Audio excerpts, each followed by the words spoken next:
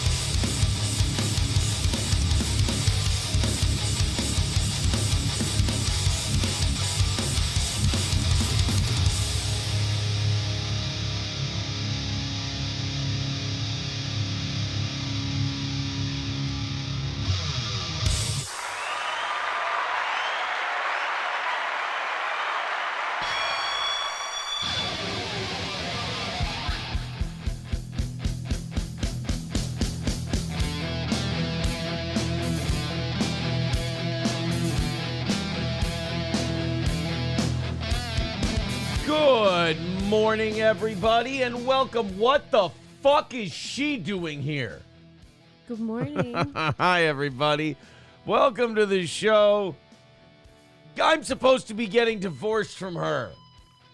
Why do I have to sit here and look at... What? Sorry. Jesus Christ. Can I at least get Thanksgiving over with first? I have fun with people who don't like to have fun with me. It's okay. I just wish they would play with me. We have a great show today. It was supposed to be with Johnny, so it won't be as good as it was supposed to. I understand. I'm kidding. I get it. If we don't do overtime today, I force April to go to Aldi. If you listen to yesterday's members only show, you'll know exactly what that means. Welcome to the program. I know a lot of you expected to see me with maybe a noose around my neck, or a castool in my mouth, or a hunting knife to my throat. April doesn't let me touch her hunting knives. No, so that off limits. that one would have never happened anyway. But I'm okay. In fact, you know what I am? What are you? As soon as I can find it, I'm going to tell you guys how I am. I'm very, very feel. Yeah. I don't think so. I'm very, very feel. Why? I am. No. The only thing I have wrong with me is, well, I mean, in this context, is Thank you. I will admit, got a tiny headache. Really? Got a tiny headache this morning. Are you hungover? There's Or a is little- it from the yelling? No, well, it could be the yelling. And can I publicly thank you? I need to publicly thank you, not only for filling in for Johnny today, but also you were very understanding of the yelling yesterday. I sure was. You were a wonderful football partner. I could not have asked for... The only better football partner I could have asked for is my other dude friends who also yell during the And football scream game. and Yeah, throw things. yes, and then talk about how our wives don't yell and they don't understand the yelling. That would have been the only way you could have done a better job, but you are a wife, so you really can't be that person. So I needed a dick. Really, the only thing that... No, wait. You can't get me on the air saying, no, the only way it could have been better watching the game with you last night is if you had a dick. I can't be caught in public saying that. But wouldn't it feel better to just say it that way? But that's not what I meant. All right. You did a wonderful job yesterday because it was a yelly game. Now, you might be asking, Aaron, why would it be a yelly game? Weren't you guys winning literally the entire time? Until like there were 1 minute and 5 seconds left. You were winning the entire time. Yes, I know. But when you're winning by 8 points and your team has ample opportunities to put the damn thing away, and they just keep going up to the Broncos and going, no, really, I want you to have it. It was like Thanksgiving leftovers. Ew, it was like Minnesota nice, quote unquote. Like, no, you should take it, guys. You can have it. It was also like at the end of Thanksgiving where you try to give your guests leftovers.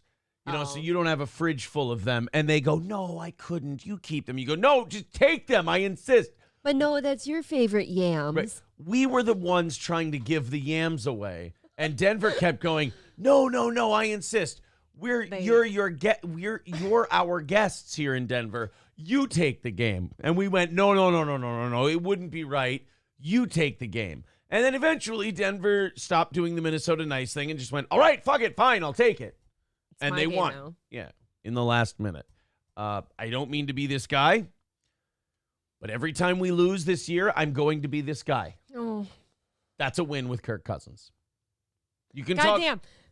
You did this during the game, too, because you went from that Josh Dobbs, he ran in for that touchdown, and Kirk couldn't have done that and all that shit. And he's like, Kirk could never do it like this. Look, as the game went on, I saw way more things that Kirk can do that Dobbs can't versus the things that stand out that Dobbs can do that Kirk can't. Like a connection between Kirk and Jefferson? Or how about, complete a pass to an open receiver? Just anything, really. Kirk Cousins does a very good job of that compared to Josh Dobbs. I'm a little worried going forward. The NFC is absolute dog shit, and we're 2 games ahead of the next team up in the playoff race, which is Green Bay, and we're 2 games ahead of them. So I'm not really worried about us making the playoffs, but I think you're going to be able to make the playoffs at 8 and 9 this year in the NFC. Right, so that's unimpressive. You don't have to be very good. And I don't know how competitive we're going to be with, like, the Lions. I know we beat the 49ers, but we beat the 49ers without Deebo Samuel and Trent Williams, and we had Kirk Cousins. So I don't know about that one. Last night was a tough watch. We desperately should have won last night, right? Yes. What's their record? I think they were 4-5 coming in. So not like they were a game and a half worse than we were, and they won 3 in a row. But the way they played, they didn't deserve the win either. But we just kept coughing up the ball to them. Amanda Hugginkiss said, "Oh God, I just picked one chat out. It's just telling Jake to do something bad to himself. Why?" Trucker 18-wheeler starting us. Actually, Scouts Honor started us off with a 199 test super chat. Thank you very much. Thank you, Scout. Trucker 18-wheeler pulled a sad boy and retracted his message, but he gave us $10. Thank you, buddy. Balls Deep with 777. Nice. Throwing us, where'd it go? Sad boy gifted a membership and retracted the message with it. Thank you, buddy. Thanks. Balls Deep with 777 says, Happy Monday, lovies. I mean, that's gay, but that's fine. That one made me like tingly and weird inside. I appreciate it. Happy Monday. Yeah. Happy Monday to you, too. Lovies is gay, but beggars can't be choosers, I guess. Thank you to Trucker 18-wheeler with $2. Says, what is this shit? No Johnny? Look, I just found out about 30 minutes ago, too. Yeah, Johnny texted me about 45 minutes before the show, and he just said, look, I haven't slept all night. I'm not feeling well. I could remote in. I don't want Johnny coming on, like, not sleeping, not sick, because this isn't a Johnny thing. This is an everybody thing. You're dog shit and no good if you haven't slept. What is the point in having me and Johnny if Johnny and I can't fill in for each other when we're sick? Right. If you haven't slept, I don't care how good you are. I don't care if you're Howard Stern, quite frankly. He's not good anymore. If in his prime, 1999 Howard Stern. I don't care who you are, how talented you are. If you haven't slept, you're going to be dog shit. That's just the rule. You can cover it up best you can, but it's still not going to be your best. Gray Idol says that shirt is looking kind of loose. Time to eat up, Loaf Piggy. Don't say that. I was feeling good today. The number on the scale was nice. The shirt was fitting all right. I can go to the gym today. I'm very excited about that. Nice. That was my plan for this morning. My body's on the way. Don't say eat up, because that's what my brain does. When my brain feels really good about how I look or feel or anything else, it goes, well, you know what you can do? Shove a bunch of dog shit into your system. You'll be fine. I did that yesterday. Did you? I couldn't stop. I started the morning thinking to myself, you really should chill today because you did okay yesterday. And you look good. What did I do? I stuffed food in my gullet all day long. All day. I have a question, and I know this doesn't make any sense. Okay. But does beer, when not consumed like 10, I had 4-pounders yesterday. It wasn't crazy. Enough to give me a little touch this morning, but that's it. I'm going to sneeze. Do you mind if I sneeze? No. I think you should leave the mics on. Oh, What happened? my coffee's here. That's okay. Some got on my shirt too. But it was spittle, not snot, so you're Don't good. cover your mouth. So, well, look, I got a lot going on right now. Does alcohol flush out your system by chance, or am I just dehydrated? Because when I stepped on the scale today, I'm like, that's a great number. Now, did I just pee out, did I flush out my system and I'm good? Or did I just get dried out by booze and the minute I eat something today, I'm going to gain 3 pounds? Knowing you, it's that one. Okay. But alcohol doesn't flush out your system. I knew it sounded retarded. It doesn't work like that. You ever ask a question knowing the answer, but you're like, hey, you miss 100% of the shots you don't take? Absolutely. So I'm just going to see if maybe this is a thing. I will tell you this much, and I don't know why or what it means, but every time I do drink, and it's typically beer, I'm really light the next day. I don't know what that is, but on a beer night and waking up the next day, I feel svelte. All right, good. I'm going with that. When you get the answer you want, stop asking. Okay. Rocco says that's cope, they just suck. First of all, the phrase cope needs to be retired. It's so gay and autistic. You guys got to stop. Everyone now uses cope as this person saying something I disagree with. Mm-hmm. It's oh, that person's not telling me what I want to hear. That's cope. It used to be a word that meant something, and now the internet, a lot like the word cock and other things, the internet just fucked it up and ruined it because you can't hand a bunch of autistic people something cool. They'll fuck it up. That's true. Your favorite movie, you can't hand it to an autistic person because they'll just reference it and reference it and reference it until you want to strangle them. You can't hand an autistic person a good song. They'll play it, and that's the radio business. They'll play it and play it and play it and wreck it. Yes, exactly. Him. Don't give me a cool Ow. word. I'll fuck it up. Did you injure yourself pointing? Are you out of your mind? This beautiful ring I have on broke my finger, I think, on the table. You know what else it broke? My heart? The momentum. The momentum. Shoot me. There was so much. Give it Could to you me. not feel it? Could you not sense it? Can you hear me? Can you feel me? Rocco says that's cope. They just suck. Dobbs sucks. I'd be worried too. I want to have an argument with Rocco right now. I think that I think that checks out. Yeah, I it was does. about to go, well, Rocco, here's the thing. But I was like, one, a guy named Rocco is not going to have a nuanced conversation with you. And number two, I'm not finding a lot of fault in his stars, as it were. No. I mean, he's probably right. I broke the skin, by the way. Do you know why I'm anti-autist right now? Because I watched a lot of Destiny videos over the weekend. Why? When I had some free time. Because he was shitting on Hassan Piker. Oh, okay. And I think it's funny when people shit on Hassan Piker. That But works. also, I like this guy Destiny because he seems like the anti-internet autist. I was watching some guy who hates Hassan, but he was so internet Reddit-y that I was like, oh, this is sad. I hope this isn't an adult. I hope this is a 16-year-old doing this video because this is really sad that the people who are so invested in it and they're like, yeah, Hassan's taking an L. Hassan's this. It's like, all right, you're retarded. But this Destiny guy was watching Hassan debate Ethan Klein and debate these other people. And he was literally just fact checking and saying, well, here's where Hassan did a dirty thing and this is fucked up. And he was just a really smart guy who knew a lot of shit. And he was being very measured. And I'm sure the fact that I don't know how people feel about this guy, Destiny. He's very popular.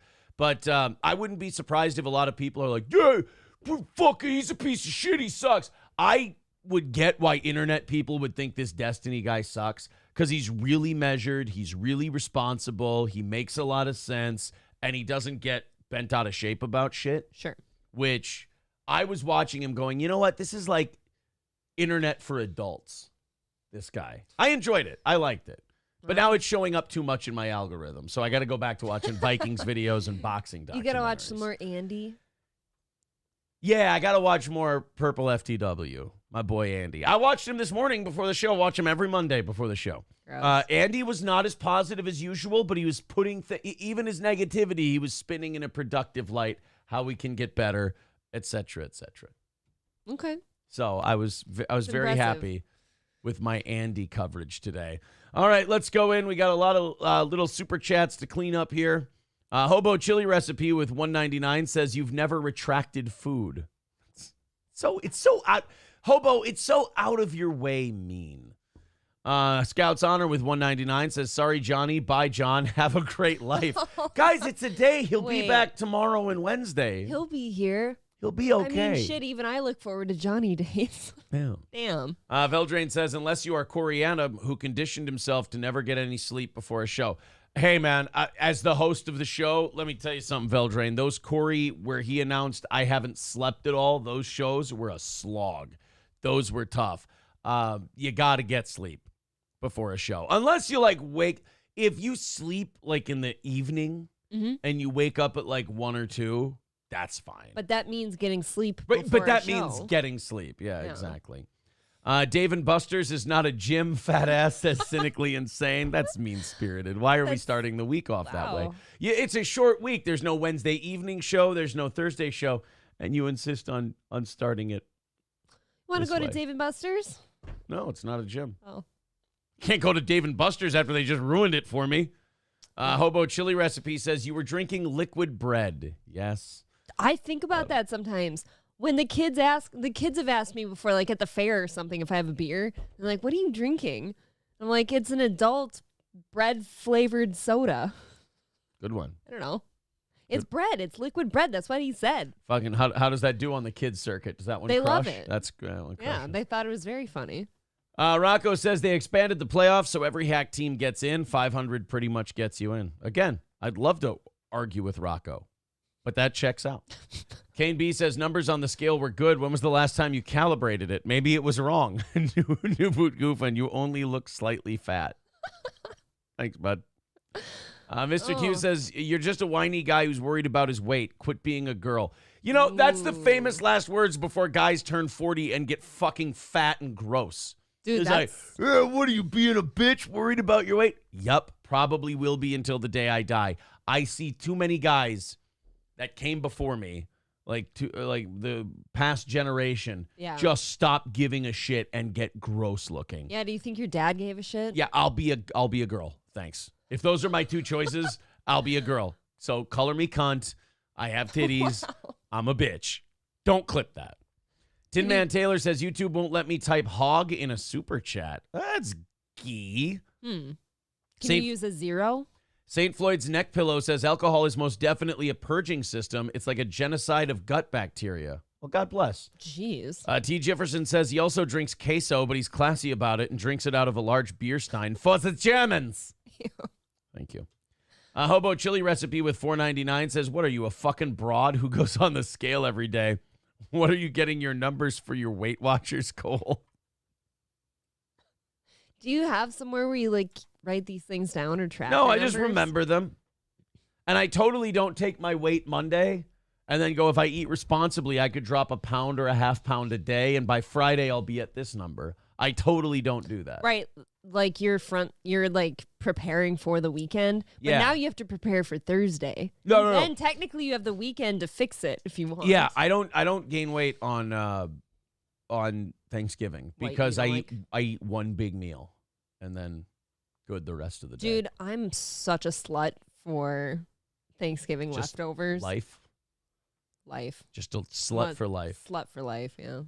Schnoop Jimbo says Destiny has the voice of a whiny liberal, but he's not that bad, actually. I really like that guy. I think he's good. I think if you don't like him, I think you're probably too tied up in the internet of it all. Like I said, I watch people talk about Hassan. I watched somebody do a video on Ricada, and I'm like, this guy's just a fucking loser.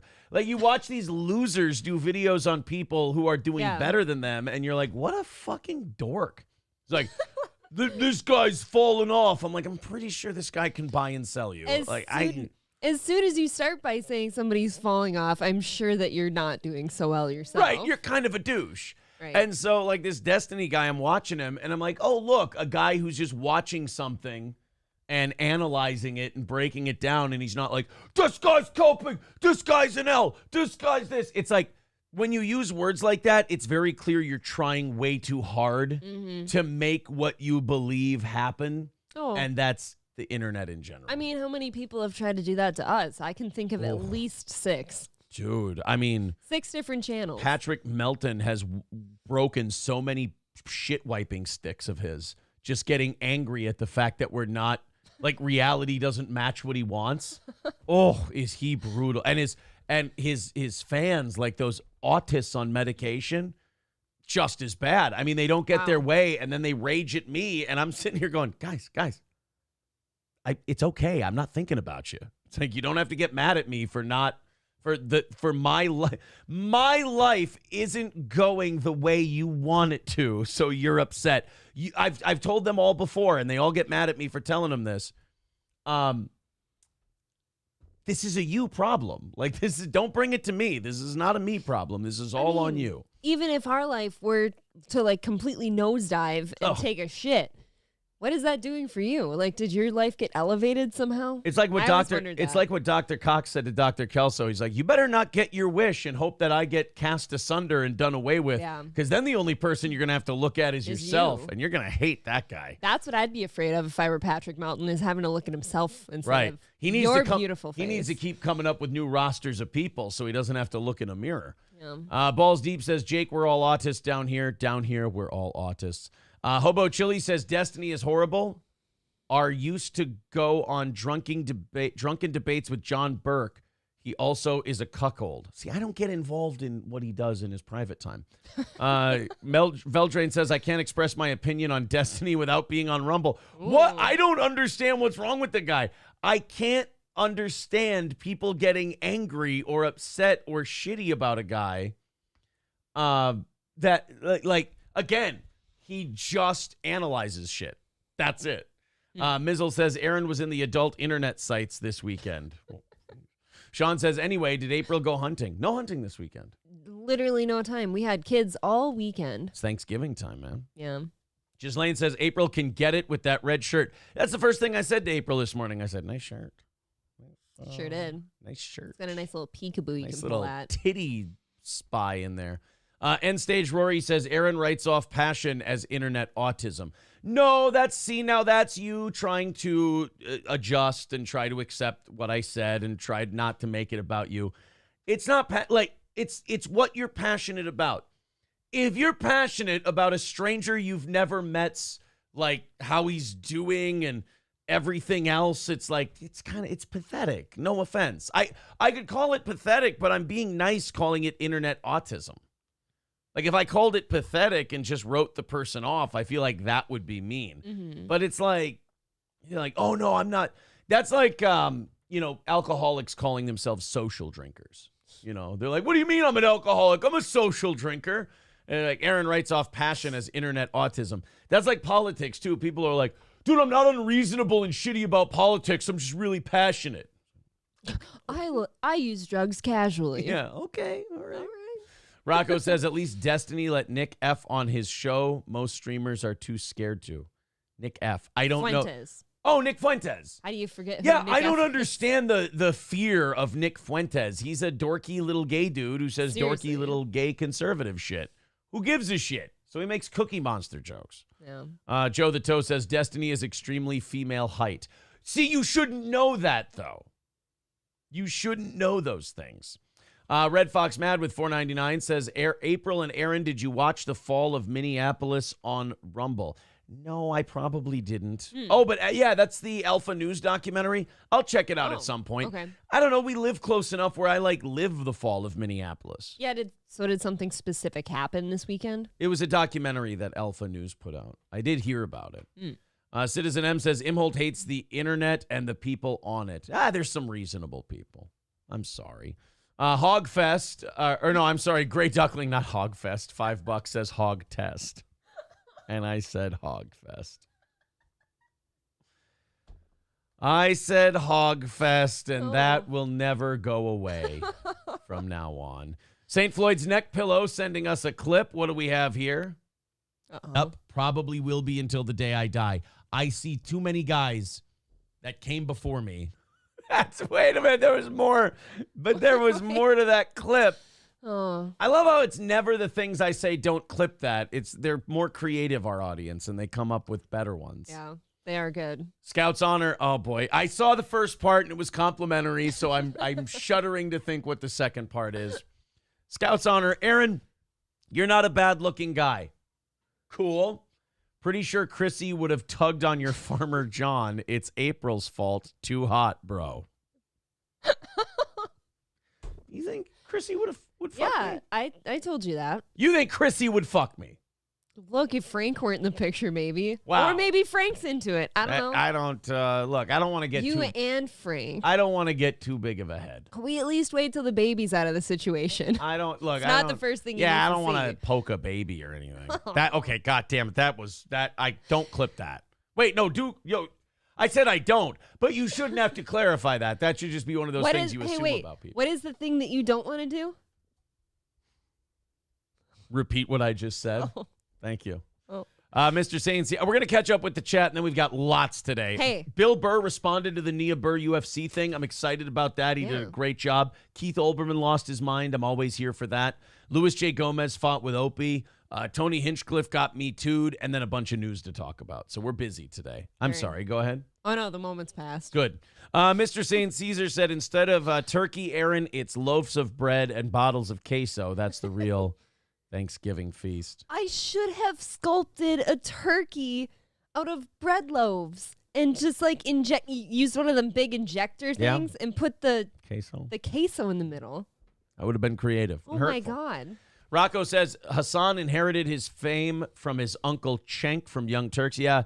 Well, he kind of outgrew his uncle, though. Like, he's bigger than Cenk at this point. They're both assholes. You did not say Cenk.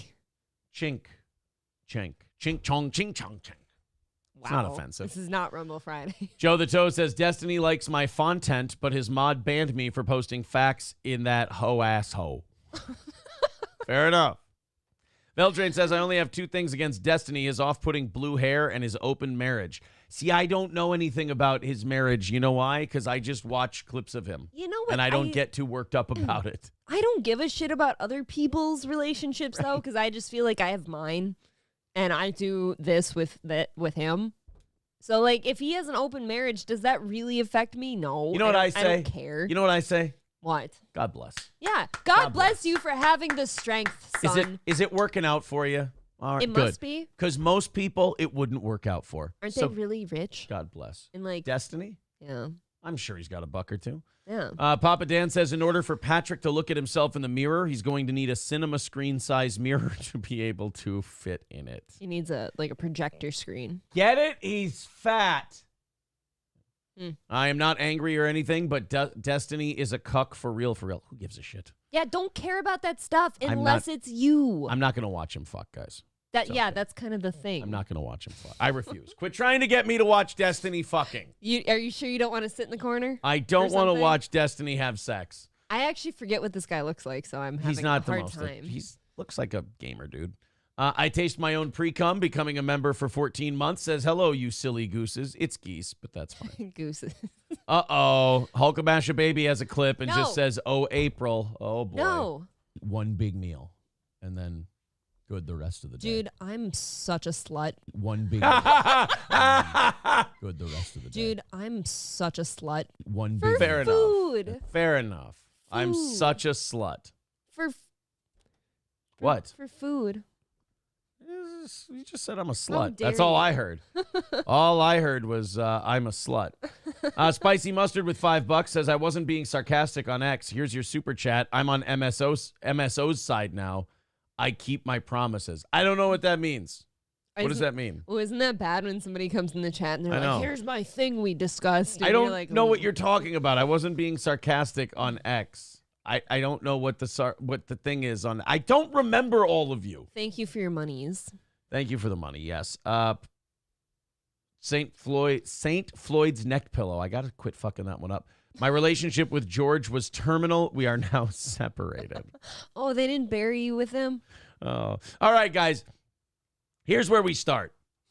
Evening show. Members only show audience yesterday. Remarkably generous. You guys are at 185 to start the day. Thank you very much. We appreciate your contributions. Thank you. All the PayPal, Streamlabs, and Venmo links are in the chat. And, of course, we are a listener-supported program. We appreciate that. Anything you contribute goes towards keeping this program going. So we appreciate your generosity. Annoyed Wawa supervisor says Aaron doesn't care about cuckoldry, mostly because he's not trying to break into OVW in the 2000s and doesn't have to let Cornette watch him plow his wife. Come on, people, get it together. Wait, so you'd be fucking Cornette's wife while he watched? I think that's the room. That's the rumor. Is his wife hot? She's old and a wrestler's wife, so probably not. Mr. Q says you can't watch Destiny F. He's the one watching there for you. He's the one. Would have to pick another corner or be the guy doing his woman. I'm good. Said that I ate her pussy. I tell her that's not true. I'm a happily married man. I got plenty to eat at home. Fucking Rob Ford. That guy's dead now. I wish he wasn't. So. The good ones are the ones who die. The monsters get to run amok. I don't remember everything he was accused of, but that line was so funny. I've got enough to eat at home. He was mostly accused of doing crack all the time. Well, that's fun. Yeah, I mean, he wasn't hurting If anybody. you're going to be eating pussy, do crack first. Yeah. Scary Terry says, Destiny is a commie-pegging loser. Listen to more of him and you'll hate him more, Aaron. I don't really hate people for their opinions. I was watching him. Bigot on socialist media says, Destiny has so many people rattled. I see that. I don't know. His preference in the bedroom literally has people, I fucking hate this guy. I don't care. I don't care either. What he does in the bedroom. I literally don't care what anybody does in their bedroom. I developed a term for this, and I think it's fair, and the internet needs to learn it. If you're concerned about some internet personality's sex life, you're smelling their dick. Just remember that. Right. It seems like you wish you were there a little bit. Yeah. Anders says the Ricada haters are the biggest autistic retards on the internet. Yeah, Probably. It's probably fair. Ricada Law needs to touch grass. We've been out with Nick a couple of times. Yeah, he's fine. Nick's a social dude. His wife's lovely. $2 from Trucker 18 Wheeler says, who the F is Destiny? That's a good point. That is a great, great point. It's something that comes for all of us. Yes. It's something. Yeah, Destiny is the thing that gets us all in the end. All right. Thank you, Rumble. Thank you, YouTube. Let's get on with it today. Do you want to go to a soccer game in Mexico? No. You sure? Pretty sure. It looks like a party. This was a clip somebody caught on a televised soccer match. I think this is in Mexico, or it's just somewhere where they speak Spanish. So I'm just going to default to Mexico, or I guess Los Angeles. But it's a Spanish-speaking television network, and they did the thing where they take little shots of the crowd, during the game. They pan. And this young lady was having herself a hell of a time at the soccer game on television. Now, notice this woman on the left. She's staring up at the screen. She's like, oh, fuck. She's like, oh, damn it. We've been found out. Here you go. A little tootski at the football game. She doesn't look happy about it, though. And, of course, it has to be a soccer game. There's some guy walking around with his shirt off. Wow, this is a party, isn't it? We're just having a little bash. A couple of tootskis at the soccer game. That can't be anything else. Of course not. It's baking powder, Aaron. That's just a woman at a soccer game doing cocaine. I think if you have to be at a soccer game, that's how you should watch it. I don't know, man. I was thinking about that, and I'm like, that would suck. Why? Because you're in a confined space with lots of people, and you're just going to be too up. I thought that I don't know. I thought that people that do coke on a regular basis kind of just do that for like normal happenings. Like, I feel like you know how you've only done it that one time and you really were up for a little bit? Right, but I don't think that lasts. No, it's an up drug. Like, that's I know. its whole point is to be up. Right. So it makes something very, very boring seem a bit more fun, maybe. But I mean, I assume if you're at a soccer game, it's a fun thing for you to do. It's not a boring thing. I don't know. Papa Dan says she's snorting a Plan B pill because she's a badass. Okay, that would be cool.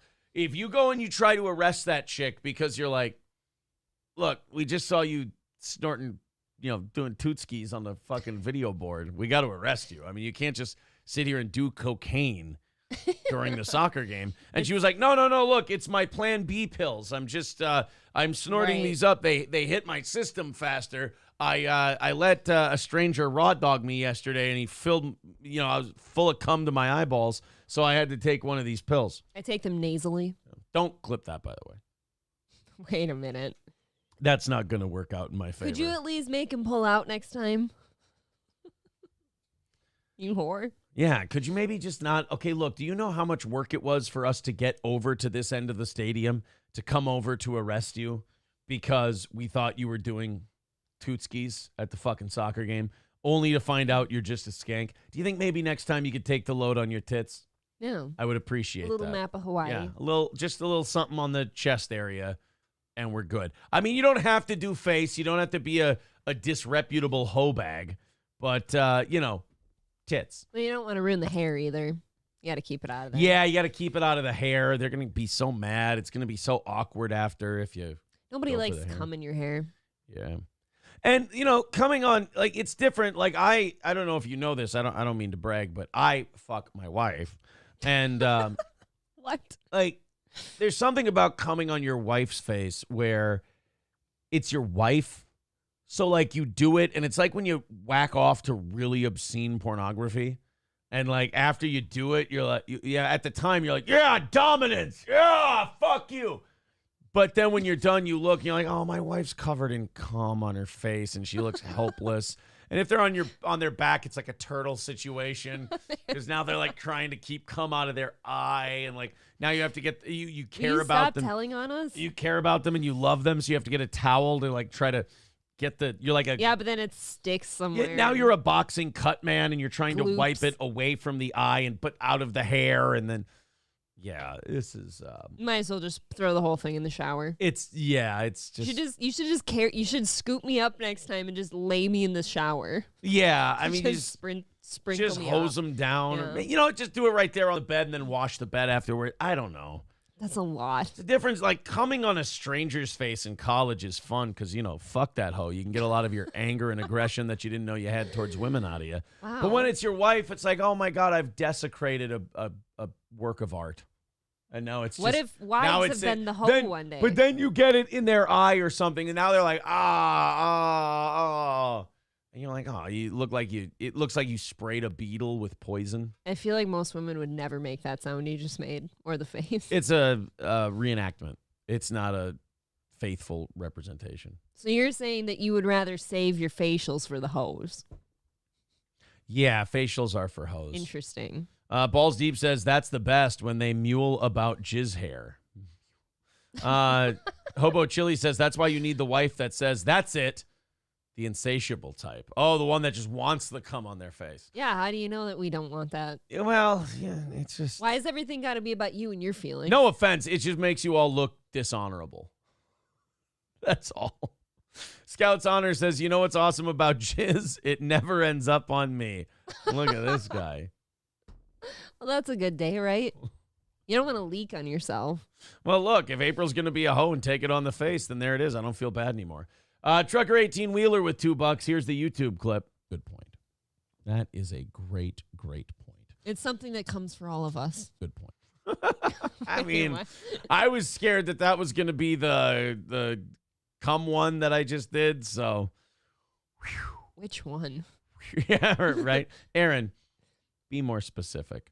Toolman Mike says, married 19 years, I forgot what BJs are. Oh. You poor fella. See, now I feel like you've got to blow up that marriage and get a new one so you can remember again. Balls Deep with a clip. All right, let's take a look at a clip. Look, it's my Plan B pills. I'm just, I'm snorting these up. They hit my system faster. I let a stranger raw dog me yesterday, and he filled, I was full of cum to my eyeballs, so I had to take one of these pills. I take them nasally. Don't clip that, by the way. I don't even flinch when you say that. Well, because I was saying it in the context of the woman, in the context of the show, it was making sense. There's no reason to flinch. I like how you look off that direction in shame while you talk about yourself that way, though. Look, all of this stuff comes with a price. Brilliance doesn't just fall out of the sky, you know. By the way, Kalama wants everybody to click the motherfucking like button right now. Nice. That sounds like a great idea to me. Go ahead. Yes. Fire away. Be irresponsible with your money. The goal's really low today. It's 185 is the number. So, yeah, go bananas. Get irresponsible. Hit the like button. Hit share if you're on Rumble or YouTube. Like away, and let's go nuts. DJ Smokey says, hi, guys. Love the show. Can I get a shout out? I am 1 year sober this week. Drink and drugs ruined my life, but after I went to prison last year for animal abuse, I have dedicated myself to getting clean. Well, congratulations. I'm now in the process of rebuilding my life and making new friends. I even have a job now and will be able to have a pet dog again. That's concerning. Nope. Can we just Congratulations, try a sir. fish maybe? Yeah, start with a fish. That's a good... Yeah, April, that's a brilliant idea. Get one of them little beta fish. Start with it. Yeah, beta. Beta. That'd be fun. Miss him. Can we talk to him again? You have well, we buried him in the front yard. No, Jesse. Oh, B. Jesse. Peterson. Oh, no, we didn't. Oh, hold on. Guys, let me clarify something. Whoa. I thought she meant our daughter's beta fish that lived Bob? for a while. Bob. We did not bury Jesse Lee Peterson in our front yard. Yeah, I don't want to talk to Bob. I don't want anyone making memes. I don't want anyone making Photoshops. I don't want anyone making accusations that that we buried Jesse Lee Peterson in the front yard. Jesse Lee Peterson, as far as I know, is still very much alive. How's that? No, that's AI doing his show now. That's no, he's More racist than ever. Jesse Lee is still there yelling beta. What's the other one? Amazing. Amazing. That's amazing. Hey, Jesse, I love your show. Oh, thank you, man. That's great. That's wonderful that you like my show. Yeah, I think black people smell funny. Oh, you think black people? That's amazing. It's really his only answer. I know. His answer to everything. Keanu C. Thompson, definitely still awake, not waking up early. My girlfriend. Says, blow up that marriage. My girlfriend is funny. Yes. I would blow up any marriage for you. Hey, it's her. You blowing up marriages now? Yeah. Well, guess who just bought themselves guess who just bought themselves a week's worth of facials? She's gonna. Is it my birthday week? She's You gonna whore. have to get married faster so we can blow hers Oh, up. it's just gonna be closed up eyeballs and sticky hair, you whore. You know how earlier we were talking about Chrissy and you and Frank? I Yes. think Keanu would go for me. You think so? I think under the right circumstances. Well, you guys talking about all your scissoring and your box munching. There's Girl, a I don't think chance. girls really scissor. I think she would pass me a note first though, and she'd be like, "Hey, can we eat box now?" Just a little peck. That's a very though. childish way to eat pussy. I have to be honest with you. It's a very childish way to engage in that particular behavior. I just liked how innocently she asked for a kiss. How about a note that just says dry anal question mark? Dry anal. That's cute. Like if we did every Oh. grotesque sex thing we did, there was a little George Strait song involved in it. Like, come in your butt? Question mark. Yes, no, maybe. Can we use the big one tonight? Pegging? Question. Can we share that one? Ass to mouth? Question mark. Aw. I don't really know who that's benefiting. I don't know. Ass to mouth. Yeah, I don't really know who's getting a good deal on that. I mean, the strap on I'm wearing. I guess your dick. I mean, it's getting Yeah. the shit My- sucked off it, but It's got to be your dick. it's got to be, yeah, your bowl. Beta fish, isn't that Siamese fighting fish? We try not to be racist in No. this house, Chris Weaver. I'm sorry. Those Oscars though, there's an Oscar fish. Those things are mean. They'll fight and eat and fuck. Do you butt fuck? Do you want to eat some ass? Well, if you do, well, then don't be afraid to take me by the hand. If you want to, I think this is how anal goes. Check yes or no. I'm an artist. You can't stop me from expressing myself. Oh man. Sean says, I have Keanu my marriage blessings on the conditions she marries me next. Everybody Okay. gets in line. Yeah. I mean, either get in line or you've got to share her with me. If you want to come fuck me, then get in line. Yeah. All right, let's go. Let's do the Bill Burr thing. Okay. Scarface says your gay theater kid is showing. Tiny bit. All right, here we go. St. Floyd's Neck Pillow says a good one of April being smart. I'm trying to leave the chat and go to some things today, but you guys are entertaining me, so let's check it out. I think it's supposed to be the other way around. Oh, this is old. Here's an old one. Say they will be persona non grata at these tournaments for the foreseeable future. And that's like best case scenario for these two. I'm a little surprised they didn't say they're like banned for good. Well, I mean, best case scenario for the two of them is, yeah, they're banned for good. They can't go to these tournaments. Yep. That's What the fuck was that? I don't know. Why does my brain hurt? And why was there 2 boxes? That was so stupid. Why? You're wearing the same shirt. I've got a rotation. What can I tell you? Right?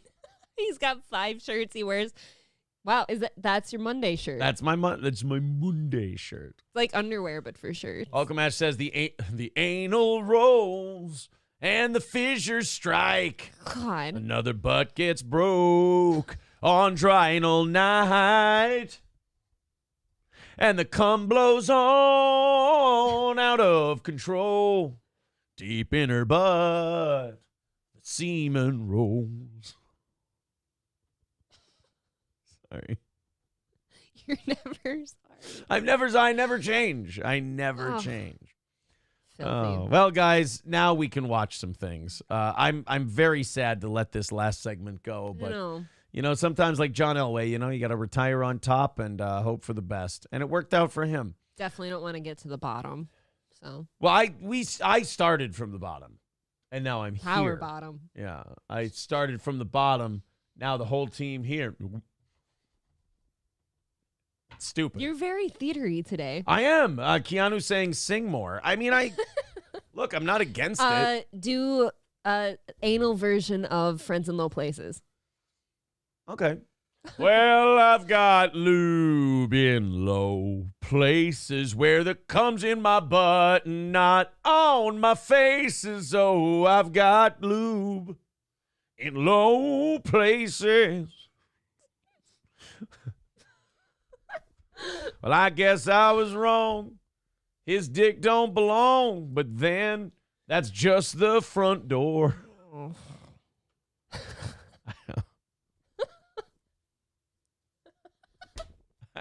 Door. You know what? I fucked up. I used door already. Whore. Oh, there you go.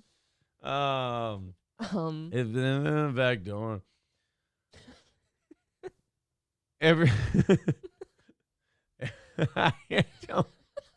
Everything's all right. He's broken. I'll keep her puss tight and I'll shoot shove my load cock. in the back door. I already used door. That was such an easy. It was a layup, and I got too cute. God damn it. Oh. All right. Is there a Papa Loved Mama anal boy. remix? Papa Loved Mama remix of it's too intricate a song. It has to be easy and slow. Okay. Oh, the Red Strokes. Oh, okay. Don't even have to change the title. It's gonna be red. The Red Strokes. All right. Come on, theater boy, you got this. Moonlight on anus. She drank too much wine. Now is my chance to get some anal time.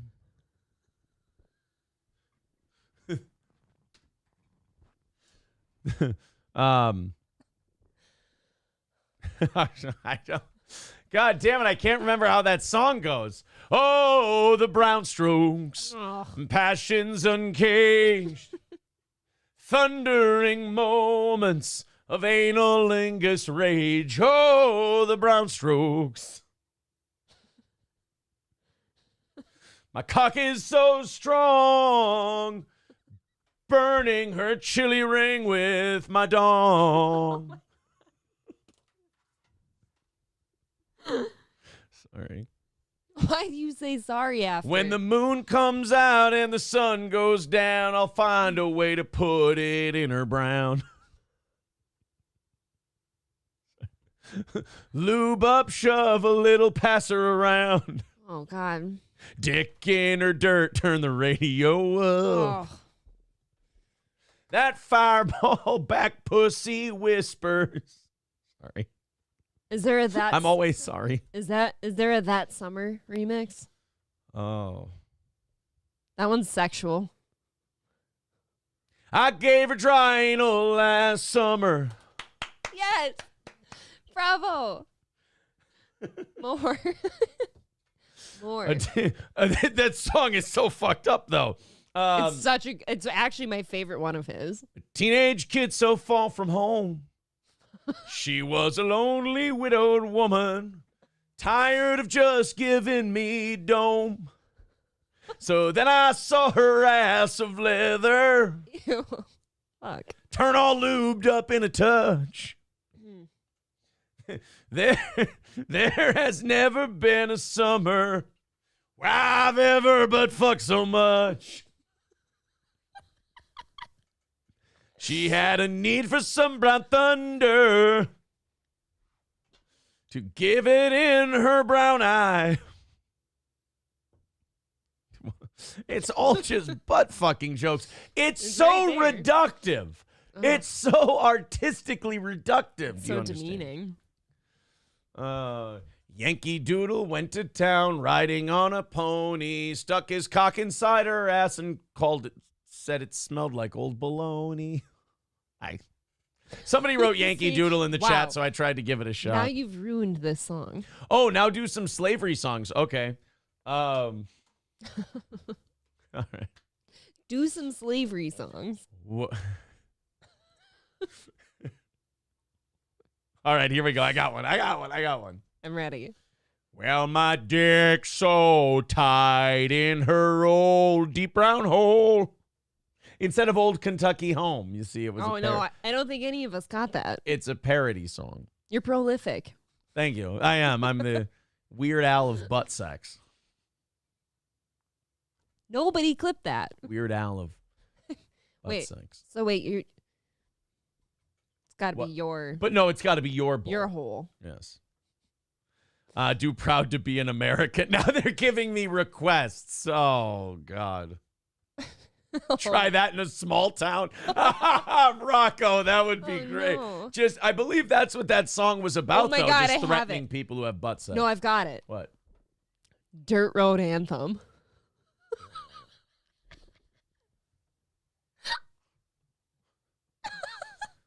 Do free, Papa Dan, do free bird. And this hole you cannot change. I must be traveling on now. There's too many buttholes I gotta stuff. Do strawberry wine. Strawberry wine. I want to, but try that in the Brown Town, says Trucker 18 Wheeler. Nobody wants to go there though. That's the problem. Low main conf. Don't it make my white cock? Don't it make my white cock? Don't it make my white cock brown? I think that's Brown Eyes Blue. I don't know if I got the thing right. Do Freebird. Do 3 a.m. You won't. And she says, baby, it's 3 a.m. I must be horny here. And she says, baby, I can't stand to be. I forgot how that song goes. Oh. I believe you've got this. Real America has possibilities. Oh, yeah, you could just keep the lyrics. When it comes crashing down and it hurts inside. Oh my God. That was Gotta gay. take a stand. He's in my brown eye. Dun, dun, dun, dun, dun. Well, you hurt my friend when you put it inside. I've got to save his ass. I can't stand aside. Keanu says wagon wheel. Okay. Aw, that's a good one. Sweet. Oh. Rock me, mama, on this anal deal. What is an anal deal? Rock me, mama, my backdoor virginity you'll steal. That's a little too long. That doesn't work. Use the word heal. It'll heal. It'll heal. Oh. I am all lubed. I'm Tennessee frisky. Maybe it was Memphis. Uh, Maybe it was her- Southern analness. her black dildo. Oh, it crossed the line. Sorry. Oh. We do need Kiki's mom on harmonica. That is so true. Scarface with a great point. Aaron, is this where you want to be when Jesus comes back? I think it's the only place to be. He'll look down on you with pity. He'll look at me and go, this is all very sinful. He's just retarded. To Life at the Outpost by Scat Boys. That really, you could, you know what? Life at the Outpost by Scat Bros is just, that is an anal song. You don't need to change the lyrics on this.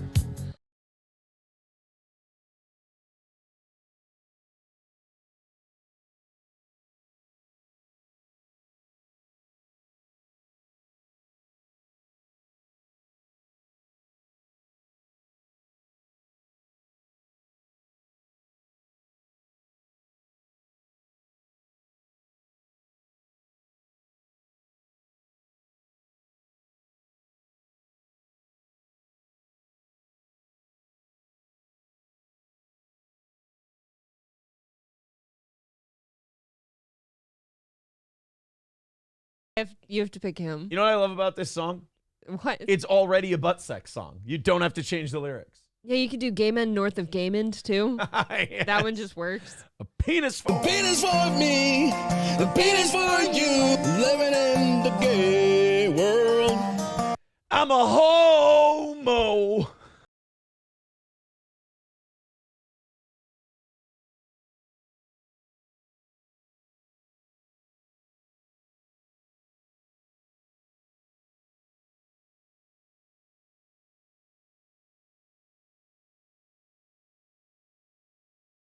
Fuck this audience, by the way, for playing this on Rumble Friday, because I had this stupid fucking song in my head all weekend. That's interesting. I couldn't remember what this was ever. All I could remember was Life at the Outpost. And I just over and over in my head. You know what would terrify me, though? Like, if I were to go to this outpost and be like, oh, wow, I'm really looking for this, cowboy love that they talk about. Yes, all the cowboy love. They're all butt fucking. I go in there and I'm lonely. Isn't that with all those hot men. Isn't that the crux of the case? It really is. Yep. They all go to waste. Poor thing. Steel Toe Greatest Hits, says Sean. Chocolate rain. My boyfriend got drunk and made me feel the pain. Chocolate rain. Nobody I'll never take a black dick in my butt again. Chocolate rain. I tried to poop and I only constrain. Chocolate rain. I'll never have him go in the brown lane. Chocolate rain. Don't look at me for Now vaginal sex just always seems to tame. Chocolate rain. Maybe that's why. I had to pull his dick out and I had to use a crane. Chocolate rain. He shattered my butthole like a window pane. Chocolate rain. Here, I have one. Here, you can use that. Chocolate rain. It was sharp like the pointy end of a weather vane. Chocolate rain.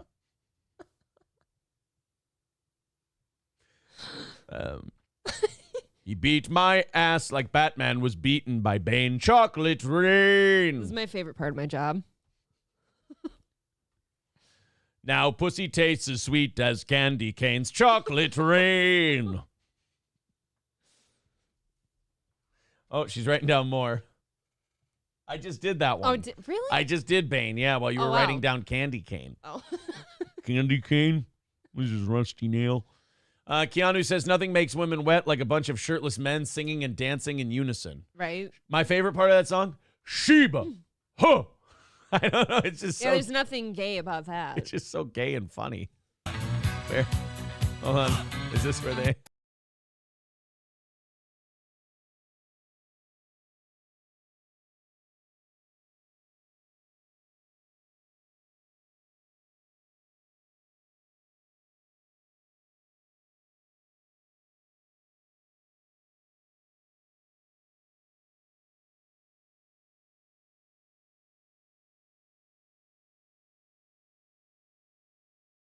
Aaron Tippin now says, hey, look, I had to do something to start my career. Do you think for the next anniversary show that you could get a bunch of your dudes together and do I was going to say, if you're going to ask for the Scat Bros, if these guys aren't all dead from AIDS, I'll shit in my house.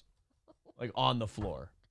If the Scat Bros aren't all you- dead from AIDS, If you pull an Amber Heard on me, I've got to be out of here, it dude. would be on the carpet.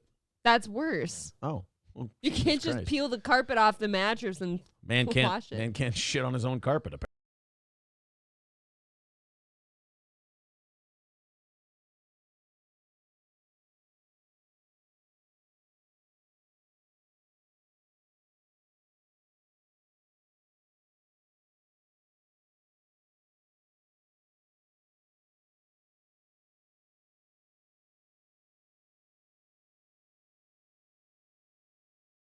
What, April? He's the ringleader. The I'm not ringleader. saying this with any sarcasm. Fucking, I give you a lot of credit for going out on a limb and picking the gayest one. I did. He is the O-ring leader.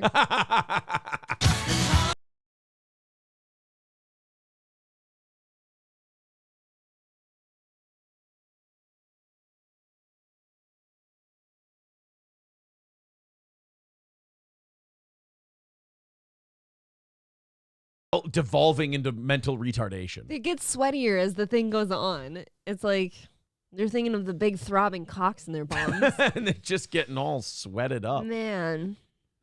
Aaron won't shit right for a month after this episode. The lead guy died from diabetic strokes. Honor roll dude said I'm the only thing keeping the show from being the gayest thing on the planet.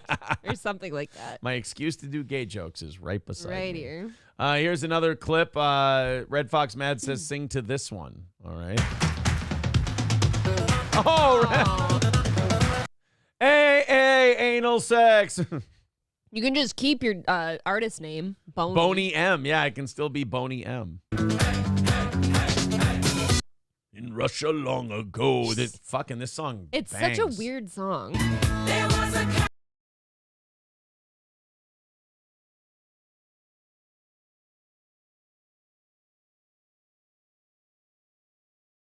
Crowd is not moving when they're watching him. They're like They stoic. don't know what the fuck to do. What's happening? Thank you to Balls Deep for gifting a membership to Keanu Thompson. What a lovely thing. Aw.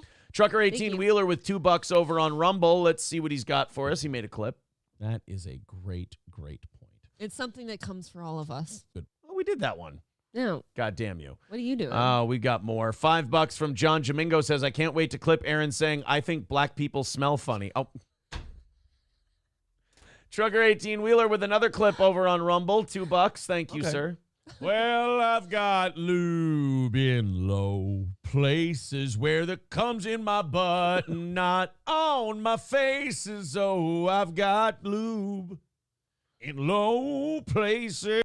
Somebody tell me what's wrong with that clip. You're lucky to have me. Please, somebody, please tell me where that's fucked up. Oh, I'll wait.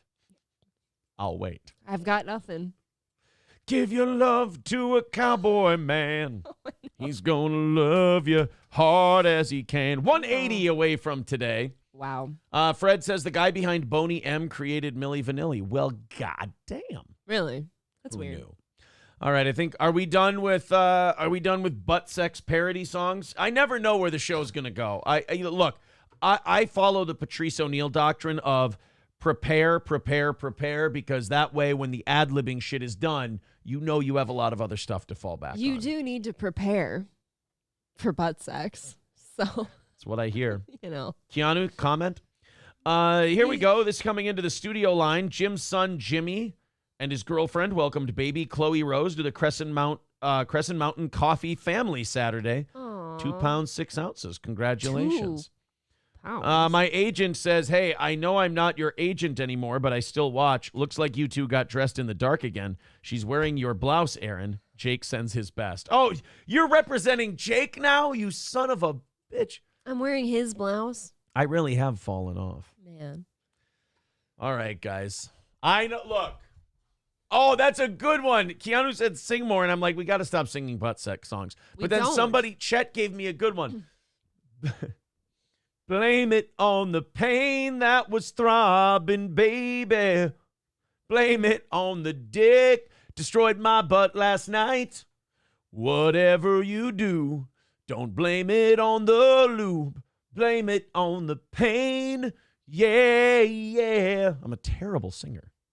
I had one. Do It's Raining Men. That just kind of works, though. Like, that one doesn't... If we're singing anal sex parody songs... Weirdly enough, they play that in, like, women's clubs, though. Well, it is a song for women I about know. women wanting to fuck Thank you, dudes Aaron. falling out of the sky. I mean, fair enough. Annoyed Wawa supervisor says, Aaron, I've been drilling holes in men for 30 years, and I have never missed a depth that I have aimed for. And by God, I'm not going to miss this one. I will make 800 men. You swear on your life, on your daughter's life, on my family's life, that you will hit that mark. I will fuck 800 men. Then let's turn this bomb off. Dude, fucking William Fichtner and Bruce Willis. How about the fact that I struggled more to find Bruce Willis's name than William Fichtner? Fichtner and Willis chewing the scenery in that scene is one of the reasons I fucking love that movie. It's just William Fichtner with a industrial wrench around his throat, or pliers, wrench, whatever, around his throat, going, now let's shut this bomb off. Dude, sweating a lot. Hey, fucking chill, bro. do you remember when you were on the radio still, you did there was a everlasting bit that was something like drop that bomb, shut that bomb off. Oh, yeah, I whatever? was making fun of did- DJ Clue. Thank you. I can never remember why we said that. I was making fun of the DJ Clue. He goes, oh, he gets a bomb for that one. Shut that bomb. He gets so mad when people, like, he had this bomb sound effect. People are going to be so angry that you're about to start this again. Yeah, like he would do this bomb sound effect, and it would be, is this the right one? Yeah. Oh, no, it didn't break glass. No. Here, how about DJ Clue bomb drop? Oh, no, Funkmaster Flex. Funkmaster? I'm sorry, it's Funkmaster Flex. Yeah, that was it. So Funkmaster Flex would be doing his radio show, and it could be something like, I am not scared of any of y'all. Drop that bomb. Shut that bomb off. Like he would, it's like, all right, but you just told me to drop the bomb, and now you want me to shut it off. Shut it off now. I know all the secrets that goes on in that building. Drop that bomb. Shut that bomb off. I'm just like, make up your fucking mind. I just didn't remember why you got stuck on that, because that lasted for a while. It really did. That really... We did that bit for way too long. Yeah. I mean, honestly, drop that bomb. Shut that bomb off. Oh, that poor horse was deader than dead. Yes. He was like severed, and you're trying to drag his corpse behind. Annoyed Wawa supervisor says Flex at the height of the mixtape era was unlistenable. He was destroying his replay machine with that stupid bomb drop. It was every 3 seconds he would say something. Yesterday, I paid payroll taxes. Drop that bomb. Shut that bomb off. He paid payroll tax. Yeah, it would just be the most, like, simple things. He's like, yesterday, my wife and I were at the grocery store. We were shopping for produce. Drop that bomb. Shut that bomb off. Like he would make himself mad with the bomb that he wanted them to play. Yesterday, my son won his Little League championship. Drop that bomb. Shut that fucking bomb off. But you told, imagine how like So angry. confused you are if you're his producer. You're this young kid breaking into the radio biz, working on one of the biggest shows in the country, and he's shouting at you, and you're just like, what? You told me to drop the bomb. But then you shut it off. Then you shut the bomb off. I don't know what to do. Like, do you think there was one time where he went, drop that bomb? And then nothing happened. He went, why didn't you drop the bomb? And he's like, because you always tell me to shut it off later. I swear to God, on my daughter's life, on my family's life, that I will not tell you to shut that bomb off. Now drop that bomb. Shut that bomb off. Oh, man, fuck. Funk Flex got me again. Oh, shit. God damn you. Well, anyway, guys. And how do you move on from this and the anal? Yeah, the anal, which, by the way, I was so happy to see our friend Keanu in the chat that I just Yeah. kept doing whatever she asked. And then the audience would send stuff in, and I'm like, you know what? Fuck it. Well, you seemed like a real straight shooter. I know we're like, it's early in the show, and we're already at mid-300s YouTube and 300s Rumble, so we're looking at pushing 7 right now, and I'm very happy with that, but none of you should really be watching 7 this. inches, maybe. Yeah, right in my keister. Everybody hit thumbs up. Rumble, hey, if you didn't watch Rumble Friday, we were on the front page twice on Friday, cracking over 1,000 people. Appreciate all the support, guys.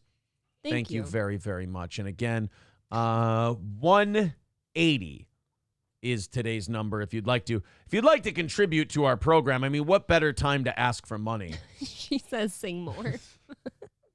I don't want to sing more. I am not singing anymore on this show. Drop that bomb. Shut that bomb. Butt fucking in Memphis. Butt fucking in Memphis. When he pulled out, they all smelled pew. But fucking in Memphis. And now I cannot take up a proper poo. But fucking in Memphis. She said, now, Muriel sells the dildos. And she knows just what to do. Oh. And they brought me down to see her. And they asked me if I would do a little anal. And I strained with all my might. She said, tell me, are you a Christian child? And I said, ma'am, not tonight, but fucking in Memphis. Sodomy City. Take me down to the sodomy city where the dick goes in and my poop's real shitty. Oh, won't you please take me home? Oh, there's got to be more, right? Going off the rails on an anal train. There's a passion. No more tears, just sticks. No more. Oh. All right. My cheeks hurt. My jaws are starting to lock up. You think your cheeks hurt now? Jaws are locking up, folks. Oh, boy. I think we're done now. Keanu with $5 says thank you. You're welcome. No. Anything for you, sweet girl. No. Hey. Thank you. You know what I thought was funny about last week? Gino comes on our show and gives $20, and then I go on Keanu's and give $20, and it's like, what did we just do? It's just money laundering. It really is just washing it back and forth. Just washing it back. Yeah. Cock it, man. Cock it, man. Lubing up my butt to take a bone. That actually works perfect. Oh, man. Anal in Austin. Butt fucked in Boston. That just works, too. Everybody wants to rule my ass. I actually might prefer that to the original. You're an ass He said, man. son, can you put a penis in me? I'm not really sure how to blow. But it's sad and it's sweet and I'll love it complete if you put it in my back hole. Oh, ow, owie, ow, owie, ow, ow. Owie, ow, owie, owie, ow. Aaron's favorite line from that song is still that they put bread in his jar. Yeah. It's like, well, why didn't you just take the bread right away? You're an ass man. I'm an ass man. See, that's another one. At Wreck of the Edmund Fitzgerald. Oh, that was his name. Yeah, that's just the name of a guy you butt fucked. Right. His name was Edmund Fitzgerald, and this is the wreck of him. The wreck of the Edmund Shitzgerald, some people say. He got the best of me. He He got the best of me. He broke my butt. Now all that's left of me. You got this. Is butt. There's gotta be. I know. Smut? Smut. Smut? I don't know. Is getting out of this rut. Sing me a song. Sing me a song. You're the penis man. Sorry. Thank you, John Domingo. Oh. Brandon Melder with $5 says, good morning, motherfuckers. Thank you. Is it a good morning? I think we should move on. It's the best morning. My girlfriend's in here. Ryan the Garbage Man, Cadillac, butt packed, get down, get down, poop, shoot, and boogie. Guitars, Cadillacs, and butt fucking music. Guitars, Cadillacs, butt fucking music. The only thing that keeps me hanging on. Hinklebert Humpatwink. Ooh, ooh, ooh, lubing up my back door. Oh. I really need to swallow before that shit happens. Yeah, really? That's what they all say. Wow.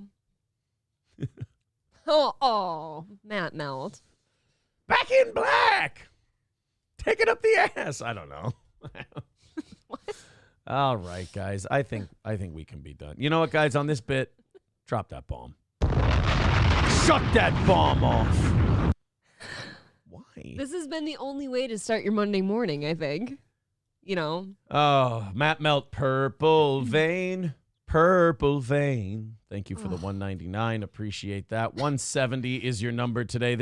I'm feeling lazy. I feel like this is lazy what I've done. No, and this is very fun. The last half hour, No. 40 minutes. You can't think this is lazy. But she's, welcome to the bunghole. It gets worse here every day. Yeah, go ahead. No, I'm thinking. Cheetos from Stony says, good morning. We have Last Minute Heroes playing this weekend, Wednesday before Thanksgiving. Nice. Well, there you go. Go to Stoney's, see Cheetos, and go see Last Minute Heroes playing live on the Fireball stage the Wednesday night before Thanksgiving. Great place to go. Go party. Stoney's Bar in downtown Rockville. I want to have another show there, and I need Keanu and Gino here. Okay. And you're going to need your throuple partners here. We'll get there. We're going to have a couple thruples eventually. You think so? Yeah. You're a whore. Sorry. It hits me in the moment, and I have to say it. Hobo Chili says, why can't I have access to a Predator drone? Or why can't I have access to a Predator drone? I have a great idea on a target. Stop it. Stop it. All right, Bill Burr. Bill Burr. Let's do this Bill Burr thing. The Bill Burr group. The people who secretly, all the Jews who secretly run the world belong to the Bill Burr group. Of course they do. It's known, it's documented, it's proven the Bill Burr group is trying to destroy our cities so they can become rebuilt in the eyes of George Soros and the other members of the Bill Burr group. I have good authority. Tom Segura is a member of the Bill Burr group, as well as Shane Gillis is a member of the Bill Burr group. All these people will be exposed in time. We will get all of these names out for you folks just as soon as we know for sure. But the Bill Burr group is here to destroy the republic that we've built, that my relatives fought and died for. Bill Burr is trying to destroy them with the Bill Burr group, and we won't let this stand. 1776 will commence again if you try to invade us with the Bill Burr group. I have a counteroffensive with the Louis C.K. group. Thank you, Alex. You're welcome. Mr. Jones. Mr. Jones, I prefer. So, Bill Burr's wife, Nia Burr, which, did you know Bill Burr.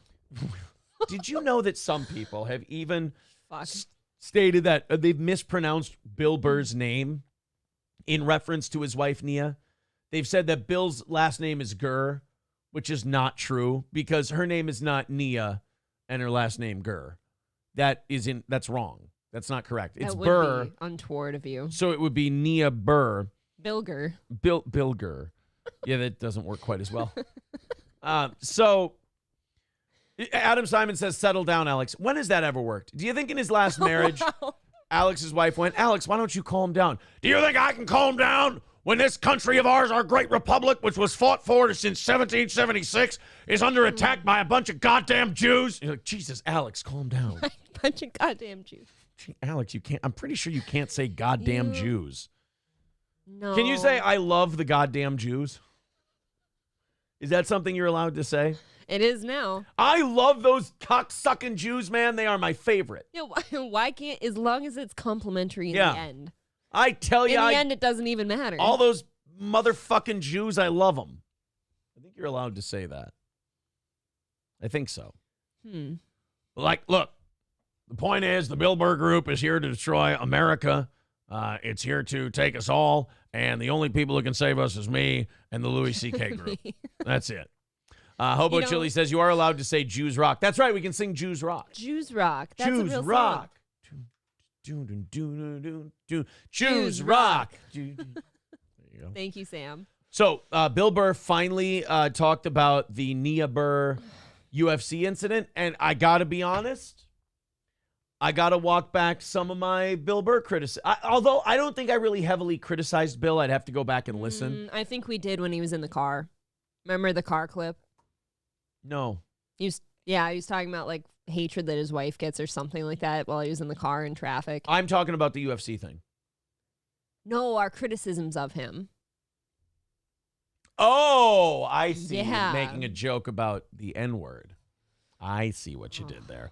But no, in all honesty too, and in all honesty as well at the same time, the Bill Burr, Nia Burr thing, my whole thing was, God, how fucking embarrassing for Bill. His wife just going out and humiliating him in public. But you know what? Bill Burr, I know people are so hell-bent on just hating someone once the internet loves somebody and then they hate them. It's like they're scorned lovers and they'll never see anything positive about that person again. But Bill Burr, to me, he kind of fills a Bill Maher type space for me, where I'll always think he's funny and he's a talented guy. Yeah. It's just sometimes he'll say and do things now that annoy the shit out of me. But he does that more now than he used to. And you can blame it on many number of things, but he's still, at the end of the day, a funny guy. And if you can take a situation like the UFC thing, he raises a good point in that, and I don't think we did this, but a lot of people took it personally, like it was something, like Nia Burr did something to them. My take on it was, how embarrassing, what a cringe thing to do. It's such a middle schooler when the teacher's back is turned. Yeah, it's so lame. It was very childish. Right, that was my only thing, and then we made fun of it. Bill Burr with a good take here on Rich Eisen's show last week. Okay. On the whole Nia Burr thing, and I wanted to follow up with this. He's going to start with some Patriots talk, but don't worry, Rich Eisen asks him a brilliant question, and it goes off to where we need it to go. Big boy stuff, but don't come back and start crying. Bill Burr here on the Rich Eisen Show. I love That's like those Trump guys. They're always going like, you snowflakes, F your feelings and all of that. And then you make fun of Trump. They're like, oh my God, it's so disrespectful. It's not wrong. That's one thing that stops me from being a Trump guy, is the people who follow him are such hypocrites. They'll be like, oh, you're so sensitive. Oh, you're so this, you're so that. And then you're like, yeah, Trump's kind of a douche sometimes too, though. And they're like, well, what are you fucking not like the president? He's fighting for our country. It's like, I thought we weren't supposed to get sensitive at words. I like that I'm somewhere in the middle. I'm definitely a Trump guy, but I can also acknowledge that he's a giant douchebag sometimes. Dude, the only times my definitely an ass. Only reason for saying that I'll vote for Trump this time again is because of my other options. Yeah. Every time I voted for Trump, it's because the other options were oh, I have to choose between this buffoon or a truly evil person. Hillary Clinton. Hillary Clinton. You're gonna tell me you're going to vote Hillary Clinton over Donald Trump. Right, all of these New World Order, blood stain on their hands, fucking wars out the ass, murdering people. I have to either choose them or a guy who says mean things sometimes. A guy who called Rosie O'Donnell a pig, which, by the way, I don't disagree with. Prove him wrong. Right. Fact check him. Do the work. We did a fact. That would be funny to see NBC do a fact check, and they're like, we did find out that Rosie O'Donnell is what the BMI index would call obese. Therefore, Donald Trump's classification of her as a fat pig, we classified it as mostly true, seeing as we did test her DNA, and she is not a familial match with an actual pig. That's the only part that was not true. She's not a swine. But Bill's right. That a lot of the diehard Trump people are like, fuck your feelings, words don't matter. And then it's like, yeah, I think Trump's kind of an asshole. What are you talking about? You hate this country? All right. Sorry. You should, if you're a Trump guy and you hear somebody say, oh, Trump's an asshole, yeah, good. Yeah, isn't that why you like him? Isn't that why you like him? That's part of the reason I like him. He's a dick. Yeah. It's like you're saying F Joe Biden. It's like you can't have it both ways. So that's my thing as a Pats fan, okay? Yeah. It's just if you're doing it too, quit your crying. Quit your crying. I mean, you know. How's your wife's hands doing? That's a great. I love the pivot there by Rich. You know. How's your wife's hands doing these days? Oh, they're fantastic. I love my wife. You know where you stand with her. Okay? The guy walked in the arena. Everybody cheered. She gave him the finger. Nobody got arrested. That's why this country's great. Everybody expressed themselves. Can we all be adults? I mean, True. He's not wrong, but also you can't do that and then say, can we all be adults? I mean, No. When he walks in and everyone's cheering, you go, that's not the most grown-up move in the world. Yeah, the two things are very different. Like a former president walks in and the whole room cheers. That seems respectful. But still, right? he's right in that, like, look, she got to express herself. Trump got big cheers. Mm-hmm. Okay, cool. Now, like, there were two, I always find myself in the least defensible position on these things because the internet in general is about grab onto this side, defend it to the death, this and that. And I always, I like nuance. And my nuance is, hey, it's funny that she did that. It's also funny that she looks like a little child sitting there going, I don't like Donald Trump. While he's not looking. While he's not looking, Yeah. I found the whole thing funny. I thought it was very funny. I thought it Right. was very childish. But yeah, Bill's right. There were a lot of people. In fact, on our video that did thousands of views that we did coverage on it, of the Bill Burr, Nia Burr thing, I had people in my comments going like, oh, you're so sensitive about her giving him the finger, or other people going, oh, it is a big deal because you shouldn't disrespect him. Like, there were still people getting angry at my take from both sides. And usually when I get that, I go, okay, I did it right. Right. I threaded that needle just perfectly. If all of these angry lunatics on both sides are mad at me, I'm very happy with where I am because I don't want to be in the shouting mob of lunatics. I picture you menacingly going through comments on your phone, just evil laughing. I fight the urge to taunt and comment back to some of these people. I just fight the urge to go haha, gotcha. Like that. You almost deserve a reward for that. Or Thank an you. award, excuse me. Trianal? No. Oh, almost got her. Nobody can Almost try. got her. Stop it. I don't know about you, but I came there to go to the fights. I didn't know I was going to the Republican National Convention. My favorite thing was when Trump was going, thank you.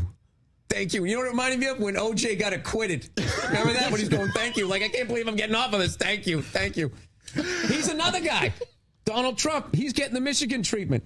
Do you know how many people you could accuse of that, falsifying your assets for what they're really worth? Right. How come they're not going after the banks? Right. Yeah. Ooh. See, now, Bill's always Careful. done this, too. Bill's always been very fair to Trump. There's a thing where, Conan O'Brien's losing his mind about Donald Trump winning the election, and Bill's like, you're going to be fine. He's like, are you going to stop making sandwiches because Trump won? Are you going to stop, feeding your family? He goes, no, you're going to keep doing that. Well, and I've had the same point he just made so many times with family, friends, and all that. Dude, if you're going to look into him and charge him with this shit, Right. start on the rest of government. See it's where it goes. It's like one guy on one team and the refs started calling a penalty that's been on the books for years, Yeah. but they've never called it before. And it's like, Never. this seems targeted. And they're like, Cherry well, it is a rule. You're like, no. I know it's a rule. But this is the first time you've ever enforced the rule. Right, it's never been applied before. Yeah. So They're really worth? Right. How come they're not going after the banks? I can just walk into a bank and be like, my house is worth $5 trillion. Can I have a $30 million loan? Okay. My only pushback on that story is you said your wife gave him the finger. It was more than one, I think I saw, right? It was dual. It was. It was so. We'll have to go. We'll have to go to New York for the tape and take 10 minutes. Yeah. After further review. No, she's hilarious. So dueling fingers. I love his reaction to it because it's so anti what everyone wants him to do. Yeah, he didn't sit there and stroke his wife's dick. Right. He just Or said, yeah. Trump's. He She's like, was yeah, like- he came in, she gave him the finger. Who gives a shit? That Like is that- kind of the right take. Bill Burr is, I think what I like about Bill, is that he doesn't give you the response you want. And I think that's all the internet people who got mad at him. They want him to have the response that they want him to have, and he never gives that to them. And I think that makes them mad. If there's one thing we've kind of cracked the code on with the internet types, it's that when you don't dance to their tune, they get really mad and shout worse things at you. And that's kind of how you know that you like a fish, you've got them on the hook. And that's what Bill's got right now. She gave Trump the finger. It did not affect their life in the least. No. Still, again, it was really cringe and douchey that she did that. Like, what the fuck? But like Bill's response to it, which is, who gives a shit? You know, he came in, she gave him the finger. He got a lot of cheers. Everybody wins. And it's so, I can tell that there's people being very unsatisfied about Bill's response and then raging harder at him. Yeah, but then you always ask yourself, well, what did you want him to say? Right. I don't know. I don't know what I would have wanted him to say besides what he said. Yeah. And again, Bill didn't do anything. His wife did something. And there's all these people on the internet going, why didn't Bill control his woman? It's like, do you? Like, Mr. Talking Tough and all that? Do you keep your bitch in line, bro? Do you? Scouts Honor with 199 says, thinking about rubbing April's back and front. Take it easy. Now, if I see ya, I got to punch you in the mouth for that. No boners. I don't want to. No boners before 8. Yeah, no boners. We're trying to go as boner free for as long as possible. However, we did have all that butthole talk earlier. That's true. You did really prime him for it. Freedom's Lunch says, I'd want him not to straw man half the fucking country. Fuck that guy. Now, in fairness, he is a comedian. He's not Bill O'Reilly. Yeah. He's not Hannity or Tucker or any of these guys. He's a comic. Exactly. Talking shit on a sports show. You're not supposed to go to an entertainer for the hot takes of the world. Right. Right? Well, technically, yes, but in a comedic sense. He's supposed to take those things and make light of them. Yeah. Union Jack says, I remember you were really annoyed with his wife at the time you went over this. It was annoying. It was an obnoxious, cunty, little kid thing to do. But Bill Burr didn't do it. His wife did. Yeah. It seems like he's totally fine with it and he doesn't give a shit. You know what it is? Bill's used to her doing shit like this. Mm-hmm. So he's just kind of like, yeah, that's her. You know, people were like, they were coming for Bill like he was a battered woman. Like, oh, man, you got to cut her loose. You don't think she's done shit like this before in public? And he does. It's like they're trying to get him to realize what his wife is years and years after he met her, knows what she is clearly fine with it, and married her. He's probably learned, too, that it's not worth his time or effort to try to address something like that with her. Right. I'm sure that he's done that before. I'm like, hey, could you not embarrass us like that? And it's probably not ended well for him. No, I bet he hasn't. I bet he did once. I bet what he does in times like that, and he's like, not my pig, not my farm. He didn't give a shit. Nah, I bet he's tried it once. And Freedom's Lunch says, we are all sick of these people. Our patience is over. No mercy, no quarter given. Burr can fuck himself with his own labradoodle. See, that's where I'm confused. What did he do? I don't know why he can go fuck himself. If you're looking at it from Freedom's Lunch's view, I'm guessing it's because he's not denouncing what his wife did. He doesn't care. I don't care. He doesn't care that she did it, clearly. Right, but that's what Freedom's Lunch doesn't like. I'll say what I said the first time. What she did came off as really kind of cringe and douchey. Mm-hmm. But his response to it for me was he threaded the needle, I think, in the best way possible. He made a joke about it. He said it's no big deal. He said, hey, the president got a standing ovation. She gave a couple of fingers. Who gives a shit? Can we all be adults? Like, his take on it is, I think, pretty good. I liked his take on it. I just imagine that there's people out there that don't like that he's fine with it. People don't like an indifferent take. Right. They want them here. They want to pick a side. Let's break it down. Here's what people are mad at Bill Burr about. They want him to agree with them. Yeah. That's the internet. They want the guy, the famous guy, to validate their opinion by making it theirs. Yep. Don't put so much stock in what these people think, guys, and you'll be fine. Flashed Coffee says, so do people react differently if Nia flipped off Joe Biden? Yes, of course. The people who are outraged now would not be outraged if she did it to him. They'd think it's funny. They'd put her up on their shoulders and think she was the coolest. And the people who think she's the coolest now, they would be angry at her and think she's the most terrible person on earth. That's how it works now in America, is nobody has any principles. Nobody has anything they stand on. Everything's just what's good for the goose is good for the gander. And if it helps, quote unquote, my side win, then I'm for it. Like, burn down the city to become king of the ashes, as they say in Game of Thrones. Of course. Littlefinger this shit. I don't give a shit, man. As long as my guy wins, I don't care what happens to the country. Okay? I mean, that's not how I operate. That's all. I think we can all agree on this. Keith Olbermann's fun. And we have a Keith Olbermann clip from TikTok. Oh, he always looks so fun and approachable. He really does. He always, one thing about broadcasting is you have to be welcoming to your audience. Yeah. The thing with Keith Olbermann is always a welcoming look on his face. He never looks like he just saw the Ark of the Covenant. He never looks like he's about to speak down to you and lecture you about something. He looks like he's about to give me an Aben Cooper speech. He does. I expect this speech to start. Mixed breeds, communists, homosexuals, and all other walks of godless degeneracy. Everywhere. Ain't nothing left but fire and brimstone. See that? You're already dead, sinner. Give me your black slaver. Whoa. Why? Why? I feel like he's about to say, we're feeling good. Things are happening. It'd be great if he did a drunken Zumach thing. And you're like, let me tell you something. They're afraid. Does that guy still do that? Does he get on and do drunk streams anymore? I don't know. I think he kind of was a flavor of the month for a while and then kind of just drifted off into oblivion. Talent lost. I know, the world lost a prodigy. So Keith Olbermann is now Keith Olbermann, I don't know if you guys know this, but his engine runs on anger. And his hostility today is Elon Musk and Twitter, or X. I still don't call it X. I'm still a Twitter guy. I don't think anyone does. He's mad at Twitter.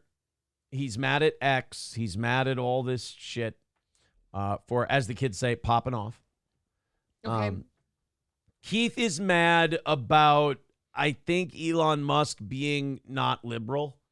And so he wants the government to stop doing any business with Twitter. Now, strange thing is, I actually agree with Keith Olbermann here. Yeah, could the government stop doing shit with Twitter? I don't want the internet involved with Twitter. I don't want the internet involved with Facebook. No. I think if you consider yourself a libertarian and you've ever said, well, social media should be regulated like utilities, you understand that as libertarians, we tend to not want utilities to be a government thing anyway. We want private companies to manage the utilities. I certainly don't want Twitter having anything to do with the government. But let's see what Keith Olbermann's mad about. I love a little Keith rage in the morning. It is time for the government of the United States to ban X. Okay, not just get rid of all their contracts, ban it.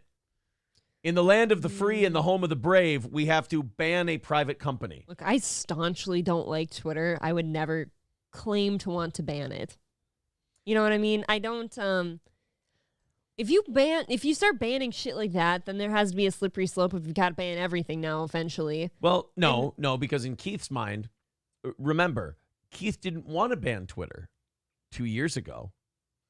Keith wants to ban Twitter now. Well, because the non-liberals in charge. The bad guy owns it. Yeah, the devil bought Twitter, and so now he wants to ban Twitter. So the nice thing about Keith is, don't worry, he won't be banning everything. He'll just be banning all the things that disagree with Keith Olbermann. So that's a totally rational, normal, non-psychopath stance to take. You're right. You're sitting here shaking in your boots, all worried that Keith Olbermann's going to ban everything. He's not. He's only going to ban the anti-Keith Olbermann things.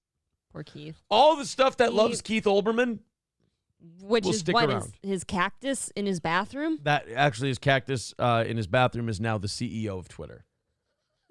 I'm happy to announce. And it just tweeted, I fucking hate Keith Olbermann. Its pronouns are still they, them. Yes.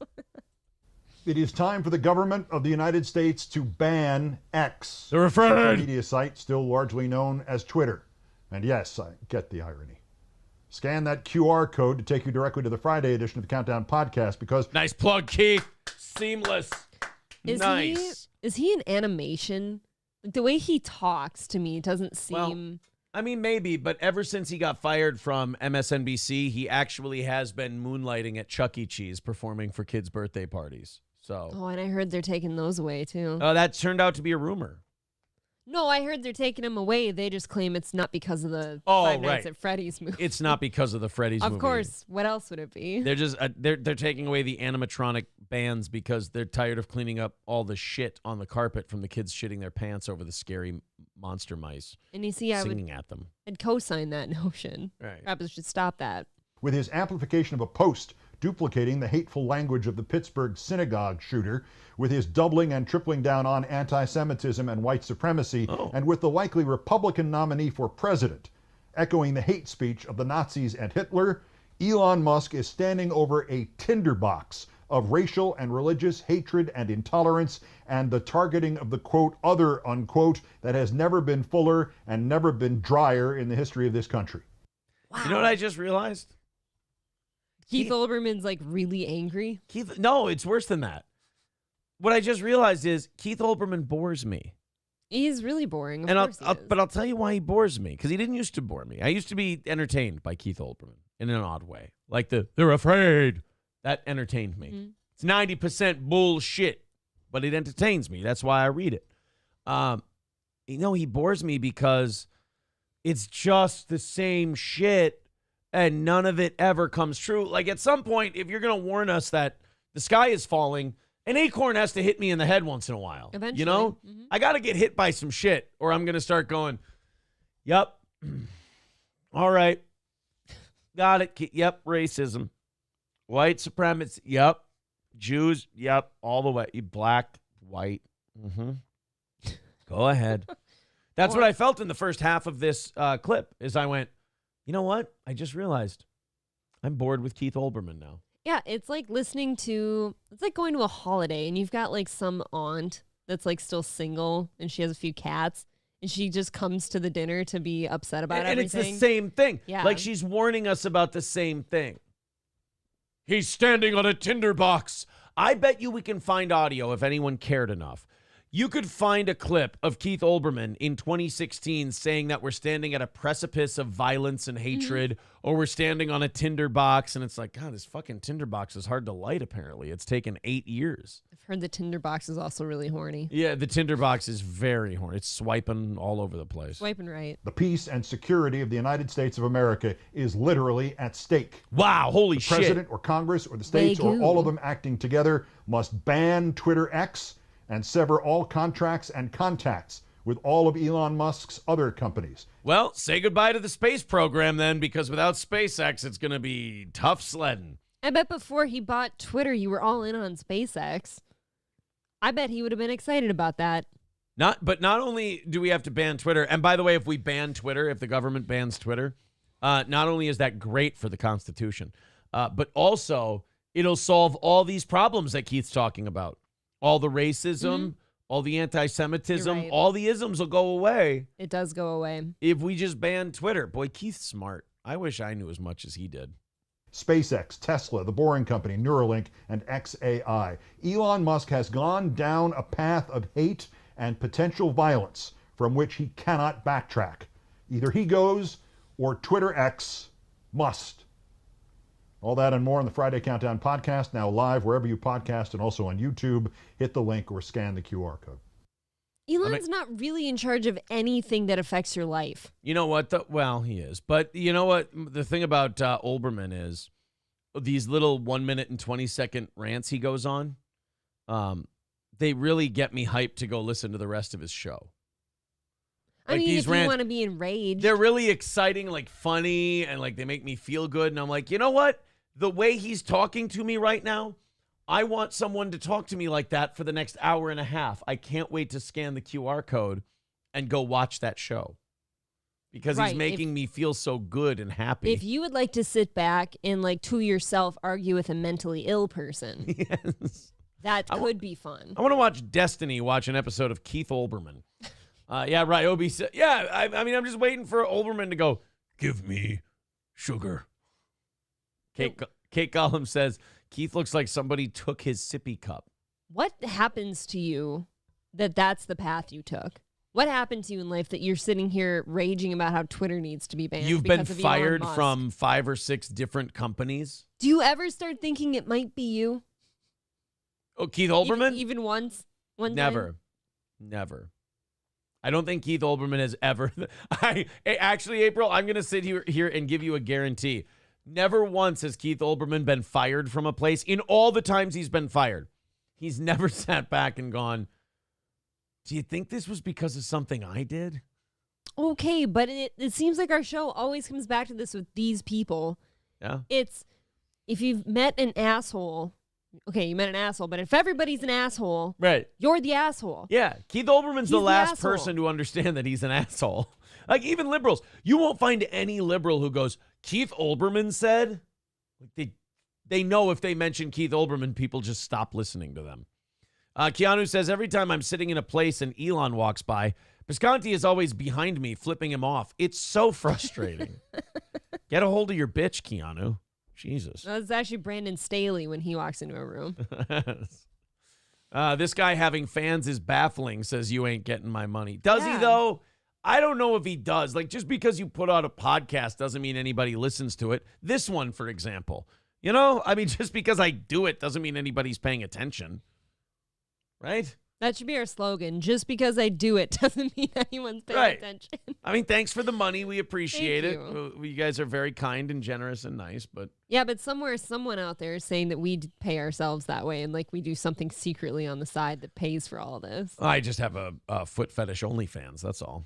Scouts Honor with $1.99. Thank you very much. Thank you. Aaron is Butters becoming a member for his 18th month. Says, Aaron taught me to always seek Kyle. Seek Kyle. Seek Kyle. His keyboard must have gotten stuck because this guy named Kyle, he's been seeking for him 3 times in a row. He said it's part of my VIP requirements to say that. Yeah, Olbermann was really good on like ESPN and, you know, when he was on Sports Center and all that, but he wasn't good. I wonder how his when he numbers... did news stuff. He's just unhinged and angry all the time. You shouldn't be into the political stuff if all you can be is unhinged and angry. That's not going to be productive. They're afraid. Yeah, they're afraid. They're afraid. You got to stop that. I have to hear Keith Olbermann, they're afraid. Keith Olbermann, they're... God, I can't spell today. Jesus Christ. You're stroking out. You're getting old. They're afraid. Your birthday's next month, and it knows it. Oh, shit. Guys, can we just get the goddamn cocksucking video of... I think you need... Wait. Oh, here we go. Oh, yeah. Oh. Here we go. Time to stop coddling the people who won't get the shot. That's right. There's... Hey, it's vaccine card. Hey, I have one, too. I got it from Gino Bisconti. He hooked me up with one. Didn't even have to get the shot. It's great. It's amazing. They just give them out. What? Your shot. Mission accomplished. And by the way, Gino, people don't know that. Gino would send his audience members, if they asked, fake vaccine cards. Oh, God, I forgot he did during that. the pandemic, He which is did. like, to me, that makes him like Harriet Tubman. You know, it's like freeing... He's helping Negroes. It's like freeing slaves. Yeah. Yeah. Oh. It is time to stop coddling them. Yeah. The ones who won't get the damn shot already. Look at this sex appeal here. And how about by the way. How about the fact that Colonel Douchebag actually switched like to his show glasses? Oh, I have to put on my sexy come-catching Mia Khalifa glasses for my vaccine rant. He's giving me serious Opie vibes right now for some reason. Yes, Keith Olbermann is very Opie-esque. Very Opie-esque and bitchy. And our first step, you and I, is symbol. Right off that balcony. Just right. First step. Hey, Keith, you won't feel a thing. The first step's the hardest one, bud. The language we use. We call these people vaccine hesitant, vaccine skeptics, anti-vax. We say they're protesting mandates and passports. They're making a personal choice. By the way, the funniest part so far to me is Keith Olbermann making a personal choice into like a childish thing. Like, yeah, you fucking infant making a personal choice. What a piece of shit. Just do it. That's his thing. Just do everything I tell you to do. Why are you making a personal choice? I'm sure that across the board, he very much feels that nobody should have a personal choice ever. Right? Consistency. Louis C.K. made a great point to Ricky Gervais once. He goes, you can't use that voice Because you can do anything. You can take anything in the world, and if you say it in that voice, it sounds stupid. Yeah. It's like, oh, I've been diagnosed with pancreatic cancer. Ooh. Like, can't just say it in shitty voice. That's pretty reductive. They're waiting for more information. They're making a medical decision. They're Bullshit. They're afraid. There's spittle all over in his mouth. Right. Spittle trains everywhere. They're afraid to get vaccinated. Everybody Stop ready? feeding their egos about what they're doing. By the way, look, is that a spittle or a boog on his mouth I don't know, but like I said, the sex appeal is out of control, and I wish he'd put his mask back on. I miss Keith. Stop legitimizing it. Vaccine hesitant, they're afraid. Vaccine skeptics, they're afraid. Anti-vax, they're afraid. They're protesting mandates and passports. They're afraid. Mommy, shoot it. Jesus. That's coming right for us. The bad man and his eyebrows are coming for us. Jesus, Those man. need a tweezer. You make Sandy Cohen look like a model with those eyebrows. It's a Peter Gallagher reference. Who's hotter, him or Jana Shortall? Oh, man. They both look like butch lesbians. That's a problem. I can't pick. One's an actual butch lesbian, and the other's Jana Shortall. The other one's LARPing. Boy, that's a tough one. That is a hard one, right? A personal choice, they're afraid. They're waiting for more information, afraid. They're making a medical decision to be afraid. You know what? Now that we're revisiting this, I have to let Keith know, now that we've had time to think about this rant. Process, yeah. Keith, you're right. You were the sane ones. We're all wrong. This didn't age well. Like, do these people that ever come out and behave this way ever look back and check their work? No, that's what makes them numb. But this is why I love Keith Olbermann. You're saying, oh, this didn't age well. No, it's aged fine.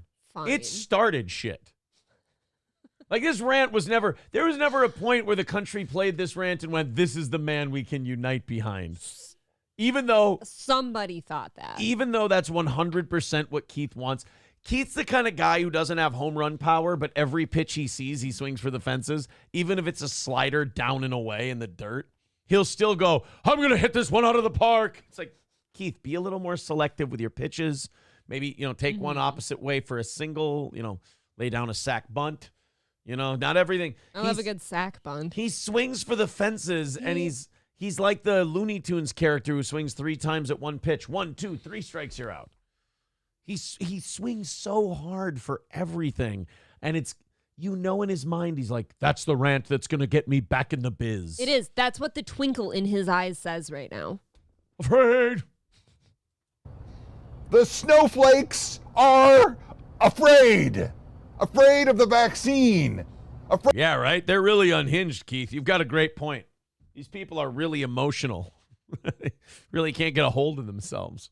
Even his hair is standing I know. up. Everything's upset about him. I know. Afraid of being proved wrong.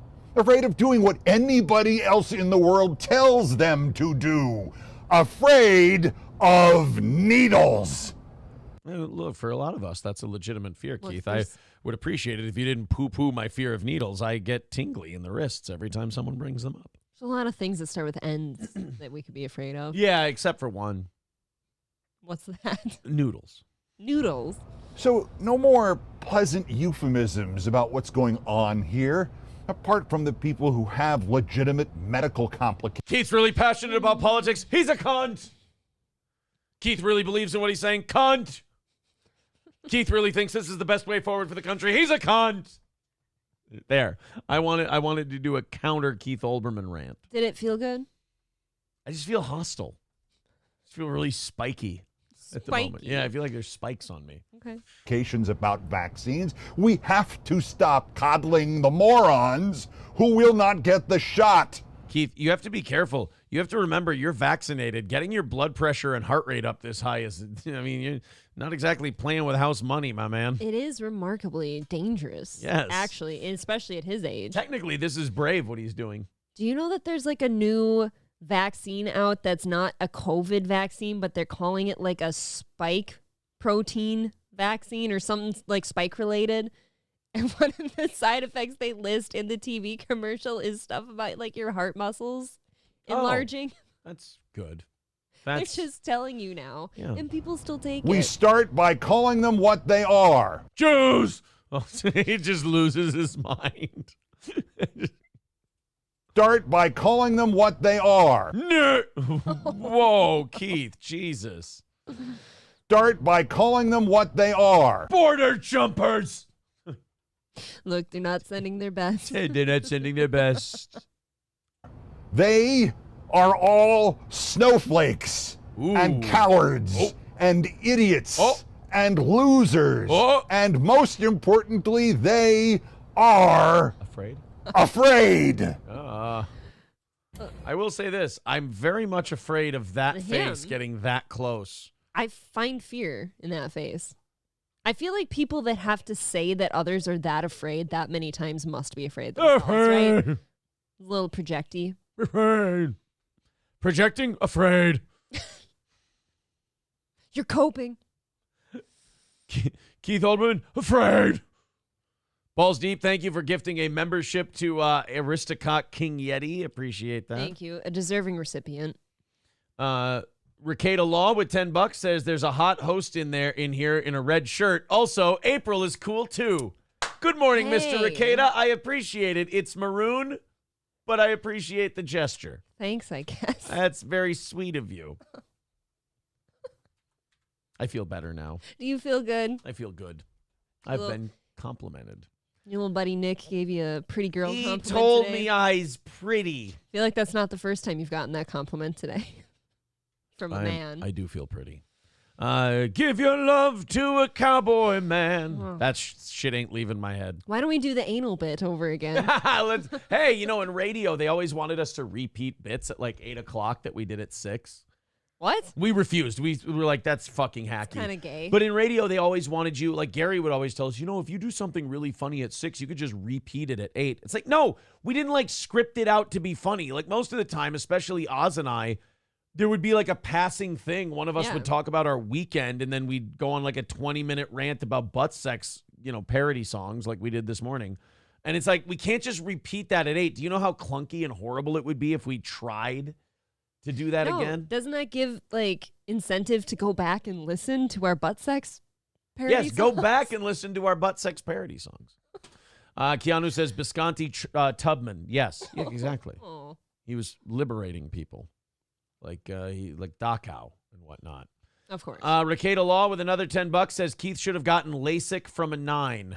But wait, no, Nick, if he got LASIK from a 9, he would. That's a gun. That would just shoot him in the eye. He would have died. Yeah, you wouldn't be here to yell at us and tell us we're afraid. Yeah, so Nick, I don't think you. I know that you want to help Keith, but I don't think you understand that. What you would, like, if he took your advice, he would get shot in the eyeball and it would go into his brain and it would kill him. Right now, is that Nick giving legal advice? Yeah, Nick. Is that legal advice? Is this no? legal advice? Rock Sock says, I mean, he's not wrong. I'm super scared to take that vaccine. That, you know what? Yeah. That's a good point. Maybe this aged better than you thought it did. Actually, Rock Socks has made me see the light. I am definitely afraid of that vaccine. Keith's right. He just didn't know why he was right. Oh, my God. I think that's what it is. Wow. Freedom's Lunch says Olbermann othering people who disagree with him. He does this all the time. He is the fascist he fears. Yeah, didn't he just say, I sucked in too hard? Don't clip that. Nobody clipped that. Ever. Didn't he just say in the Twitter rant from this weekend that Elon Musk needs to be punished because he's othering people? He did. I think he said that, too. Isn't the famous Keith, they're afraid? Isn't that whole thing him othering people? He did. I believe he said the N-word and Jews and all that. Hey, wait a minute. I'm starting to think, wait, hold on, April. I'm starting to think this Keith Olbermann guy's a piece of shit. Whoa. I don't agree. I think he's actually onto something. Did you catch that? Can somebody clip that and send it back? I squeaked like, have you ever heard Kirk Cousins squeak? I have. When he's... It's like his balls are dropping at every play call. I saw there was somebody made a video that was just 10 minutes of Kirk Cousins' voice cracking. Yeah, it's worth watching. Kirk Cousins' voice crack. I hate that he's not out there anymore. I don't get this. Oh, there's a bunch of these. Oh man, it must have been. I must have saw it on Twitter. You have to do voice crack compilation. It was a Twitter thing. Kirk Cousins voice crack. There's like a 10-minute thing. Your voice, another voice crack alert. Kirk Cousins voice crack. Voice squeak. The really bad one, there's just so many Kirk Cousins voice squeaks. I mean, it used to be one of the things I looked forward to during game days. I know. I miss him. And then we lost yesterday. Ugh. I miss him Yesterday more. was fucking abysmal. I fucking miss Kirk, man. What a joke. All right, here's the one against Indy. He was just really passionate. That's my boy.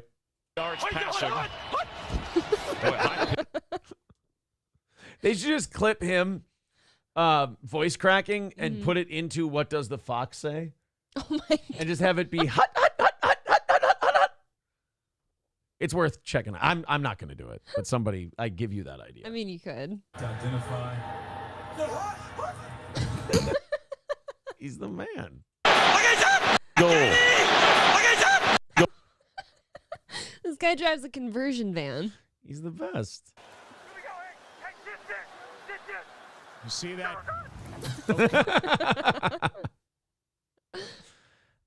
Fucking Kirk.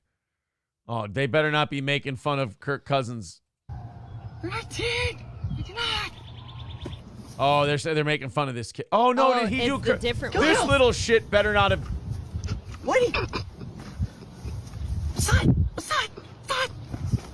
He's not gonna make fun of Kirk Cousins, is he? Yeah, he will. Oh, that makes Kyler Murray look like a queeb. Cam Newton. These are so spot on. Ready! That's kind of racist. Just but wait a minute. That's because he got jerked up.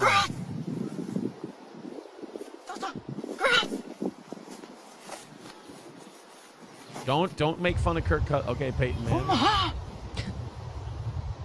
Omaha. No. Don't. He sounds like a bird. That is not what Kirk Cousins sounds like. Kind of. He sounds like a 9-year-old boy. Whose He forgot nuts the is dropped. choir of angels that you hear when he drops back to pass. Thank you very much. Oh, boy. Well, anyway, I'm sad to see Keith Olbermann go, but look, the guy is he's spot on. He knows his shit about politics. Nick Ricada did inform us in the chat that he is indeed not a doctor. I So didn't ask if he was a goddamn doctor. I asked if that was legal advice. Look, cleaning, if I may, doing LASIK with a 9 would actually kill you in most instances. So I don't know what the success rate of that LASIK surgery is. I think you can have it done in Pakistan, but I wouldn't recommend. I mean, look. Look, I mean, if a To dude, each their own. I'm not here to tell what people should do with their medical well-being. if a guy can take a railroad spike to the head and live, you could try LASIK with a 9. Phineas Gage? That would be a sickness if you Was that remembered him? that name. I don't know. Was it Phineas Gage that got the Stop railroad it, spike? you through it? autist. Would that? How about the fact that Husey this weekend said that Denzel Washington was overrated, Mm-hmm. and that Which I co-sign. and that his only good movie is Training Day, which is fucking horseshit.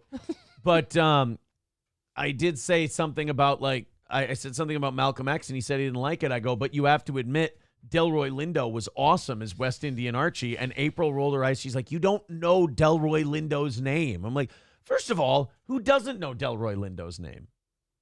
In fact, if people look up Delroy Lindo and they Don't see look the at picture, me. they'll go, that fucking guy's in everything. But that's what you can't do. You're supposed to know the face. You're not supposed to know the name. People are saying it was Phineas Gage. So I was correct. So I rest my case. If you can take a railroad spike to the head and live, you can do the LASIK procedure. You can try it. No, I don't think people at should the do right it. angle. I don't think they should. I do have a George Santos update. We never got to this last week. I love it. Okay. He's not running for re-election anymore. He's announced that he's going to go ahead and take a break and not. I mean, he's been accused of lying about pretty much everything about himself that he used to get elected. It's almost like a guy going, hey, I believe in low taxes and I believe in balanced budgets and this and that. And then all you do is you go in there and you vote for more spending and more debt. Oh, wait, that's all Republicans. I forgot. They all lie. They're all full of shit. But George Santos didn't go to an Ivy League school. You cannot convince me that they really are mad at George Santos over lying about the GoFundMe for the dog, or where he went to school, or his Goldman Sachs lie on his resume or whatever. Right. You cannot tell me that they're really mad about that. He fucked over somebody. He didn't vote for a thing. It's a vote. He's one of these rookie Congress people who really thought that he had a say in things. And they're like, well, we'll fix this fucker. Because it's like the Trump overvaluing property to get a loan thing. It's like you jumped over so many people who have openly, like we don't even need to investigate it, openly lied worse than this guy. And you're jumping right over them to get to him. I mean, I don't feel bad for George Santos. Fuck him and the horse he rode in on. He's creepy. He did sign up for this. But at the same time, you wanted power, you little demon. And you were doing whatever you could to get it. And so is everybody else, which is my only gripe with this, is that, he's lied about some really stupid things, sure, like his jobs and stuff. There's so many worse lies out there in government, like such egregious lies. Right. So bad. But by the way, before we delve too deep into the George Santos thing, I didn't think people were going to comment on the quick Delroy Lindo Denzel stuff. But Scarface says Denzel was in Ransom Heist. Or no, Delroy Lindo was in Ransom Heist, an episode of SVU, Clockers. Yes. Delroy Lindo, amazing. Delroy Lindo was awesome in Training Day. He wasn't in Training Day. Stop it. April's Parents Hobby Farm says, fucker has never seen Man on Fire. I haven't seen Man on Fire. And I don't think Denzel's overrated. I like him.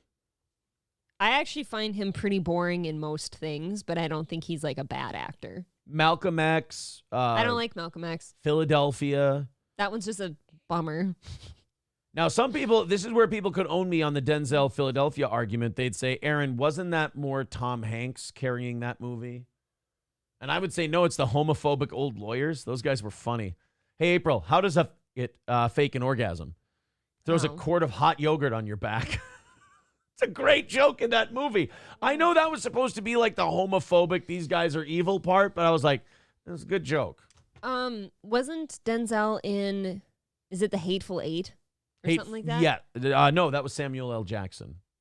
Uh-oh. Okay, no, he's in a movie like that April, somewhere. are you not telling black people apart again? Denzel Washington and Samuel L. Jackson are not the same person. He's definitely in some kind of weird western-y movie like that, right? Don't do this to me. Oh, Magnificent Seven. Is he in that one? Yes. Okay, well, don't tell me I'm crazy Well, then. I forgot. That's a good one. Denzel is the GOAT. Fuck off, April. Kyle gets mad. I feel like that's a pretty hack take, Kyle.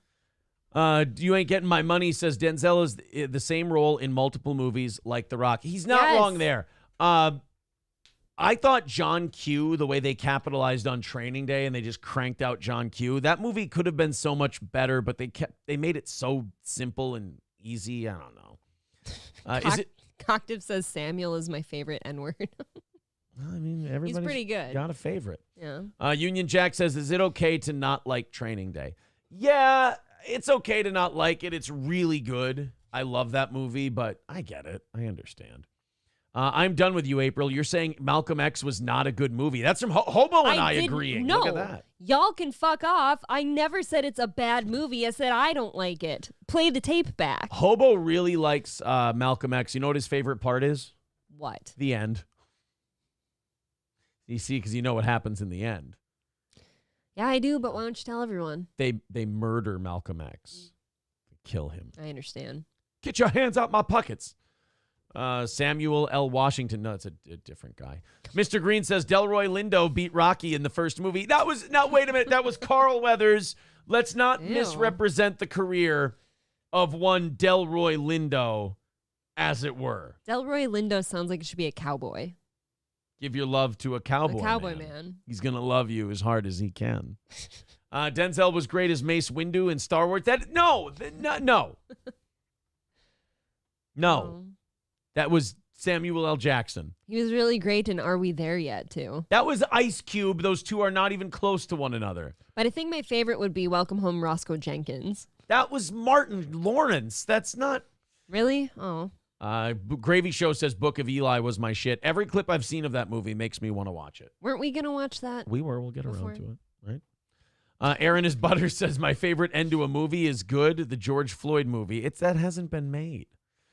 Nick, first name, last name Gers, says, wow, I knew she hates us coloreds. She's proving it now. Yeah, but didn't you just call yourself coloreds? Yeah, wait a minute.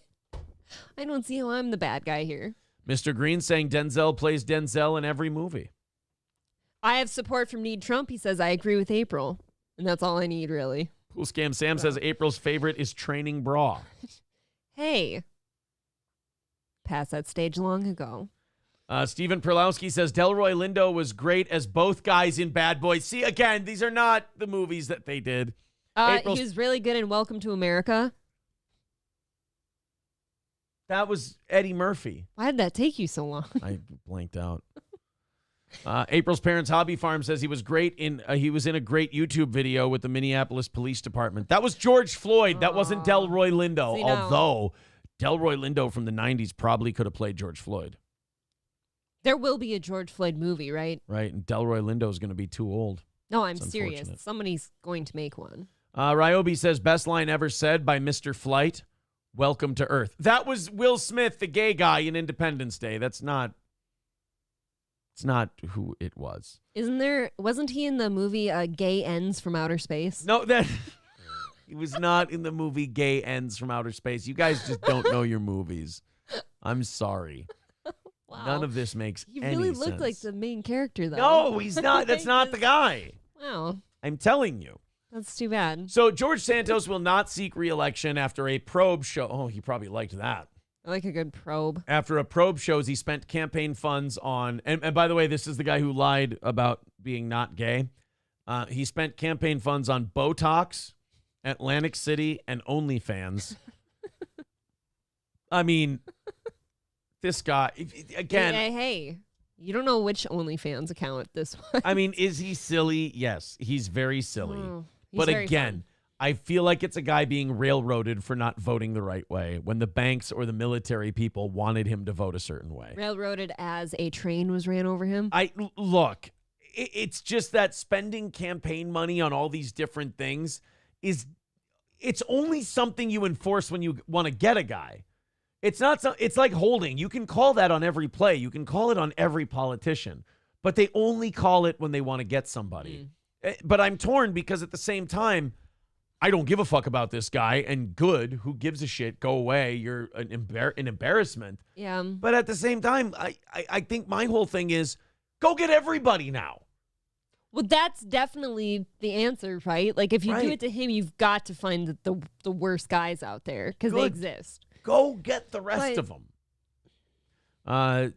Aaron, stop describing how you spend the steel toe funds, says Mr. Sane Caesar. That is not how we spend the money here. No, we spend that on pallets of bread. The funds were used to, among other things, pay down personal credit card bills and other debt, make a $4,127.80 purchase at Hermes, and for smaller purchases at OnlyFans, Sephora, and for meals and for parking. It's pretty gay. This is a remarkably gay guy. I don't know any dudes who are into Botox. OnlyFans doesn't seem that gay. That could be fine.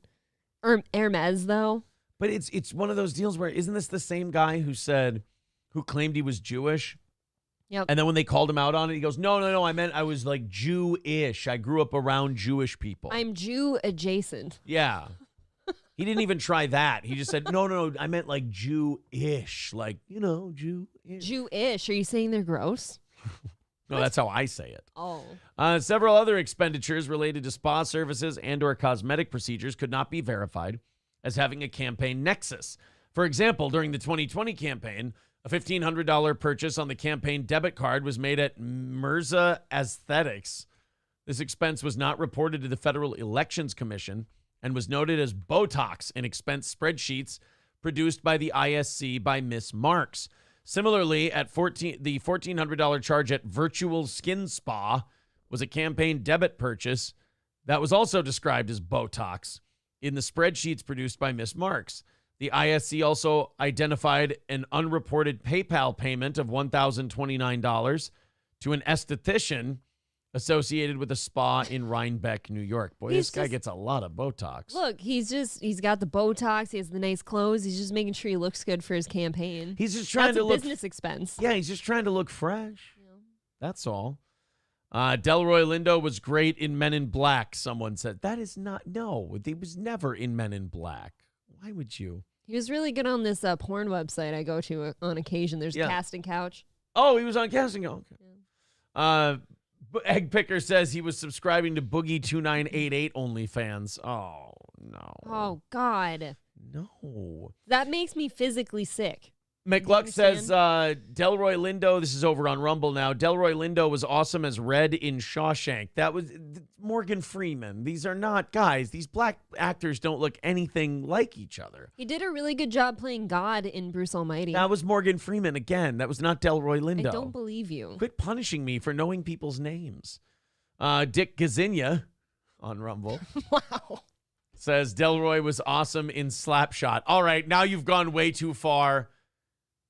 That's Paul Newman. I don't even know how we're getting Delroy Lindo and Paul Newman confused, but by God, here we are. He was really good, though. My absolute all-time favorite in Django Unchained. To see that was Jamie Foxx. He had so many roles in that whole movie. But he wasn't he was not all the black people in Django Really? Unchained. No. Oh, see, that's not what I heard. The CGI you would need alone for the opening scene where all the slaves are walking through together, those weren't all Delroy Lindo.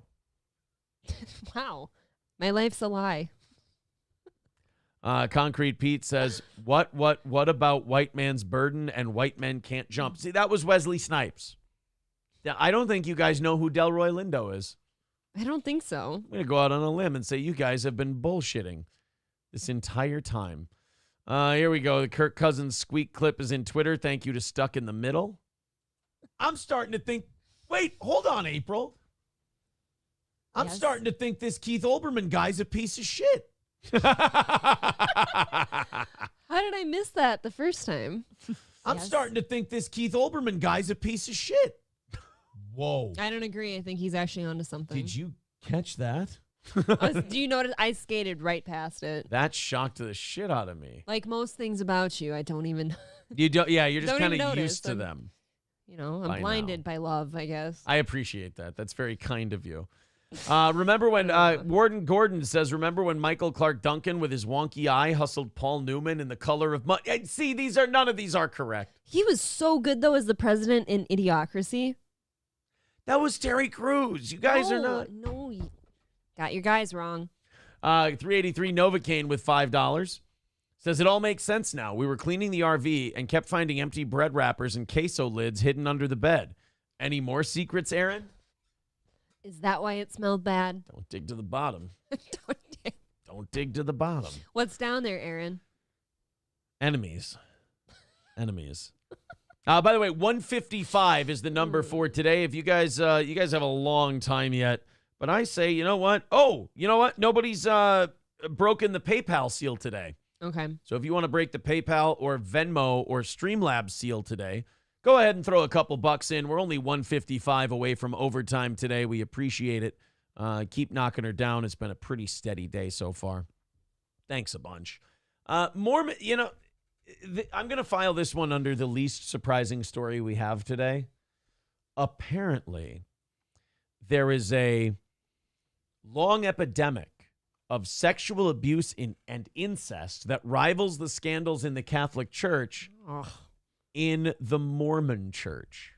Okay, but that's not that surprising. That totally right? makes sense. They're all related to each other. Like, they all have 9 kids in each family. I don't know if it's even insensitive to say that I just kind of assumed all Mormons were related. Right. Mormons still breed like they're going to lose 3 of their kids to fever over the winter. You know? Like a swarm of locusts is going to come up through and like eat 3 of their babies.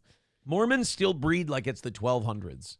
They're like, well, we're going to lose a couple in the fields. One's going to get struck by lightning. One's going to get trampled by an oxen. One will be taken with a fever. Yeah, we're going to get one of the dysentery kids will crap out. The dysentery kids. Yeah. Like, we'll lose a couple, so we got to keep making them. Right. And then the problem is now we have modern medicine, so all these Mormons just start having 9 kids, and then they got to take care of them. So the Mormons are kind of a tight-knit group. And in any tight-knit group that also involves God, you usually get some buggery. There's religion does enter some interesting curveballs. The more family you feel in a religion, then you throw God on top of that. For some reason, it's like a north-south polar attraction to butt fucking. It's really remarkable to me. You know, to your argument, though, they might have to make more kids now because of the medical advancements, because you don't always make it through those either anymore. Well, that's true. Yeah, maybe it'll all come back around again. Yeah. Skeezy says Dysentery Kids is the best boy band. Their second album was a little sellouty, but I get it. But the Mormon Church apparently has been covering up an epidemic of sexual abuse that rivals scandals exposed within the Catholic Church, victims have claimed to Daily Mail. The Utah-based religion has repeatedly protected perpetrators and punished those who speak out in a bid to protect its reputation at all costs. That's another thing with these religions. They all kind of do the same thing when confronted with the sex scandal stuff, is they just sweep it under the rug as quickly as they can. And the reason is because even though it might be the right thing to do to hold these people accountable and punish them and all that, you've set yourself up as the God people.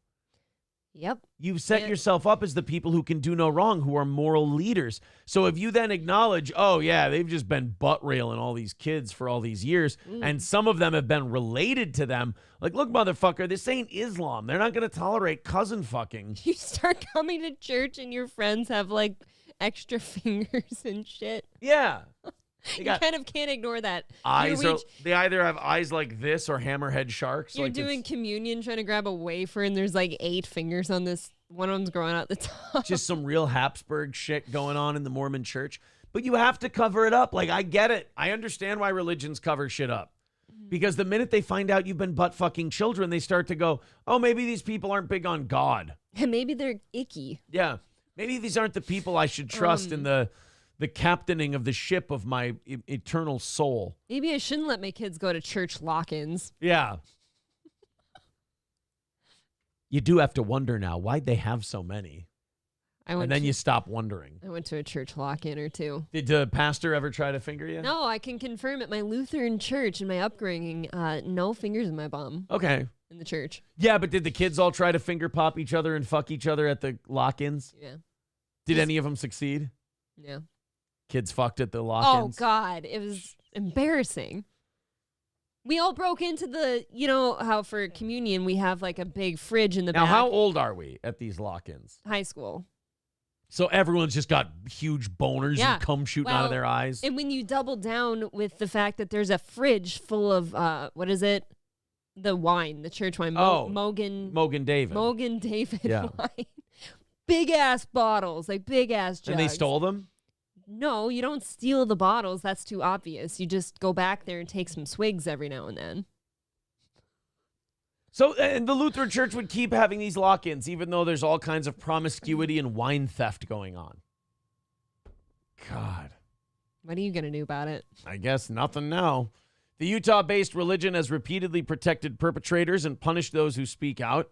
Victims believe abuse is rampant, with Mormon families said to be suffering extremely high rates of incest. Eek. Now, I don't know what's more gross. It's that one. The fact that the Mormon Church has a shitload of incest, like they have a big incest problem, or the fact that I'm not surprised.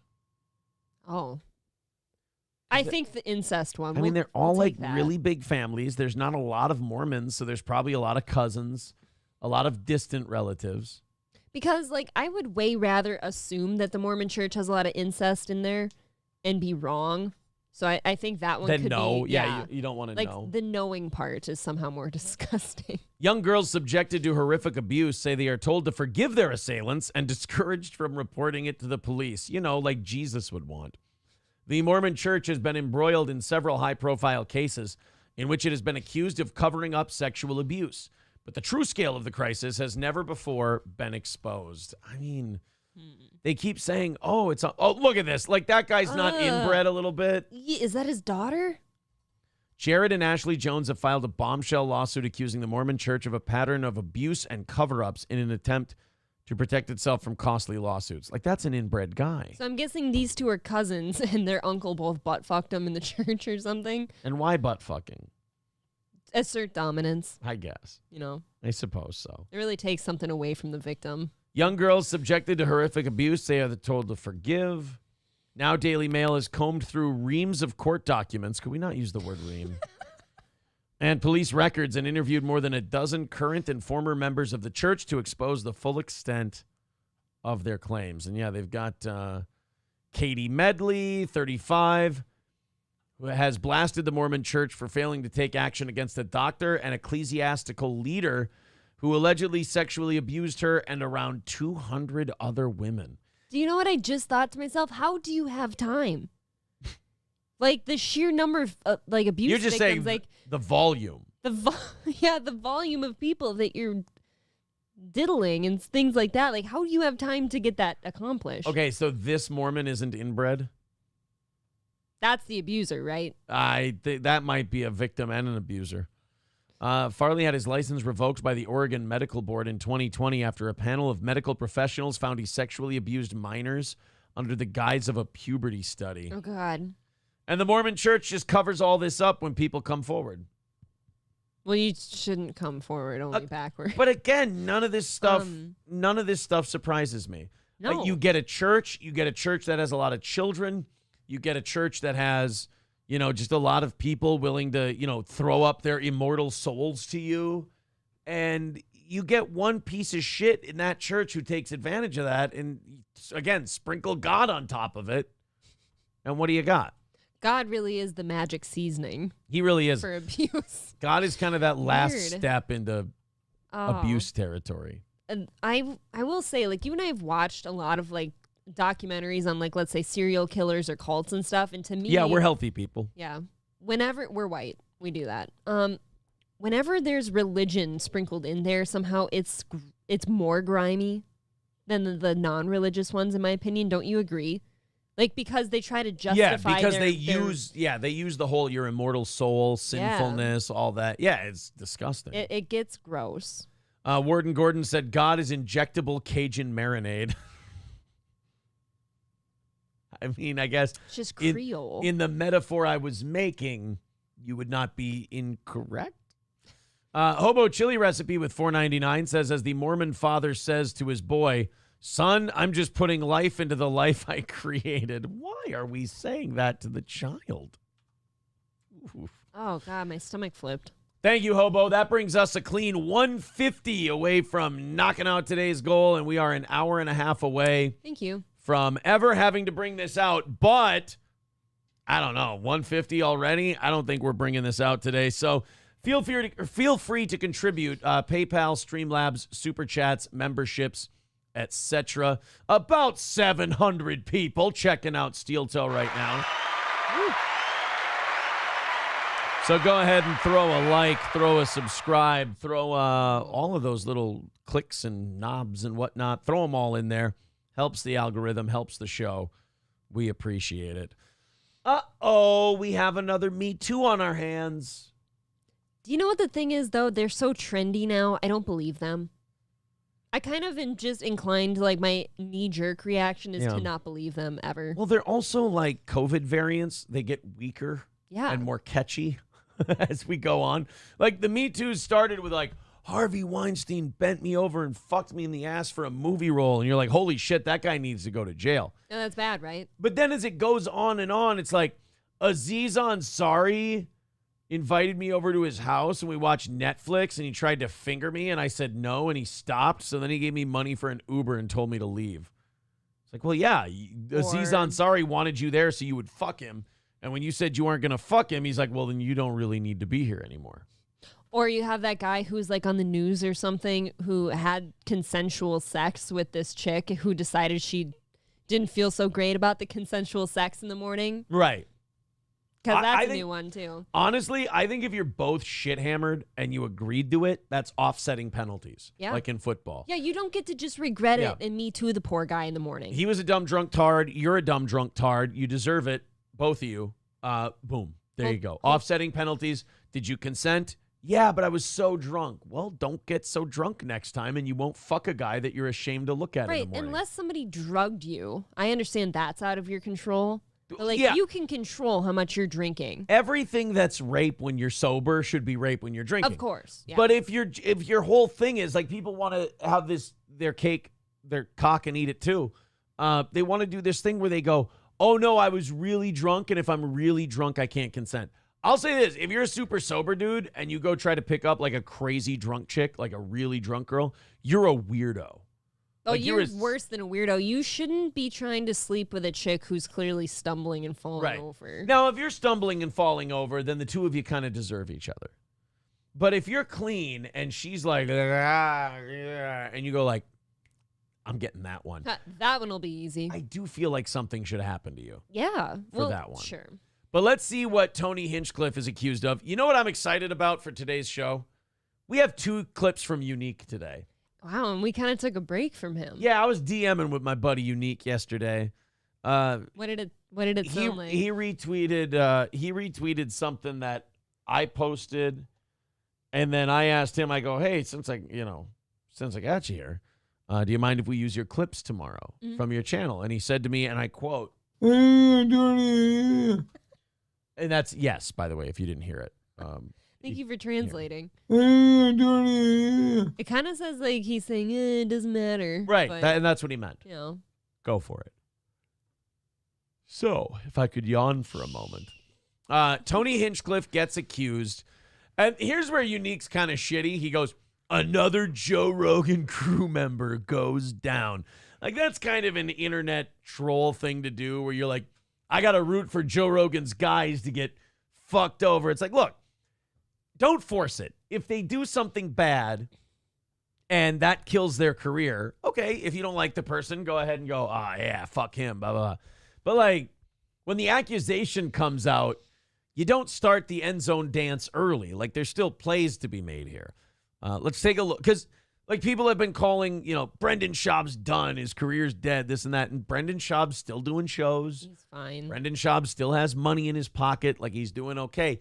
You got to be careful. You got to stop showing your ass all the time because you want something to happen so bad. Because then when it doesn't, you either have to get, like we said, more angry or you have to lie. And with Brendan Schaub, people were like, oh, take him down. Oh, he's going to be done with it. It's like, how about you just make fun of him when he does silly shit? And then you'll never be disappointed. You'll never be wrong. You'll never have to spin shit. You don't have to exert yourself to create something. Right. Just let him do it and then make fun of him when silly shit happens. But let's see what happened to Tony Hinchcliffe. It's an accusation by a woman that she made on a blog. So I'm immediately skeptical.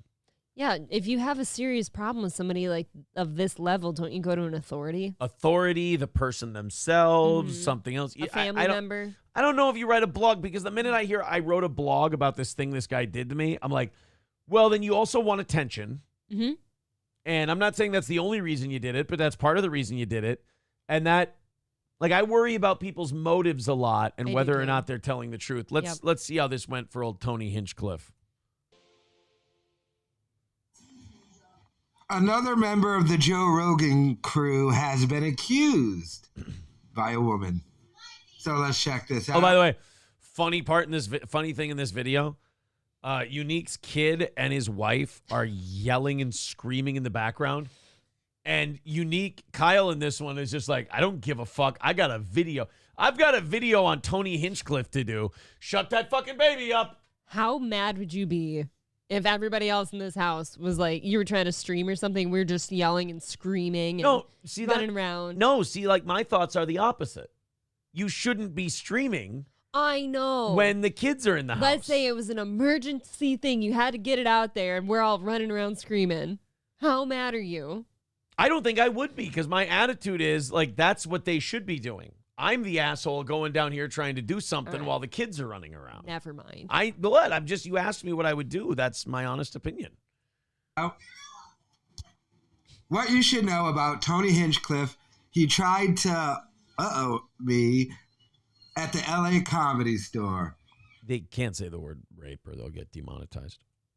On July 15th, 2020, I escaped and attempted. It is. You can tell it's really distracting him because he keeps pausing. Either that or he can't read. I feel like that's the real story here. What's going on outside? You know? Yeah, unique. Fucking put your foot down. Tell your family to shut the fuck up. Yeah, for just Daddy's for a second. working. Yeah. Gang. Whoa. At the Comedy Store in Los Gang Angeles. woe. That's what we call it from now on, but WOE. A gang woe. I was gang woed. That was depressing. Oh, it sticks with you. Yeah. I went to a small event by myself, and I was invited to sit at a table with Tony Hinchcliffe, who hosts the podcast show Kill Tony. The next thing I knew, I felt like I was drugged, and I was surrounded by a group of men. It was terrifying. Okay. I don't think that Tony Hinchcliffe drugged a woman in the middle of a comedy club. No. I always assume that people, especially of some sort of stature, like a Tony Hinchcliffe in the comedy world, like they probably don't want to overcomplicate their life if they don't have to. And I feel like this would cause big problems for him. I'm not. Okay, so there's tiny red flags here, but let's see. There wasn't anyone around to help me. I ran out right away and called the cops. I went to a hospital for a few days to detox from I don't know what. Okay, big red flag. Wait, they would have taken blood and they would have seen what was in your system. Yep. From you coming in. If you came into the hospital and said, hey, I feel like I was drugged, they would take blood right away.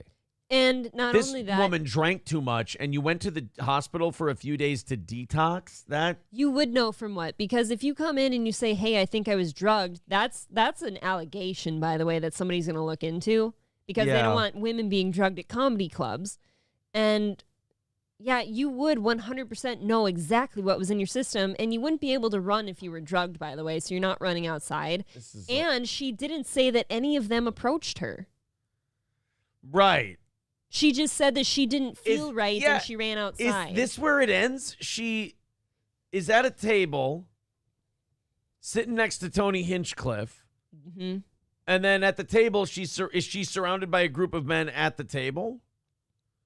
I ran out right away and called the cops. Then nothing happened to you. Yeah, it didn't say that any of them were trying to come on to you or any of that. Yeah, this is odd. To stay safe, as I no longer felt safe in my apartment. Listening to that kid scream is infuriating. Almost as infuriating as listening to Kyle Reed. I actually like listening to him read. I love Kyle. I think Kyle's great. I think he's completely harmless. He's funny enough. Yeah. But, the reading. Show has left LA, but is still up and running. The experience was so traumatic that I left LA and stopped doing comedy for 3 years. This sounds like a mentally ill chick. I was just going to which say, in comedy is not rare. I was just going to say, or I'll approach you with another theory. Were you just surrounded by a bunch of really talented people and you were having a panic attack that you're not doing so well with comedy and you just kind of freaked out and left and maybe drank too much that night, but you didn't do comedy for 3 years because you didn't feel like you could make the cut? I don't know. Yeah, this is fucked up. Like, this has no makings of any sexual impropriety. And even if you don't like Tony Hinchcliffe, like, nobody deserves this kind of shit. And this has actually... Like, to have some woman go, I sat down next to Tony Hinchcliffe, I took a drink, next thing I knew, I felt like I was drugged and I was surrounded by a group of men. Was it like a Blacked.com thing where they all had their dicks out and they were standing next to you? Were you just sitting at a table? She's like, oh, I escaped a gang rape. It's like... I need more context here. If you're going to rat a guy out, I need I'm like the police or an investigator. Like, you better give me a straight story here as to where this crime happened, because right now, all I'm seeing is I'm a little nutty. Comedy didn't work out for me in L.A. 3 years later, I got really shit-faced one night. This is weird. Well, and you also have to have some kind of reasoning for asserting that you escaped a gang rape. I haven't heard that yet. Because I haven't heard that any man tried to touch you or even looked at you weird. I reported him to the LAPD. The police have not helped since the incident. Okay, that means that you probably didn't have a case of any kind. No, that means you didn't give them any reason to believe that he tried to rape you. Right. I feel like if I stay silent on this, then I'm protecting a predator. There are also rumors of him preying on newer female comedian and former female regulars who were on his show. Okay, what does that mean? See, this is why you got to stay the fuck out of L.A., because these people are nuts, and they'll try to hamstring you at every turn. And who it really hurts is people who have actually been harmed. But with this woman, like, what does that mean? Preying on newer female comedians and former female regulars. What, he hit on women who came on his show? I got news for you. Guys who have comedy podcasts and have any kind of standing and audience, most of the reason they bring a chick on their podcast is that they can hit on them and see if they can date them. How about men in general? Like, maybe that's the easiest way that you meet women. And yeah, Right. you're going to hit on a few because they're hot. But then there's going to be some woman who didn't get hit on that's going to see that and be like, oh, he's preying on those girls. He's not preying on them. He's trying to fuck them. Yeah, there's a difference. And if they don't want to and he doesn't, then he didn't do anything wrong. If they did and he did, then he didn't do anything wrong. Now, if they objected and he still fucked them, then yes, that's a problem. But I have heard absolutely zero people say that.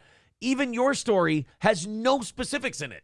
A lot of holes, though. You sat down for a drink with Tony Hinchcliffe. You felt funny. You were surrounded by dudes, so you left. Nothing happened to you. No guys followed you. Like, this is a really shitty thing to do.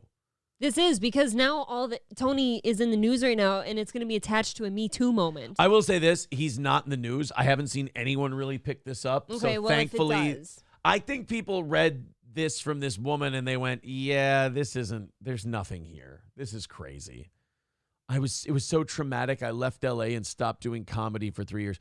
It sounds like you had a nervous breakdown. Yeah. If you are reading this, you probably attended a show and support him.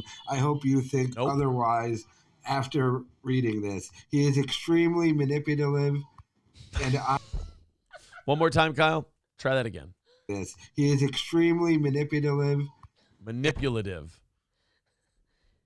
I can't even say it how he says it. Manipulative? No, I said it the right way. How did he say it? He is extremely manipulative. Manipulative. Manipulative. There we go. No. Manipulative. I can't. Medicinal. Medicinal. Manipulative. Manipulative. Manipulative, yes, if you break it down. Manipulative. Exactly. And I am sure he has intimidated many women into silence. Oh, God, he doesn't have time. I bet you this doesn't make any sense. Okay. Thank God. Ma'am, do you see Kyle from Unique Entertainment sniffed this out as bullshit right off the bat? And he says manipulative. And he says manipulative. And that thing. And this. That guy is sniffing bullshit out of your story. That's a word. I don't know what it means, but. Like, she got drugged and spent a few days at the hospital, and she called the cops, and the cops didn't do anything about it. Plus, I don't for a second believe Tony Hinchcliffe is into women. That's pretty good. Wow.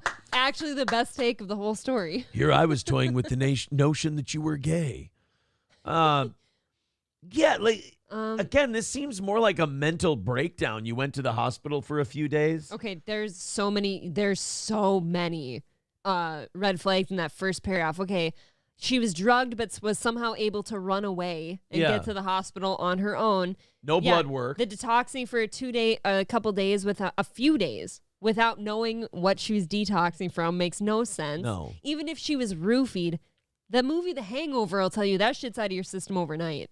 So I no longer felt safe in my apartment. Why? Yeah, this sounds like a crazy chick in LA having a mental breakdown and wanting to blame someone for it. Yeah, I didn't do comedy for 3 years. It's because you're probably insecure and didn't think you could do it. This is where you have to be careful if you're a guy like Hinchcliffe, though, because a guy like Tony, he does have some influence and some sway. Mm-hmm. In comedy, at least in Austin and kind of that area. And he does have that show. So he can do something for you. So if these girls believe like, oh yeah, Tony Hinchcliffe, he can do something for you. And then you don't, they will get bitter. And they will try to fuck you over. They will try to hamstring you. And then if you're Tony, it's like, I'm sorry I didn't fuck you. Right. I'm sorry. Jezebel G, preying on equals hit on some women. And that's what men do. I'm sorry. Men hit on women. And you know what? Some women really hit on men too. Like, it goes both ways. This is ridiculous. Producer Robert says that's true. According to Keanu, all the female guests I book, I want to fuck. Well, I mean, there you go. Okay, but you must have saw something in them, and that's what happens. People hit on people in close proximity, and you know what, April? They have. And April, I just can't sit here and let this stand. All of that behavior is extremely manipulative. I fucked up extremely because I was trying to fuck up manipulative. It's extremu manipulative. Manipulative, yes. It's extremely manipulative. Hey, any chick you've ever had on your show, you've wanted to fuck. I believe it. Let me think. Hold on. That one, yes. Exactly. Chrissy. Oh, for sure. I would. Mostly the tits. You'd fuck just her tits. No, I'm not a titty fuck kind of a guy. You just bit your lip. You did the lip bitey thing. I do have a it's not a herp. I have a crack. I have a dry crack in my lip. You have a dry crack. Yes, I have a very dry crack, and that's the only way I want it to be, quite frankly. Yeah, I'm trying to think of all. I haven't had many women. No, not Natalie Ringsmith. I was wondering about Natalie. No. The city council ladies running for the school board or whatever. No, I didn't want to fuck them either. Teresa. No, I didn't want to fuck them. I think I only wanted to fuck one woman I had on my show. Do tell. No, I don't. I don't want to get him in trouble. I don't want to get him in trouble. I would never tell. Come on. It's years ago. I don't care when it was. I just want to know.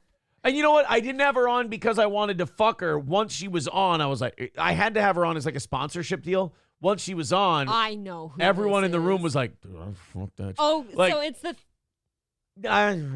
So Oz and I, I know who this is. When she came in, Oz and I, as soon as she left, Oz and I were both like, the fucking tits on that chick. Holy shit in my balls. It's ridiculous. This one, obviously. Yes. Yeah. That was the one. We had her in, and then we didn't have her in because we wanted to fuck her. I shouldn't say that. You just wanted... Once we had her in, we had cum shooting out of our eyeballs. Once you had her in, you wanted to be in her. Right, exactly. That's what it was. I could give that one a pass. Is that the only one I've ever had on the show because I wanted to fuck him? Now, there's no way. It could be. I had a lot of uggos. I'm sorry. I had a lot of iffy ones. Okay. On the program. Keanu's been on the program. She's hot. I'd give you a pass for that one. For wanting to. What, for the want. Has she been on this program? With me. Yeah, that's not my program. But you still set it up to have her as the host of your show. You know what? I'd fuck the both of you. Yeah. Which, by the way, horrifying for some women to hear. I love when guys... You know what's great? No. What's awesome is when guys do this thing where they're like, dude, I so fuck that chick, and they see it as like you're complimenting them. Yeah. You understand most women look at the guys who are saying, oh, I would fuck that chick, and those women are mildly horrified. Like it's the not, other woman's like, ooh. It's not taken as the compliment. Right. That you've intended it to be. Gino, I'm sure, would hear that you would fuck the both of us and be like, you know what? I understand that. You know, they're both very attractive ladies. Right. But that doesn't mean that you saying it is complimentary, that person. The woman doesn't see it that way. Right. Exactly. They're running scared. Let's see what people are saying about the Tony Hinchcliffe thing over on Rumble. Okay. Nothing but lies, spreading rumors. Mm-hmm. Packerbacker says if this even happened at all, she just mentioned the most famous person at the table to get some internet clout. Yeah, what about the other guys who were at the table? This is a whacked out chick, man. If you're a guy, this is the kind of girl you're terrified of running into. Exactly. Look, I don't find Tony Hinchcliffe attractive at all. What? Like, at all. But, like, I don't see him as needing to drug women to fuck them. Right. Somebody will fuck Tony that night. Stuck at Night says, I heard she's trying to kill Tony. Right? Oh. Matt's Little Blue Pill says, what about me, Aaron? LOL. Oh, yeah, you've had me on your show. Excuse me. Everyone's like, you should be saying April, but you're not. Well, I thought that was kind of implied, but Skeezy says, I know I'm not attractive enough to get away with saying I'd fuck her. Right. It's one of those deals where you do say like, oh yeah, I'd fuck her. And then the girl will be like, oh, and you'd be like, oh, you uptight bitch. I'm giving you a compliment. Right. It's like, yeah, but she doesn't. I know you're thinking of fucking her and you're like, oh yeah, fucking jacking off. She sees you say that you would fuck her, and then she goes, now she's imagining that person on top of her, and she's just like, oh my God. Oh no. Please Look, not. I did it once too. I got over it. Makes me feel bad. I'm funny. That makes me feel bad about myself. You look great today. Hey, thanks. I appreciate that. I'm going to the gym. That fucking sauna's going to be closed, isn't it? I need to sweat out the I'm actually going to make you go to the gym first so I know if I Okay. should go to that one or the other. I need to sweat out the 3rd Street from last night. And for many reasons, apparently. What? What? Oh, the beer. Oh, the chick from... Careful. Look what you've done. The chick that was drinking 3rd Street beer. Yes. Keanu with 1999 says, for my girlfriend. I love you. I miss you. I'm a man. Can you hear me? Can you feel me? 135 away from this morning. Thank you. you guys bringing it in for a nice cozy landing today. About 700 of you checking out this program at the moment. So everybody hit thumbs up. Everybody hit subscribe. We appreciate it. Every time I hear a news story about Kanye West, I just like this fucking guy more and more. I'd book him. I'd fuck him.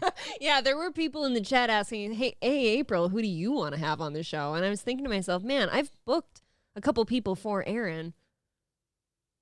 I don't know if I'd fuck any of them. Really? Cog wouldn't be.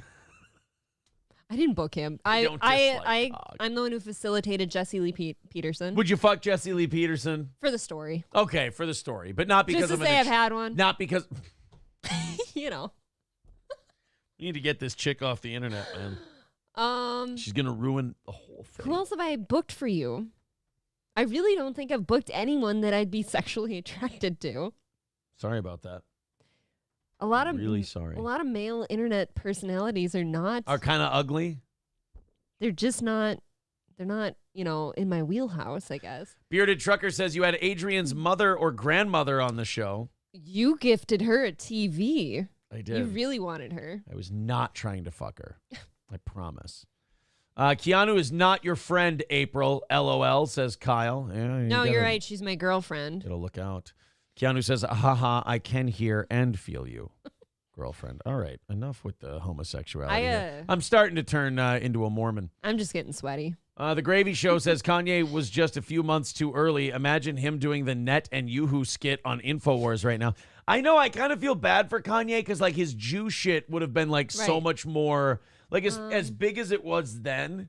Like Kanye would be playing college campuses right now with his thoughts on Jewish people. It was ill-timed, which is unfortunate. Poor guy. Well, anyway, he and his girlfriend Bianca are taking a break after her friend staged an intervention over his supposedly controlling behavior. And I read about the controlling behavior, and I have to say, if Kanye was pulling this off, good for him, man. Is it bad? Just good for... No, it's just weird. Like, everything else he does is just fucking goofy. Okay. They claim West instructed Sensory to, quote, never speak, wear what he wants her to wear, eat certain food items, and work out even though Kanye doesn't work out. Well, that one makes sense, right? God bless. You just want your bitch looking fine.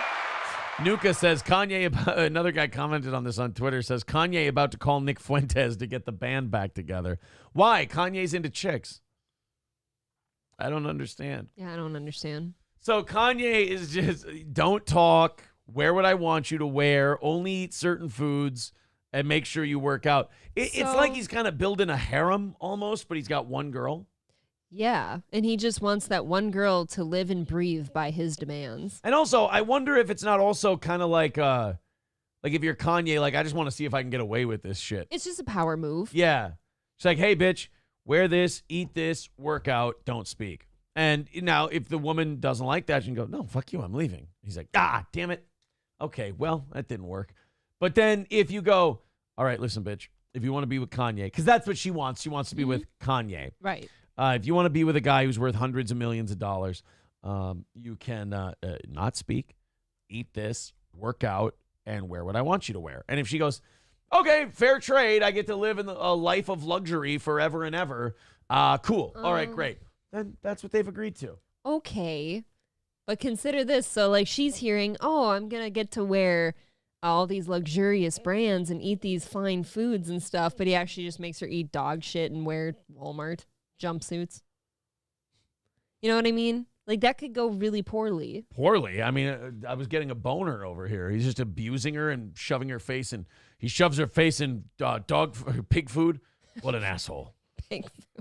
Red Fox Mad with $4.99 says Aaron wanted to do Star Riser. That was an allegation that was spread around. Oh, for a Star while. Rising. Yeah, they thought I wanted to fuck that black girl. Yeah, I remember when that was when you and I were first dating, and everyone loved to throw that in my face. Yeah, he's trying to fuck her, April. Shouldn't you be mad? Yeah. Well, I never got that. How dare you guys not know me by Did now? you want to fuck her? The black girl who came on the show? Yeah. No, I don't know if you guys know this about Aaron. I did not really find his her, type. Did not find her attractive. Kyle, oh no. The internet's here fact-checking shit. You and Keanu can never speak to each other again. I'm sorry, I just love the autism. What Kyle happened? goes, Keanu is a member of NLO channel, and she was laughing at him calling April's mom fat repeatedly. Well, then I guess they just can't be friends anymore ever again, Kyle, and I bet you that's 100% true, and God damn it, thank you for exposing these two-faced people. What is it with Kyle and me? Does Kyle not understand that when you shit this hard all over women that it makes you just kind of look like you want to fuck them? Yeah. And you're upset that you're not? Kyle, I have to say this. Your fact-checking is so appreciated, and thank you so much for saving us a lifetime of pain and embarrassment. I'm sorry. I just wanted to give you what you thought you were going to get in your head when you said that. I'm sure that fact is going to negate all the good times I've had with Keanu. All gonna go away now, Kyle. You fucking got him, bro. Nice. I've got to retract all those good times. I'm sorry. You guys are just so easy to pick on. I'm sorry for teasing you, but you guys are just really easy to pick on. I just don't understand why I be that person. Ken of the North says, Kanye, more like controlling. Hey-oh, I'll let myself out. Fuck. Stevie J says, there are facts, alternative facts, and incel facts. Keanu says, LOL. Weird. Not now, Kyle. Right. That's when her and I are fighting. I'll bring that up. Kyle, I got to tell you, right there, one comment, right through the heart. You really hit yourself hard. Oh, it hit me that hard. Actually, it's weird. My heart feels better after I did that. Well, you dislodged the bread and That's what it was. There was a lot of bread and queso that was calcified in there, and I just shook it loose. Oh, but now you've shaken that loose. It's got to go somewhere. You know where stuff travels. Right into my butthole. Back to sodomy songs again. Hey. Really, everything just goes back to your anus for you. It's a sodomy flow chart on the Steel Toe Morning Show. Kanye's apparently a really controlling guy. They're taking a break. I thought they were married. I did too. I thought that was definitely his wife. Well, guess what, guys? They're taking a break. And now she's going to have sex with a guy on vacation, and then she's going to yell, we were on a break. What's that from? Seinfeld? Friends. Oh, sorry. Whoopsie daisy. What do you go to after Kanye? They were on a break. We're going to go to Luis J. Gomez versus Opie. No, if you're her. Oh, if you're her? Like literally anybody a little more censor stable girl. on the planet? I mean, where do you go to after Kanye? I mean, she actually just starts fucking Owen Benjamin. Yeah, I mean, I don't know. Somebody who will let you wear what you want. I don't know. I suppose that would be it. St. Floyd's Neck Pillow says, speaking of Aaron being cock hungry, here we go. Let's take a look. Oh. What's the clip? 11 months ago. Actually blacked out and really started desiring. For a second, and forgot we were doing a show. I actually blacked out and really started desiring cock munching for a while. I want to apologize. Gay. Yeah. Myself. Let's get. Why would you say that? I'm sure if we got the context of what that clip was about, we would all realize that there was nothing wrong with that and it was totally fine. You were desiring cock munching? No, I think I was talking about somebody else. Must be talking about yourself. SH says most conversations turn to butt stuff if they go on long enough. That's true. There's a flow chart for where conversations go. Right. And there's two places conversations end up at. It's either Hitler or butt sex. So does that mean that we secretly like both of those things?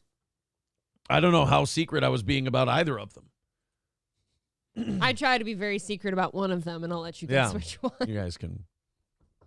You guys can guess which one it is. Viewer's choice. Chevrolet JB says, be serious, April. None of them wanted to bang you either. Oh, shit. Jesse Lee Peterson didn't want to give up the dick. Get it? I'm ugly. He doesn't really like women anyway. No, he actually really doesn't like them at all. Thinks they're all trollops. He doesn't like women or dogs. Oh, yeah, that's right. He doesn't like dogs either. He hates that.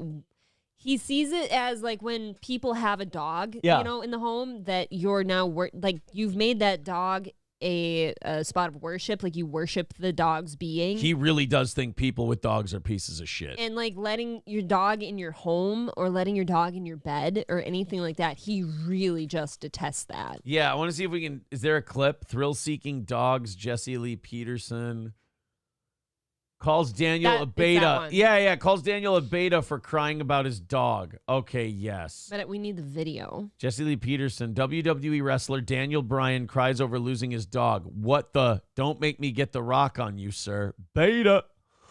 No, there was a phone call that I showed you on the show where some dude had called in because his dog died and he was sad and he needed to know how to move on. Yeah. And Jesse instead goes on this big diatribe about how we shouldn't be worshiping dogs. You're a homo if you like your dog.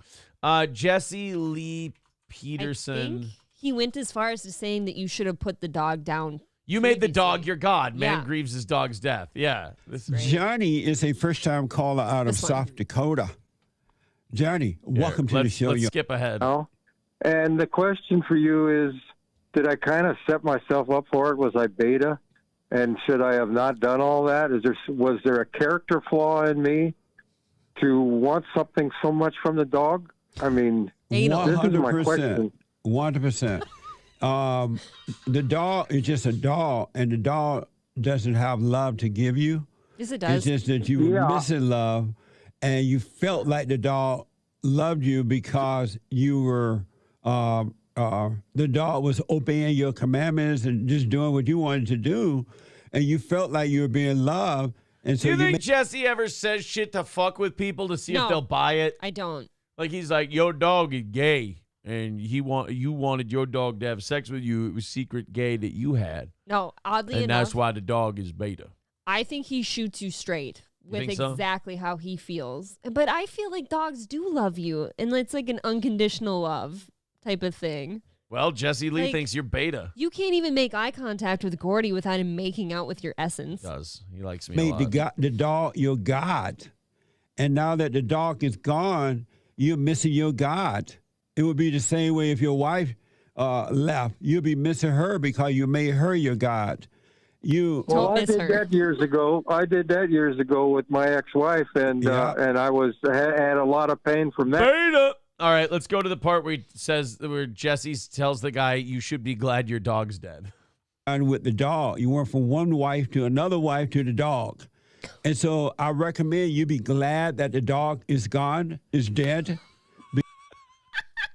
Really have a way of shitting on a guy, don't you, Jess? Yeah, but in fairness, this is going to distract the guy from his pain, probably. Look, you should be glad your dog is dead. In fact, you should be sad that it didn't die a more violent death, like it was hit by a car or kicked in the head by a moose or something vicious and violent. Because it's causing you to see how messed up you are within and then suffer through that so that the ego can die and you would never have to go through it again. I have good news and bad news. What's the good news, Jess? Your dog is dead. Well, that doesn't really sound like good news. Well, what's the bad? You're a piece of shit who can't love things properly, so you turn animals into gods. So I know you called to feel better about your dog dying, but I'm now going to make you feel even worse and shittier than when you called in because I have to break you to rebuild you. Beta. Yeah, Jesse, that's right on because I could feel the pain. Yeah. These guys like agree with him yeah. when he shits on them. He's like, you know, you're a piece of shit and you're a gay F word for you know, crying over your dog. He's like, you know, you're right, Jesse. I am a piece of shit and I appreciate you for shooting me straight. No problem. Oh, yeah, he really does shit all over you, but he makes it sound like he's doing you a favor and like bringing you to the light. Yeah. And then these people start seeing that and they're like, oh my God. Thank you, Jesse. Right. That's so right. That I'm in from this, and then I'm thinking, you know what? Let this burn it out. There's got to be a reason. I talked to one of my friends, and he said that the dog died for you to learn something. You know? Yeah, be glad the dog is dead, so you can see the cover up. You were using the dog. It's a psyop. It's your dog dying is 100% the Illuminati and the Bilderberg Group, and I'm glad Jesse Lee Peterson beat me to it.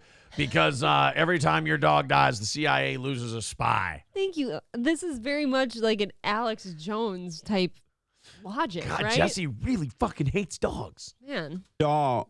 I hope all dogs are dead tomorrow. I hope I wake up and the streets are littered with the carcasses of dead dogs and puppies. But I don't think because they're beta. But Jesse, I don't think there's anything that deep about a dog passing away. Yes, there is. Every time a dog dies, the real God gets more power because you made the God dog. You know, God is dog spelled backwards. And so you've got a backwards God if you have a dog, and your dog is not God, but it's the backwards incarnation of the dog, and I hope it dies. So Lenny from Of Mice and Men had it right. You should squeeze a puppy until its head pops off. If you can't squeeze off a puppy's head, you're beta. Mate. Yeah, I'm hugging this thing and getting pleasure all the time. No! Stop that. What a mess. Jesse, what the heck? Beta! Oh my God. Does he yell beta at this guy? Yeah, he will yell it, yeah. What a mess. I mean, I'm hugging and kissing this thing. And what I recommend, be glad the dog is dead. Do you allow your wife to see you being weak because a dog died? Yeah. And so how are you able to help her if you're acting like her? If she can see you being weak? Well, I didn't because, now she's weeping a lot because of the dog and because I wasn't a good leader. Yeah. I better said, no, we're getting too close to this dog. That's not healthy. Yeah, I mean, absolutely. It went into the toilet with us when we pooped. I mean, it was just... Wait, your dog watched you shit? Get your dog out of the fucking bathroom, you creep. Are you saying you don't leave the door open for Gordy to watch you shit? You talk about ego. Now I agree with Jesse. That was your ego. You want the dog to watch you shit, you weirdo? But you don't... What if you you took Gordy into the bathroom with you to watch you shit and you disrobed in front of him as you do before you shit? Sure. And you assert dominance that you're wise enough to use a toilet, whereas he has to shit outside. Beta. It's just terrible. What a sad way to live. No, be glad the dog is dead. Don't go and replace it with another dog. Let yourself overcome this fallen state that you're in so that you can stop using people. I'm sad about my dog. Well, you in a fallen state and you're a failed man and you piece of shit. Wow. Places and things to feel better. He means this. And then, I know. If you decide to get a dog later in life, later on, without the wrong need, the dog would just be a dog. It wouldn't be a comfort zone, a comfort for you. Well, then I shouldn't have it live inside. It should be outside. Absolutely. Yeah, those flea-bitten louses should be outside. They're disgusting animals.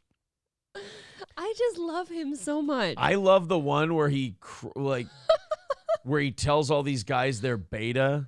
Yeah. The beta compilation. Where, what was the one thing where he said, like, he cried when his kid did something? And he's like, beta! His kid, like, landed a cartwheel. Yeah, he's like, that's beta. A nurse? Yes. Beta! Ramar, are you the head of your wife? I like to think that we're equal. Are you the head? Beta! I am no. I'm an alpha. Not if you think you and your wife are equal. Beta! Because I tell you why. Beta! And my stepmom thought I was getting an attitude, and she got really mad that I said that to her. And so not even like 2 minutes later, my dad called me. Beta! I told my dad. Oh, poor daddy feeling hurt. Did you think I'm a beta? Did you think I'm a beta? Did you think I'm a beta? Manhood hour. What is a man? What is a man? Man. It's an adult. Beta male. Turn to man. Alpha man. On my mom for a lot of things. Beta. Rely on my mom. And lead the way. I do rely on my mom for a lot of things. Beta. When you were 5 years old, you were sick, and he called you the P word? Yeah, he called me a P word, you know, the B word. Said stop being a little, you know. Were you acting like a little beta baby? Maybe. Is it a boy or a girl? Oh, just a little girl, Beta. And the guy had a baby girl, and Jesse Lee Peterson thinks that's The beta. gender alone. Beta. Beta. You know, you got to have her ride your penis, and then when you shoot inside of it, that's how they make a boy.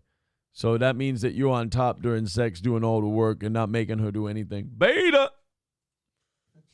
What a girl. Beta girl. Jason, you could have been straight up, man. Be a alpha male, not a beta male. He is. I wasn't going to say I'm doubling down and I was going to vote for him, but that's the thing. The thing I was going to vote for was the Yang Gang. Who? The Yang Gang? Andrew Yang? Yeah, I was leaning more towards that way, but he Beta! Voting for Andrew Yang is beta. Beta male. Bernie Mango says, well, and my biblical question, do you see yourself as a son of God? Bernie Mango says, well, you're leaving out women. I prefer the term child of God. Chow. Or you can call me a saint. Whatever. It's amazing. Beta! It's amazing. This is like porn for us. I love that he knows his catchphrases that the I know. internet's giving him, and he's like, I'm leaning the fuck in. I think he just talks like that. Yeah. Was having sex with my girlfriend. Beta. A little beta. Beta! At the moment, I live with my mother. Beta! Having sex. Everything you're doing is wrong. Just thinking about that. You left your place, moved into hers. Wrong. You made a baby with her out of wedlock. Wrong. She's not your wife, so it's not going to work. Wrong. She is already disobeying you. Wrong. Fuck yeah, Jess. And Beta. she's already using your child against to control you. Wrong. I recommend. All right, there's Jesse Lee Peterson. It really is like porn. I could watch that all day. Or when he yells at Hassan Piker, he's like, do you think Muslims are violent?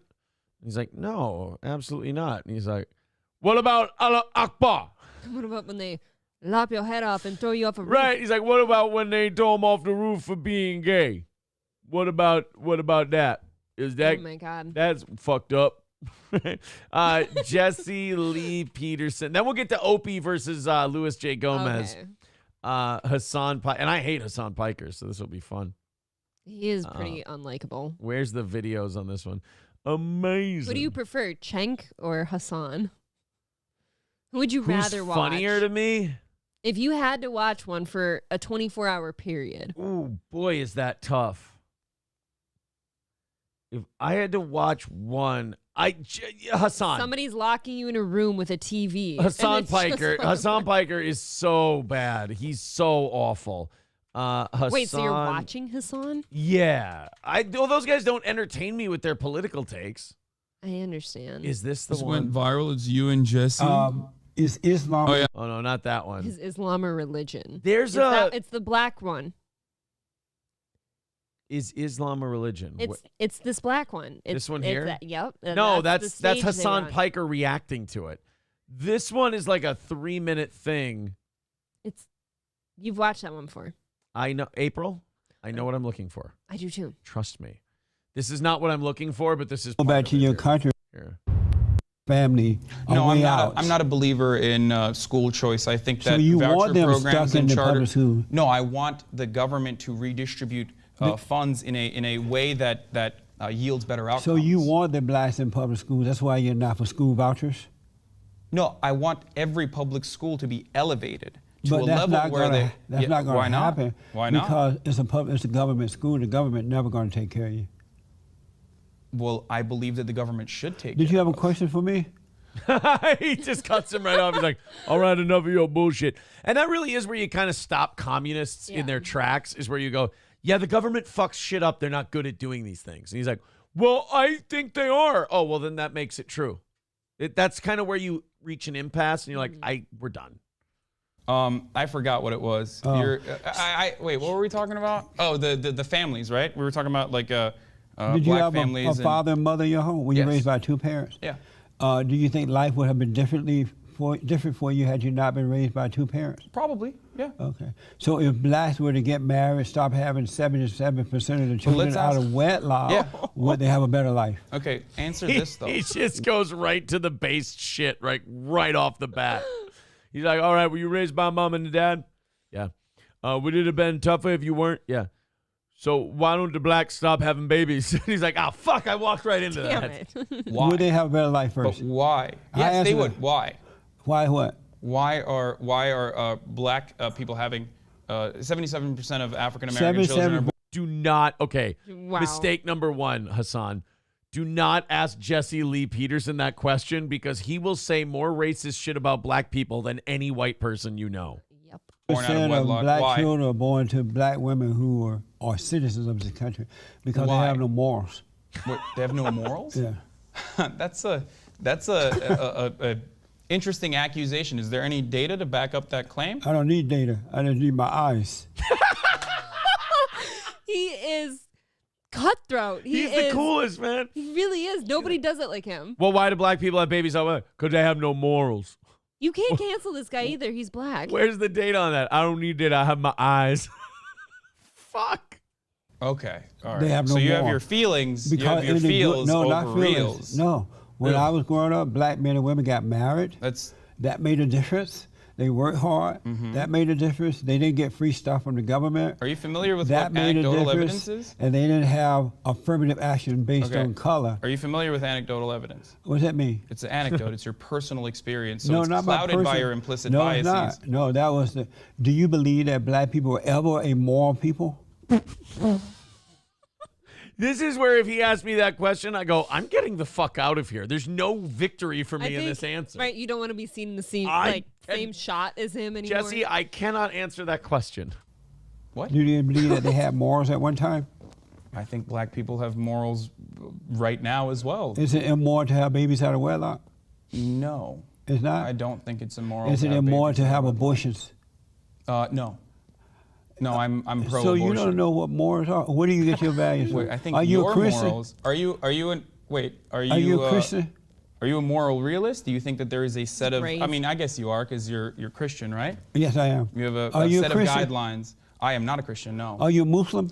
I say that I'm culturally Muslim, but I'm not actually. I'm agnostic. I cannot confirm. No. Oh, he really is just That a is- douche in everything. He's ultra douchey, man. You can't ask him any question without douche coming out of him. Or deny the existence of God. You were born in Turkey? I was born here, actually. I'm an anchor baby. Oh, you're an anchor baby? Really? Yeah. Your mother got pregnant and crossed the border illegally and dropped you down? No, she crossed the border legally, but she gave birth to me here so I could have American citizenship. Yes. That's amazing. Amazing. And so this Sure guy, is. Kink, what's his name? Chink? Jenk. Jenk. Yes. Is that your nephew? I mean, your No, uncle? my uncle, yes. Your nephew. That's your uncle? Yeah. What is it? You work for him? I do, yeah. What is it like working for him? Pretty good. And there's good days and bad days, just like any other job, you know? Yeah. Are you a liberal? I wouldn't consider myself a liberal, no. Are you a conservative? No, I'm certainly not a conservative. I'm a leftist, and I would consider liberals to be conservative. I'm more progressive. Again, just douche. Ugh. Every time you ask Ew. him a question, just douche pouring out of his This isn't face. good. than most liberals. And why is that? Because liberals still believe in outdated modes of outdated economic systems that have yielded terrible results. Get out of college, Hassan. It's time. For the overwhelming majority of Americans and the overwhelming majority of people around the world.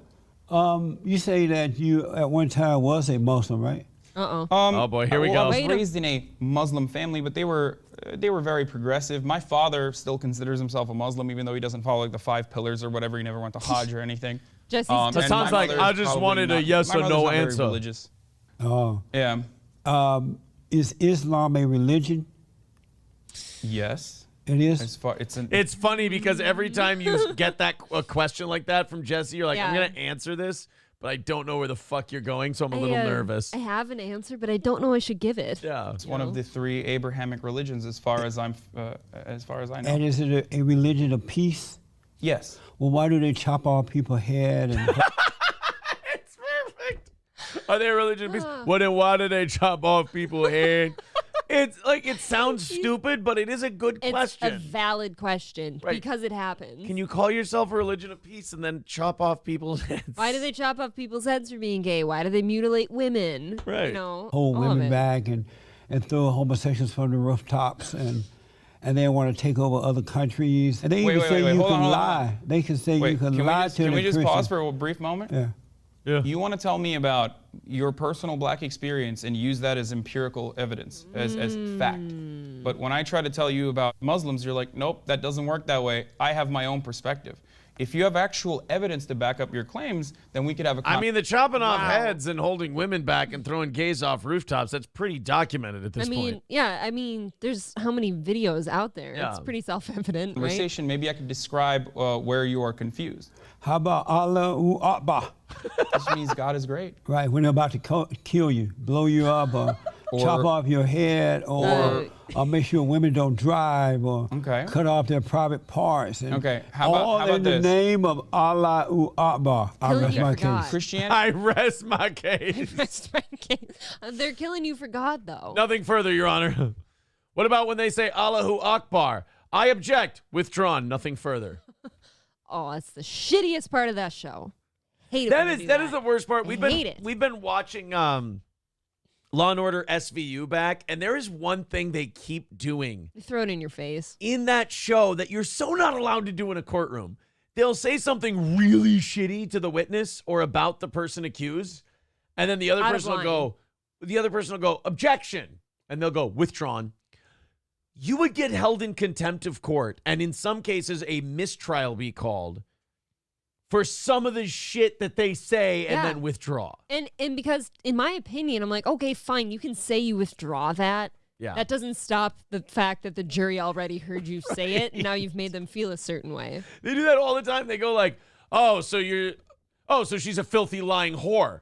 Objection. Withdrawn. Nothing further. It's like, no, you can't. And the jury's all sitting over there like crickets, and they're like, she might be a lying whore. Yeah. Omega Dread's gaming channel with $9.99 says, for the sake of ring cells, incels, and femcells that are genuinely nice but fight to not marry each other, they can do both and do better and never settle for less. No. It's too complex for me. SH says, even if you don't Thank you. agree with him, it's hard not to like Jesse Lee Peterson. Yes, Right? I like how brazen he is. And like he's strict with his convictions. Very strict. God's Node with $5 says, Allahu Abba. That is how he says it. Allahu Abba. What about Allahu Abba? Wait. 125 away. What are we? About 35 minutes away from either bringing this out or not bringing this out. I will say this. We've done this all via Super Chat this morning. If you want to throw in via PayPal, Venmo, or Streamlabs, there's no 20% taken off the top like on Rumble or 30% taken off the top on YouTube.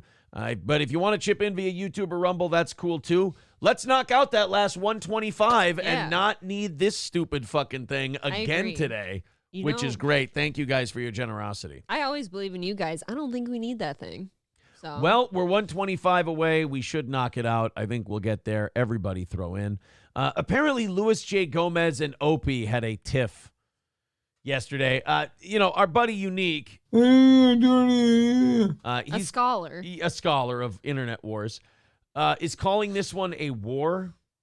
I have to tell you, I don't believe that this is a war kind of a thing. I don't think Louis and Opie bitched at each other on Twitter yesterday. And I believe that's the extent of it. But that doesn't make it not entertaining. Now, I need the Unique video on this because I can't see what Opie wrote to Louis because Opie has blocked me. Now, Opie is within his rights to block me. I was shitting on him. You said the man had a family. I've said very mean things about him after he withdrew from our interview because I criticized him one time, the fucking goof. And I've shit on him in the past. I think he's funny to make fun of. And he blocked me, which is, again, totally fair. I don't think he's gay for doing that. It's if you want to block someone, you can block someone. But now I can't see his tweets. So I only saw one side of this Luis J. Gomez Opie thing. I'm excited to see how the whole thing went. Let's check it out. Our buddy Unique. Luis J. Gomez and Opie are currently going to war with each other on Twitter or X. Ugh. I hate the fact that it's now called that. But hey, commentary from Unique. Twitter. So, some guy replied to Luis J. Gomez, yeesh, Opie Hughes vibes, because apparently Luis has stopped saying a word or something or whatever. Who cares? Yeah. And then Luis J. Gomez says, yeesh, an Opie reference. Tell me you're 50 without telling me you're 50. I mean, that's one thing O&A fans on the internet need to become a little self-aware of. Sure. You're getting older. We're not young. You got to remember, that show's been off the air for 10 years. You could argue it hasn't been great for 25 years. Or, I'm sorry, 15 years, not 25. I'm sorry. It's been off the air for a decade. It hasn't been great in about 15 years.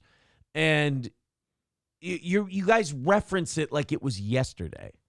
You're like, oh, man, you know what O&A would say about this? Nothing. They hate each other. They wouldn't say anything about this. No. Now, this is not a shot at Opie, but Opie's going to take it as one, and Luis is going to respond. Wait a minute. You're telling me that Greg Opie Hughes saw something on the internet that mentioned his name, took it as a shot, and then attacked? That doesn't sound like the Opie I know that I've communicated with. Yeah, because the Opie I know takes almost everything as an insult and must go to war over it. The Opie that I know that I've talked to did the same thing to me that he's doing to Luis J. Gomez. He's responding to something that wasn't a shot as though you just shit upon him directly. I believe Luis is probably blocked today. Probably blocked. So that's all Luis said. But then Opie had to chime in. Yo, Luis J. Gomez, you piece of shit. Stop playing tough guy. That's aggressive. All he said was an Opie reference. Tell me you're 50 without telling me you're 50. Opester, you're in your 60s. Your fans, if they've been listening to you since 98, are in their 40s and 50s. I'm one of your youngest fans at 36. Yeah, that's the thing with time, is it keeps going forward. Tracy Lawrence once said, I believe, time marches on. And you get older, it's not an insult to say an Opie reference, tell me you're 50 without telling me you're 50. Dude, something that discredits Opie for me right out the gate, look at his Twitter handle. He can't even... the P Radio. In podcast is supposed to be... That's what's bothering you. That's what's bothering you. It's supposed to be Opie Radio Podcast with a capital P. Boy. That's the title of your show. Are you going to make it? No, but it did discredit him for me. Oh, okay. So you're like Stannis Baratheon. You need proper punctuation. I sure shit do. Okay. If you're going to be out here calling out people for being pieces of shit and for being a tough guy, you can at least get your name right. April stands on a boat when she's about to go to war and she goes, Fewer. It's fewer. So he's pissed that Luis J. Gomez made that reference. I mean, coming out of the gate hot with you piece of shit, stop playing tough guy. First of all, I watched Lewis's boxing match against Tim Butterly. Lewis is a tough guy. Just look at how aggressive that whole tweet is. Oh, Luis J. Gomez, you piece of shit, stop playing tough guy. I have no issue with you, and you know it. Take this garbage somewhere else. Go use someone else as your punching bag. But he didn't do anything. You know what this is? It's hurt people hurting people. Yeah. Opie is feeling so downtrodden and rejected and insulted by society at this point. He's like, I can't even have somebody mention my name without pretending that person's trying to attack me. Well, and here's what Luis J. Gomez does, and you'll see it in this. Mm-hmm. Luis is one of those guys who's like, I wasn't shitting on you, but I'm not going to back down now. Now I'll shit on you for being a dick. He threw 4 shots at Luis in here. It's time to be a dick. Every time you saw me, you showed me nothing but respect and have invited me on your show numerous times. F off. Said fuck off. And all he said was yeesh and Opie reference, tell me you're 50 without telling me you're 50. He was shitting on the guy who tweeted that, not right. You. Where the proper, yeah. So instead of you pretending that you've been insulted, you should have just chuckled and been like, oh, haha, get it? Because we are getting older. Yeah. You know? And then Lewis responded. First of all, this is the best thing about internet beef is that it sounds so juvenile and stupid and retarded when you do what Kyle's doing right now. And then Lewis said on Twitter, and then Opie said on Twitter, and then you know what the other guy said on Twitter? Aaron, this is what men call war. Yeah, this is war.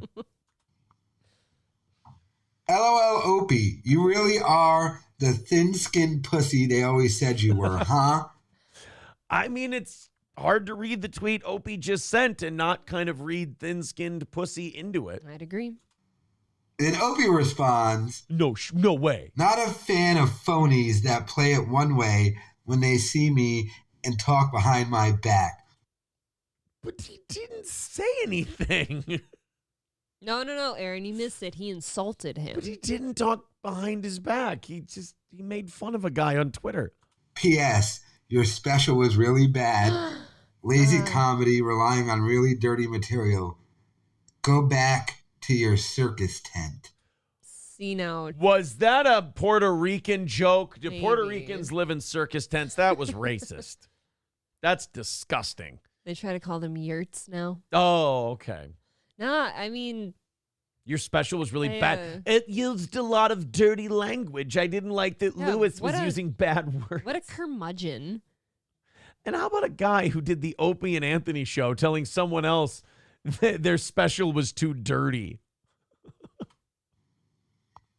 Okay, so like I said, this is ongoing, just happened.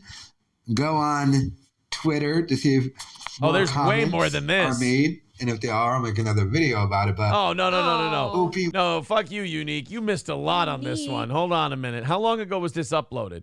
15 hours ago? Oh, yeah, you missed a bunch, my man. How do you keep fighting like little schoolgirls like this? Well, for Lewis, I think it's fun. You're just kind of Lewis follows shitting you? on the guy. You piece of shit. I'm sorry. I follow him. I don't think he follows me. I apologize. So Opie did the... You really are the thin-skinned pussy they always said you were. So then Opie said that his special wasn't funny. And Lewis says, Opie, you created something that people cared about 25 years ago and have not created a single thing that anyone has enjoyed since. People use the name Opie as an insult. Think about that. You're irrelevant trash. Thanks for watching my special. I, like most others, have not watched anything you've done in a very long time. And then I think the last one was... phony. Opie, look at how everyone talks about you. All the people that used to have relationships with you. Anthony, Jim, Sam, everyone says you're a thin-skinned cunt. People that know you very personally all hate you now, personally and professionally. You are a loser. And then his last one was, also, if you liked my special, I'd delete it from the internet, you unfunny hack. Well, yeah, and if you considered this, none of these shots would have came at Opie from Lewis if Opie had just shut the fuck up. Again, nobody said anything about you. Right, but this is what happens when you're bitter and you're hurt and unloved by society and you can't see your name without assuming that somebody has shat upon you. I suppose. Guys, we have about 20 minutes before we have to... We might, we only had 2:10 to go today, and we didn't really talk about the goal at all, so I get it. But I don't want to bring this out. No. After being at 2:10, so 125 away. Let's hammer the rest of that out. Also, 0 for Streamlabs, PayPal, and Venmo today. So let's go ahead and knock it out and throw a couple of bucks our way and hammer out a real easy opening goal to what's going to be a short week. We have morning shows on Monday, Tuesday, Wednesday, Friday for our radio anniversary. We have, or our leaving radio anniversary. We have Monday and Tuesday evening shows this week. So let's knock out that last 125 and call it a W for today. And then we'll add 30 minutes onto the end of today's show. We had a guy at Disneyland. I don't know what the problem was. I don't know what the issue was. But last week, somebody decided that it was time to go. And he wanted to go at Disney, so he jumped off the 3rd level of a parking ramp. That is, I mean, that'll do it. You couldn't pick something more exotic at Disneyland to jump off of? Well, you can't get up the castle at Magic Kingdom. It's too protected. So that's not going to work. You can't really, once you're strapped into those roller coasters, you can't get out and jump. So if you want to die that bad, can't you put some effort in? Yeah, but I mean, do you really want to pay Disneyland prices to get into the park to go finish yourself off? Who cares? I suppose. It's not like you got to What are save you going to do, money. spend it later? Disneyland is dealing with another tragedy. A park guest jumped from a parking structure in what appears to be part of a recent and alarming trend. Police in Anaheim say a 24-year-old man jumped to his death from the Pixar Pals parking structure Wednesday night. Oh, there was probably like a picture of Wall-E staring right at him, and then he just right off the edge. Or that just a little picture of the little lamp. Yeah, the little Pixar lamp. It's the third. Mr. Potato Head from Toy Story was just looking at him like, you don't have to do it, mister. Police in Anaheim say the 24-year-old man jumped to his death. It's the 3rd time in less than a year that someone has K'd themselves by jumping from one of the parking structures within the amusement park. So that's kind of becoming the it place to do it. I guess. It's the suicide forest of Disney World. Could you stop, though? There's a lot of kids around. I guess. I mean, even adults would have a hard time processing watching someone K themselves in front of you, right? Right? I don't want to watch that. Omega Dread says, what if the tourists see? I mean, again, have you paid to get into Disney lately? You got more than you bargained for. Really kind of depressing to begin with. I kind of like a show like that. Give me my money's worth. No. What? Disavow. No. If you're going to be that cowardly and do that to yourself, go do it alone where nobody can see you. By the way, speaking of this, I was thinking about this this weekend because of this story. Okay. Do you remember the Logan Paul suicide forest thing? Mm-hmm. Where he went in that... He found somebody. He went in that forest and they found a dead body that was hanging there because Japanese people go in that forest and they call it a day. Am I like the only one, and I felt this way when it happened, I didn't get wrapped up in the outrage, who thought that he really shouldn't get any fucking trouble for that? Like, everyone was like, he's the devil, he's awful, he's a piece of shit. A lot of people hate Logan Paul for that to this day. And to me, the fucking guy went in there and hanged himself. You don't want to go on, you don't want to end up in a YouTube video in the suicide forest? Don't go hang yourself. I don't think it bothered that guy. I don't think that guy was upset that happened. He's fucking dead. Who cares? We are such pussies, and we are so eager to hate people that we do this thing where we make ourselves look like fucking pussies so that we can hate a guy. I feel that if that's why you decide that you hate Logan Paul, you hated him before that. And Right. you needed a reason to put out there. But with the suicide forest thing, there were so many people who would say, like, on one side of their mouth, they would be like, oh, facts don't care about your feelings, or, oh, what are you, a snowflake, or, oh, what are you, this, that, or the other thing. And then, just so they can hate Logan Paul, they'll be like, oh, it was terrible. He filmed a person in the suicide forest who was hanging by his neck from a tree and this and that. It's like, okay, which one are you? Are you a guy who doesn't give a shit? People should be allowed to say what they want. Don't be a fucking sissy about speeches and everything else. Or are you someone who's going to get all butthurt because somebody filmed a guy hanging in a forest? Who cares? I never cared about that. I certainly don't think Logan should be in trouble for it. If anything, it's kind of like a PSA, like, hey, exactly. You don't want to end up in a video. Don't do that to yourself.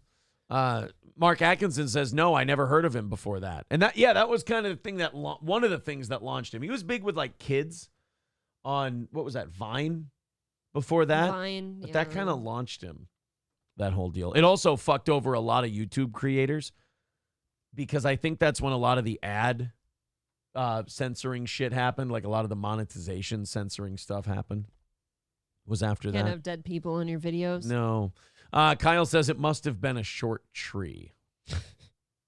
Why? That's an example of Kyle being funny today. Kyle? Why? Why so mean, sir? Why so mean? All right, guys. Sid with there's our buddy Sid with $25 today. Sid starting things off on PayPal. You guys knock out the last 100 for Sid there. Yeah, do it quick. I don't want that plate out. I believe in you guys. April hates that plate. She doesn't want it out. I will bring it out for anything over 50. So there is that. Streamlabs, PayPal, and Venmo. If you don't want to see this plate, let's knock it out and do 30 minutes of overtime. KO the rest of the thing. Easy enough. So we did get some news on January 6th this weekend. They released all of the video of January 6th, which is funny. They released it Friday afternoon. Oh, so you mean nobody sees it because we're all out doing weekend things? At the news dump time, they let all the January 6th footage out. And, you know, I'm glad they did it because now we can get rid of all these conspiracy theories that, like, there were feds there. And that, you know, this thing actually wasn't really that bad. You know, to me, January 6th is the political version of the Suicide Forest Logan Paul thing, where I have to feel weird when I say, like, I don't really give a shit about January 6th. It wasn't that bad. You shouldn't. And guys, if there's conspiracy theories or questions about it and we have all the footage, why is that shit not dumped immediately? Yeah, like for me with the January 6th thing, you know, you're always made to feel like a weirdo when you go, yeah, it wasn't really that big of a deal. It was a protest. They went into the Capitol. Like, we've seen 50 protests since then go into the Capitol and swarm the place and block shit and fill up the rotunda in the Capitol. Whether it's abortion, Palestine, whatever, those people go and storm the Capitol, way more people in there at one time. Yeah. And it's never an insurrection. It's never 9/11 times 500. But this one's because it involved Donald Trump's name. Right, and they wanted to get rid there. of him. So it wasn't that big of a deal. It wasn't a huge thing, but we all have to pretend it is. By the way, somebody said, Aaron, would you please play the audio of that guy jumping from the parking structure at Disney? We do have that clip. Thank you for reminding me. It sounded like he kind of regretted it at the end. Yeah. Regretted it at the last moment. So now this January 6th footage comes out, and I want to play this clip because I think it totally shows you guys that there were no feds at this thing. There were no instigators that were employed by the government or no, you know, covert operatives. This man, as you can see here, April, is handcuffed. Okay.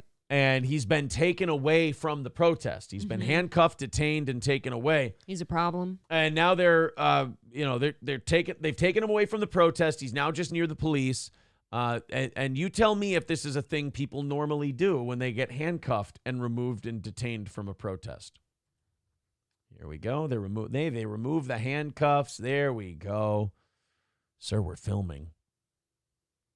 There we go. And he's out. Okay. So he's free. So they've decided he's fine. The protester is fine. They just needed to get the protester, and again, totally a protester, just away from everything. Well, yeah, because some protesters are just bad in crowds, right? Sure. Let's see what happens. They give him his bag back. Look at it. Oh, and we're fist bumping the other police officer. Look at that's what we always do. Everybody who gets detained and removed from a protest is fist bumping the officers and getting their belongings back right away. Fucking grimy bastard. No, April, you don't understand. He's an insurrectionist and a traitor, and he's committed a 9/11 against this country. We all remember when Zacarias Moussaoui, the 20th hijacker, when he was arrested, he fist bumped all the officers after he was about to do a 9/11. We remember that. Are we supposed to be just silent about these things? Yeah, you're supposed to just kind of shut up about it. That was a literal fist bump. You could not have been any more obvious. Are you saying that when you get arrested for crimes against the federal government, there's not a cop there to fist bump you when they take your handcuffs? By the way, should I try it out? I don't know. You removed him from the protest in the Capitol building because he was such a terrorist and such a bad guy. And yet you take the handcuffs off in the federal Capitol building. And fist bump? Let's see if that's a fist bump. No, you know what that was? He assaulted that police officer. That insurrectionist just punched that police officer in the hand. Or it was just a very understanding moment between a protester and two police officers who taught him that what he was doing was wrong. And he's like, you know what, bro? Maybe that's it. I was wrong. Thank you for bringing me to the light now. Cops always do that. I forgot. What else do we have from this gentleman? I'm sure they're just going to give him his bag back and all is good. Oh, there's a handshake right there. That's good. And now we're just going to send him on his way. There you go, son. Just walk. There you go. And let's make sure we wear a helmet so no one can see our identity, too. Oh, and we, as Remy Ma would say, walk around the metal detectors. It's good. So I'm glad all this January 6th footage is coming out. I'm glad that we can see that all of these conspiracy theories can be put to rest about things like, feds and shit like that. You know what I don't like? What's that? We already all know the answers as to what happened on January 6th and all that. But, no matter, it's masturbating because, you just sit here and jack yourself off about how much you know what actually happened and that they're all feds and it was a plant and it was a work. Nothing will ever happen. Skeezy says, just shut up about it. Not like you're going to do anything about it. That's how I feel. I don't know. I think it's funny. It's interesting to see the videos and to see how brazen they are. Yeah. But I'm like, nothing will ever change. 44,000 hours of footage. Great. From January 6th has been released publicly. Do you want to see these dangerous terrorists marching through the Capitol? I do. Here they are. Should I be scared, though? You should be pretty scared. Look at that. This federal agent is just leading them like a lion. Oh, she's got her stick out. Yeah, look at this. Stick. Oh, boy, guys. Here come the terrorists. Here come the terrorists. Oh, my God. That one's wearing an Under Armour shirt. That's got to be Nazi memorabilia. Oh, my God, you guys. Don't these officers look terrified for their lives? She does. This stupid lady. This woman's ready to fuck some people up. Yeah. Wow. Look at all those dangerous terrorists just coming through ready to fuck shit up. If these are the dangerous ones, I wonder what the tame ones looked like. They're actually just napping on the lawn. They were actually outside. Yeah, they never made their way in. Boy, I tell you, this is guys, I've never seen something so dangerous. These are old people. Civil War, 9/11, you name it. I mean, this is a DC sniper. I mean, this is right up there with all that stuff. Who is this guy mouth breathing into the goddamn security mic? It's like an air freshener thing that spurts off every now and then. They usually have them by the cameras. Well, you know what? Right after this clip, I'm sure that everybody just started punching and screaming and macing and yelling. I mean, that looked... Yeah. Harrowing. Optic Nerve says, absolutely terrifying. Jezebel G says, slowest storming ever. I mean, how are you going to catch them all? I don't know, man. They're just all taking off in different directions. They're not marching in a straight line at all. I mean, it's too late, though. It's like Skeezy says. All the people who think it was like a crazy terrorist thing are going to believe that forever. And all the people who believe it was like a Fed psyop are going to believe that forever. Yeah, because they won't even... The people who believe that it was a crazy insurrection will watch some of this footage and claim that it's from something else. Sure. Yeah. So Fauci's Pangolin says, oh, my God, it's like Auschwitz. It's just like it. I mean, very interesting that all those elderly people are going to just come in and be a physical threat to you, right? Yeah. Somebody says, remember, January 6th was worse than the Civil War. Oh, my God, by every possible metric, right? It is the biggest threat to our democracy of all time. That's true. Guys, a little less than 10 minutes until I'm bringing the bear Jew. I'm bringing the offering plate. We started at 2:10 today, so I hope we knock this out without the offering plate. If you're feeling generous today, it's a short week. Contribute to Steel Toe. Streamlabs, PayPal, Venmo. We made more yesterday during the members show than we've made today. So let's knock out the rest of that and do 30 minutes of overtime, and we don't have to play the music, and we don't have to stop the show, and the whole thing. Keep it going. Keep our show on the air. We appreciate it. $100 is left over today. You guys team up, figure it out. All the Streamlabs, PayPal, and Venmo links are in the chat. Super chats, memberships, Rumble rants. We appreciate all of it. Hazel, we got it. The VCore link that you guys have been sending. We're going to go ahead and we're going to start just muting everyone on Rumble that keeps posting that. It's a little autistic. I don't dislike you guys, but it's just really Asperger syndrome-y. It's just, we got it. You put the link up there. I probably didn't acknowledge it because I don't give a shit. Sure. So Thank you. Here's an amazing study. And by the way, we're going to do this one. Then we're going to do the offering plate if we need to. And then we're either, calling it a day or doing 30 minutes of overtime. We've got a lot of stuff left. We haven't gotten through a lot of the prepared stuff today. A new study finds out that healthy cocaine users could still be at serious risk after a 34-year-old man suffered deadly blood clots from occasional cocaine use. For the life of me, cannot figure out why this was a news story. No. A guy did drugs, and especially like a crazy stimulant, like a way upper like cocaine, and he did it casually for a long time, and his heart stopped beating. I don't see that as being like a surprise, I suppose. Like, I don't think any drug users out there thinking, oh, this is just so healthy for me. Yeah, I don't really see this as something we all need. Like, if you needed to know this information, I don't want you to know it. It's kind of like if you have to ask the price, you can't afford it type of moment. Right, Like these people know that it's not good for their health. I don't think anyone's ever done cocaine going, absolutely no repercussions from doing this, I like your... Everyone, you got to wipe it away, You got to get it like that. But I understand. I don't really, if this is news to anyone, I hope they've never done drugs in their life. I hope that there's nobody doing like that lady at the soccer game. I hope she's not doing a couple tootskis at the soccer game going, yeah, this is like vegetables. Oh, it's so good for me. I bet this has a lot of iron in it to keep my energy levels up. I would like to think that most people who do coke, if someone came up to them and said, hey, man, that stuff can kill you, they'd be like, yes, absolutely it can. Yeah. No doubt about it. This is a killable offense. Can you imagine going up to any drug user of any kind and saying any of this shit? It can't be a surprise, right? Yeah. Like hey, you go to your fentanyl might be real bad for you. You go to your drug dealer and you go, hey, man, those drugs you sold me, they made me feel really shitty and they could have killed me. And he's like, oh, I'm sorry. Did you not read the label?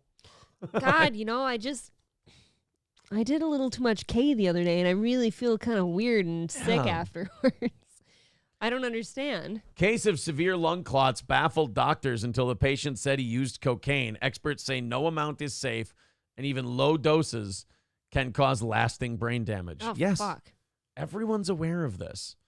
I mean, they ought to give this lesson to people who smoke weed.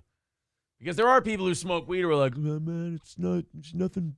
It's not bad for you at all. It's a drug. It's bad for you. It's like you can do it and you can enjoy yourself, and that's fine. But it's like any other thing that's bad for you. You've decided that the benefits to how it makes you feel and the good time you have outweighs the health risk of doing it. Something as tame as a nicotine buzz is bad for you. Right. Alcohol, terrible for you. Alcohol's All of poison. It's pure poison. But yes, if you need to put a Daily Mail story out that says, hey, healthy cocaine users, first of all, is there such a thing? I don't think so. Healthy cocaine users. Okay, maybe they're saying it's somebody like, let's take you. You're in good health, but you use cocaine semi-regularly. But I don't. I don't use cocaine. But what if you did? Okay. I think what they're trying to say is like you're a healthy person, quote unquote. Oh, but you use cocaine. Uses cocaine. Of course. Like most. I don't think they're trying to say like a healthy use of cocaine. I think they're talking about the user. Red Fox Mad with $4.99 and sends us a link. Thank you, buddy. Guys, we're $95 away. Looks like we're shaking that offering plate if we don't get there in 5 minutes.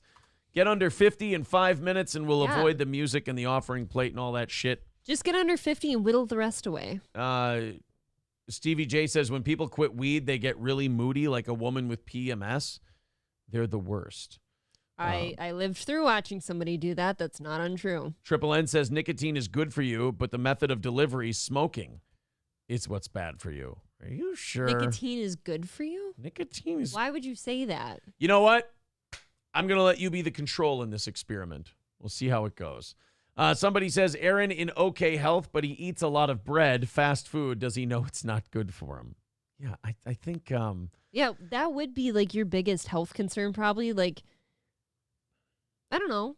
But the news does not need to report that using some cocaine here and there is bad for you. I don't think anybody was operating under the illusion that you were helping your health with the cocaine things.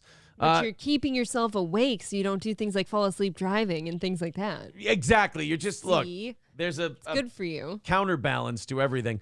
$15 coming in from Scarface. Thank you Nice. very much to Scarface. Thank you. He says, for the band Jake Hudson Fund, $15. Well, there you go.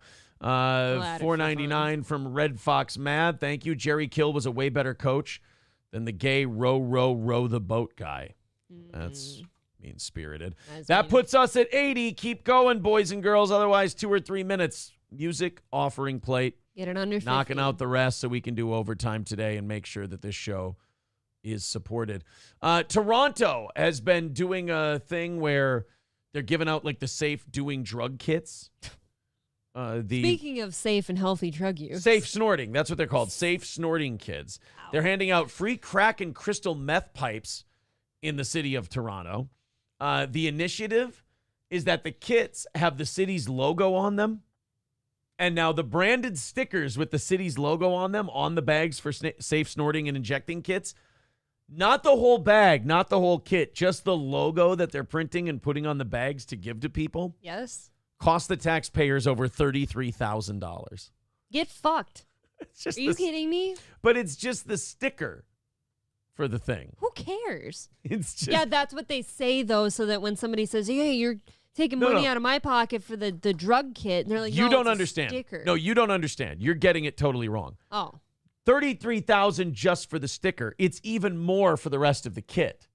The people criticizing this are saying, hey, you guys are spending $33,000 on just the sticker alone, let alone the safe snorting and safe injecting. Yeah, kits. could we just cut off the labeling? Like, I feel like we don't need to be spending that kind of money. Right. On Do you things. need to brand your free drug doing kits? I feel like that's the you don't free really drug kits. don't really need the branding.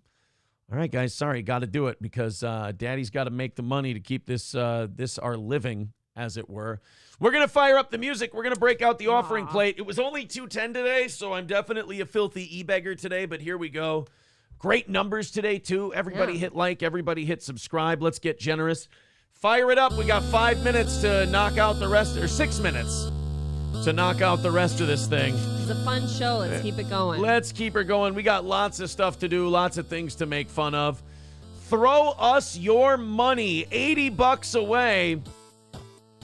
A little under 6 minutes to go. There's the links in the chat. Rumble, Streamlabs, PayPal, whatever. Anything you feel like. Anything you feel like throwing this program, we do appreciate it. When this offering plate comes down the row, just throw a couple $5, $10 in there on PayPal, Streamlabs, Venmo, Super Chats, Rumble rants, gifting memberships, whatever. Let's finish this thing off. I woke up today and I was like, wow, really low goal. This is going to be easy. It always goes this way. Have you noticed that? When it's a really big one, they'll knock it out. It gets knocked out right away. When it's a really small one, I'm like, oh man, this is going to be simple. It's like a free day today. Mm-hmm. It wasn't. I definitely get to make our haters happy today and beg you for money and ask you to throw a couple in the old offering plate here. Let's start a rally, guys. You've got to be the first one to make it a rally. Do it for me on my day off. Only $80 away. That's not a lot. No. Kyle says, I donate, but you accused me of liking April. Well, we'll get there or we won't get there. We'll see. You don't have to like me, just donate. I just want to get this 80 taken care of so we can move on and do our show. So throw a couple of bucks in and let's be done with this silly begginess. Yes. $30 from is that Wild Card or Gray Duckling? I got to hit refresh here. Hold on a minute. Gray Duckling says, shut that damn music off. Thanks, buddy. Well, we got to get the rest of the way there. 50 away from today. $50 from shutting that damn music off. If you don't want to hear this music, $50 is the number. Off we go. The offering plate is coming down your row. Optic Nerve says, since MSO is not here, and then puts the two eyeballs in there. I didn't notice that. He's been gone all day. He was in at the beginning of the show, or was that the members show last night? I don't know. I don't know. Members was fun last night. Either way, guys, we got $50 left. We've got looks like 3.5 minutes to go. 3.5 minutes left. Let's $10 go. from Kyle. Loaf Piggy. Thank you, Kyle. Thank you very much. We are on the 40 side of 45 away from today. Here we go. Let's get it done. Let's finish her off. Close enough to finishing her up. 3 minutes away from overtime. Keep it going. Oh, we'll do the Nick Hogan story Okay. for overtime. That'll be one of our overtime stories. We should, yes. You don't have to actually hold the plate up. It hurts, says Melissa Etheridge. No. We're e-beggars. This is what we do. Come on, Melissa. You can't be like that. Even with shoulder pain. No, we do this doesn't hurt for me. This is isometrics or whatever they call it. Okay. Throw in a couple of bucks. Finish Hurts this me. thing off. Oh, we got to there we go. Hopefully that means the And goal's knocked out. there we go. All right, guys, we only need a couple more of you to finish this thing off. 45 away. And 2 minutes and 10 seconds to go. You're inside of 50. Let's And keep there's, it going. oh, God, I know this. I should know this guy by name, but I do have to hit refresh to get it. 30 more coming in. We're 15 away. Bandit of 71. Thank you. Throwing in a nice little 30 spot there. Front Porch Conservative with $4.99. Boys and girls, we are now 15 away. Let's finish up the last 15 and call it a day. Looks like it's going to be another success today Thank you. for the old steel toe. Just got to get that last 15 in there. Yeah, this really does kill the momentum. I want to keep this going. Oh, we'll get there. A minute and a half left. $15 to go. You guys have the rest. We're You're just waiting good for it.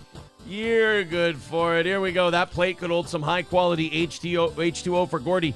He could use that, but his dad's a filthy, e-begging piece of trash, clinging to his career by that much, trying to get it restarted while I'm hanging out with shitty streamers and terrible fucking embarrassments to broadcasting. Yeah. All right, guys, 60 seconds to go. $15 left. This is where the spackle bucket drummer holds out the dish and says, a couple of spare bucks. Please, you know, for the effort. $4.99 from Keanu, Oh, 10 from shit. Kyle. We're done. She's still here. We're done. Thanks, guys. Call it, boys and girls. We are finished. Wow. We are going to overtime today. love And, you know, Kyle didn't stay true to his word. He said that if I accused him of liking you, that he was not going to contribute to his program. And he knocked it out for us. He Thank did. you, buddy.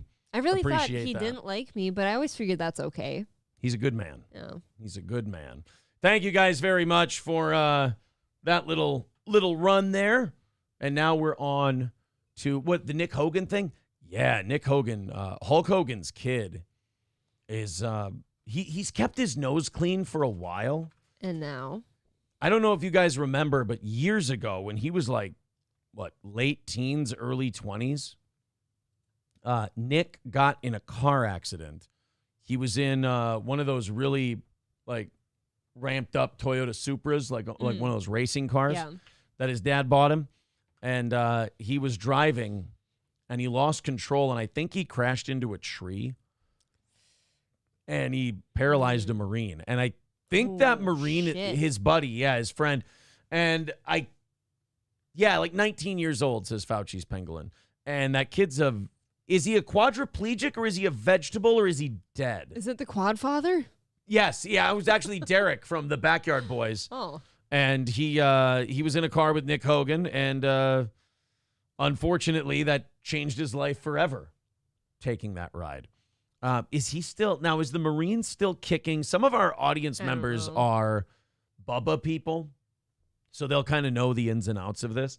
But I think that kid is still alive. And again, I could be. Well, yeah, because if they would have unplugged him, then Nick could have been charged with vehicular homicide. But I'm not sure. I feel like I wouldn't want to be alive at that point. Even if I was like ultra paralyzed with everything. Yeah. Having lived this way first, I don't think I'd want to keep going. Kyle says Hulk talks shit about the paralyzed guy, right? Yeah, we can play a little later after we cover this most recent story. We can cover the jailhouse call between Nick and his dad. Oof.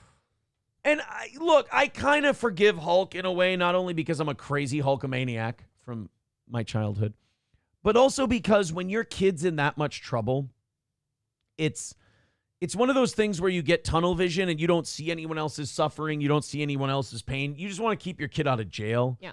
You want to make sure your kid's okay. So you'll say whatever it takes. Anything. They're saying he is alive. He's just paralyzed. Just paralyzed. Just paralyzed. That's a thing. Hey, guys, great news. Just paralyzed. Not dead. Just never walk again. That's all. Well, here's the story of Nick. Now, this latest one, Nick was just driving drunk. So in the grand scheme of things, this is not Nick's worst offense. This could be worse. Nick Hogan, son of the wrestling legend Hulk Hogan, was arrested in Clearwater on a charge of driving under the influence. How does he look as old as his dad? Drinking, mostly. Right. How does he look? Because Nick's got to be around my age. Now, Nick's probably in his mid-30s at this point. He looks like he's in his 50s.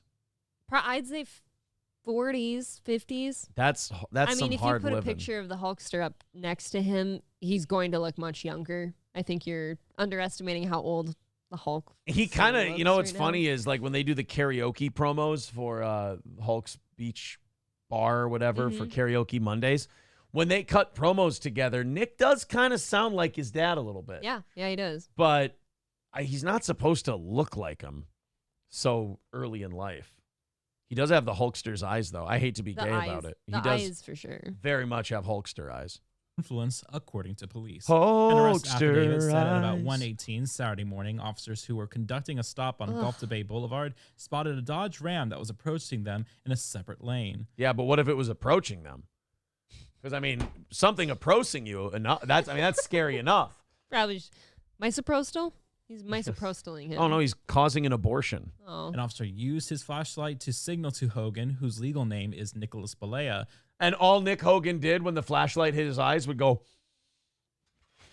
and he started shaking and then pointed at the officer. It's crazy. Talking about his To slow pythons. down and move to another lane in compliance with Florida's move over law, but police say that he did neither. When officers pulled Balea over, they said he showed signs of impairment, saying he was swaying and unsteady, had a strong odor of an alcoholic beverage, or a beverage. Boy, the local news is really going in the shitter, isn't it? It's the beverage is going in the shit. He approached these guys, and he had a beverage.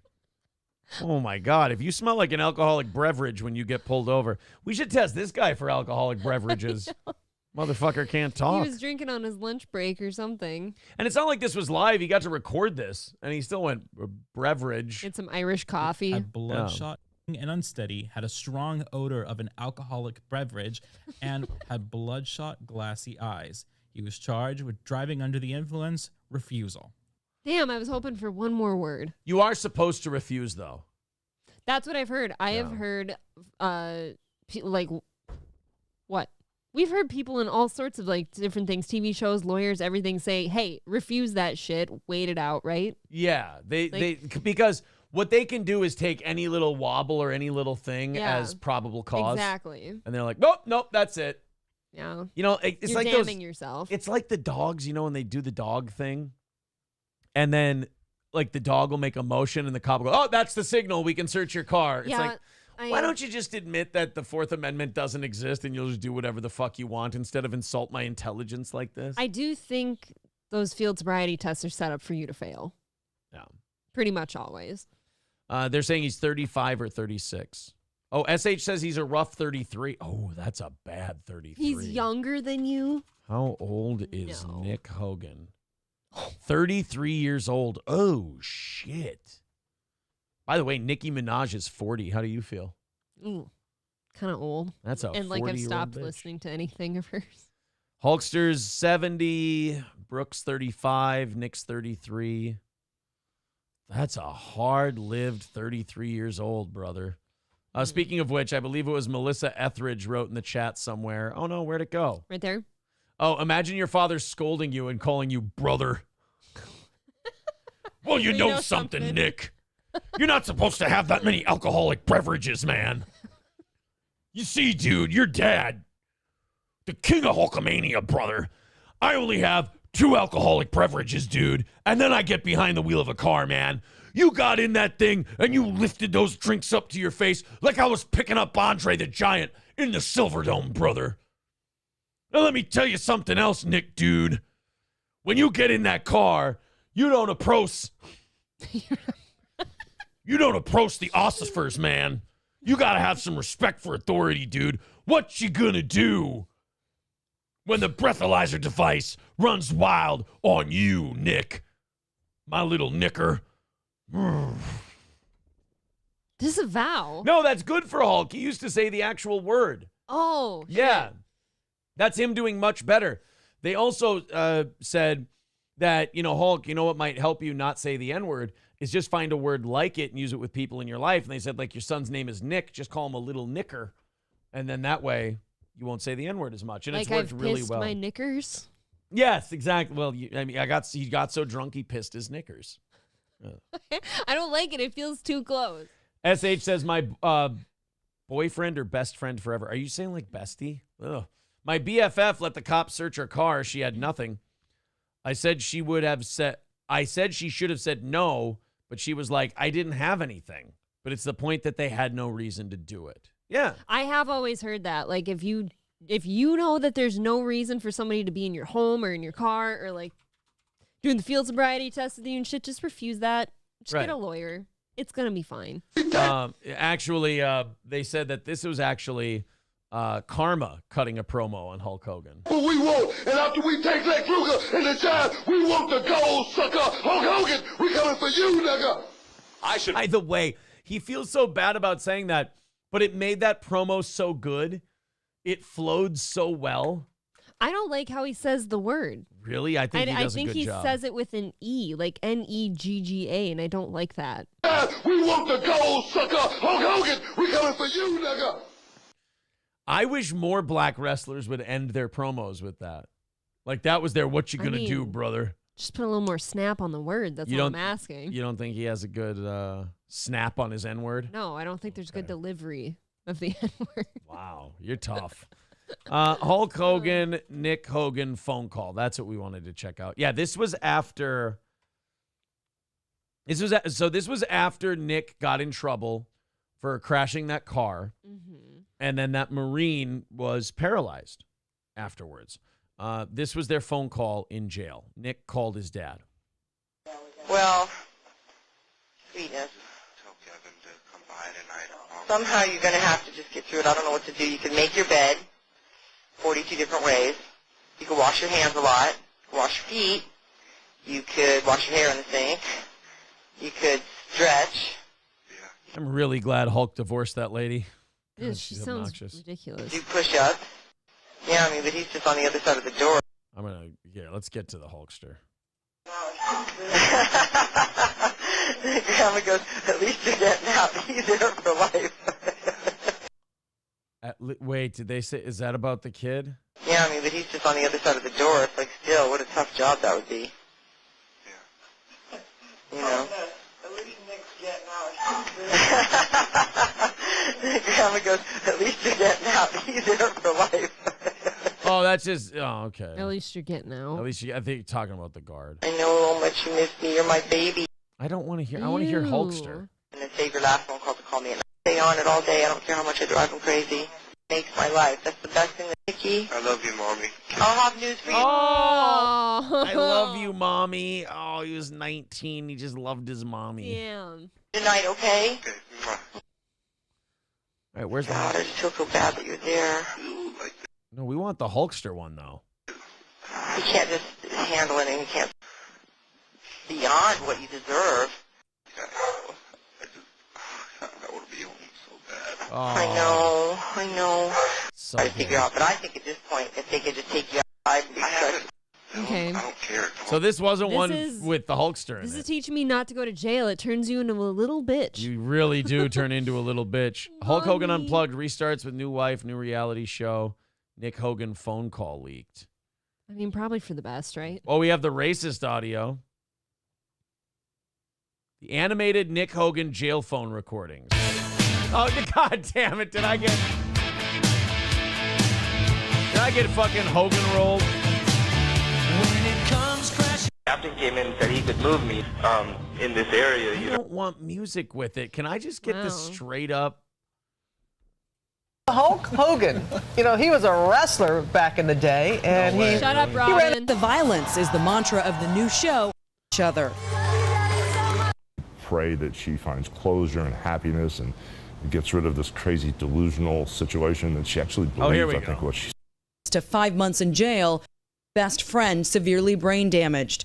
Nick was sentenced to 5 months in jail, and during that time, phone calls between him and his father were released to the media. Will you work on that reality deal?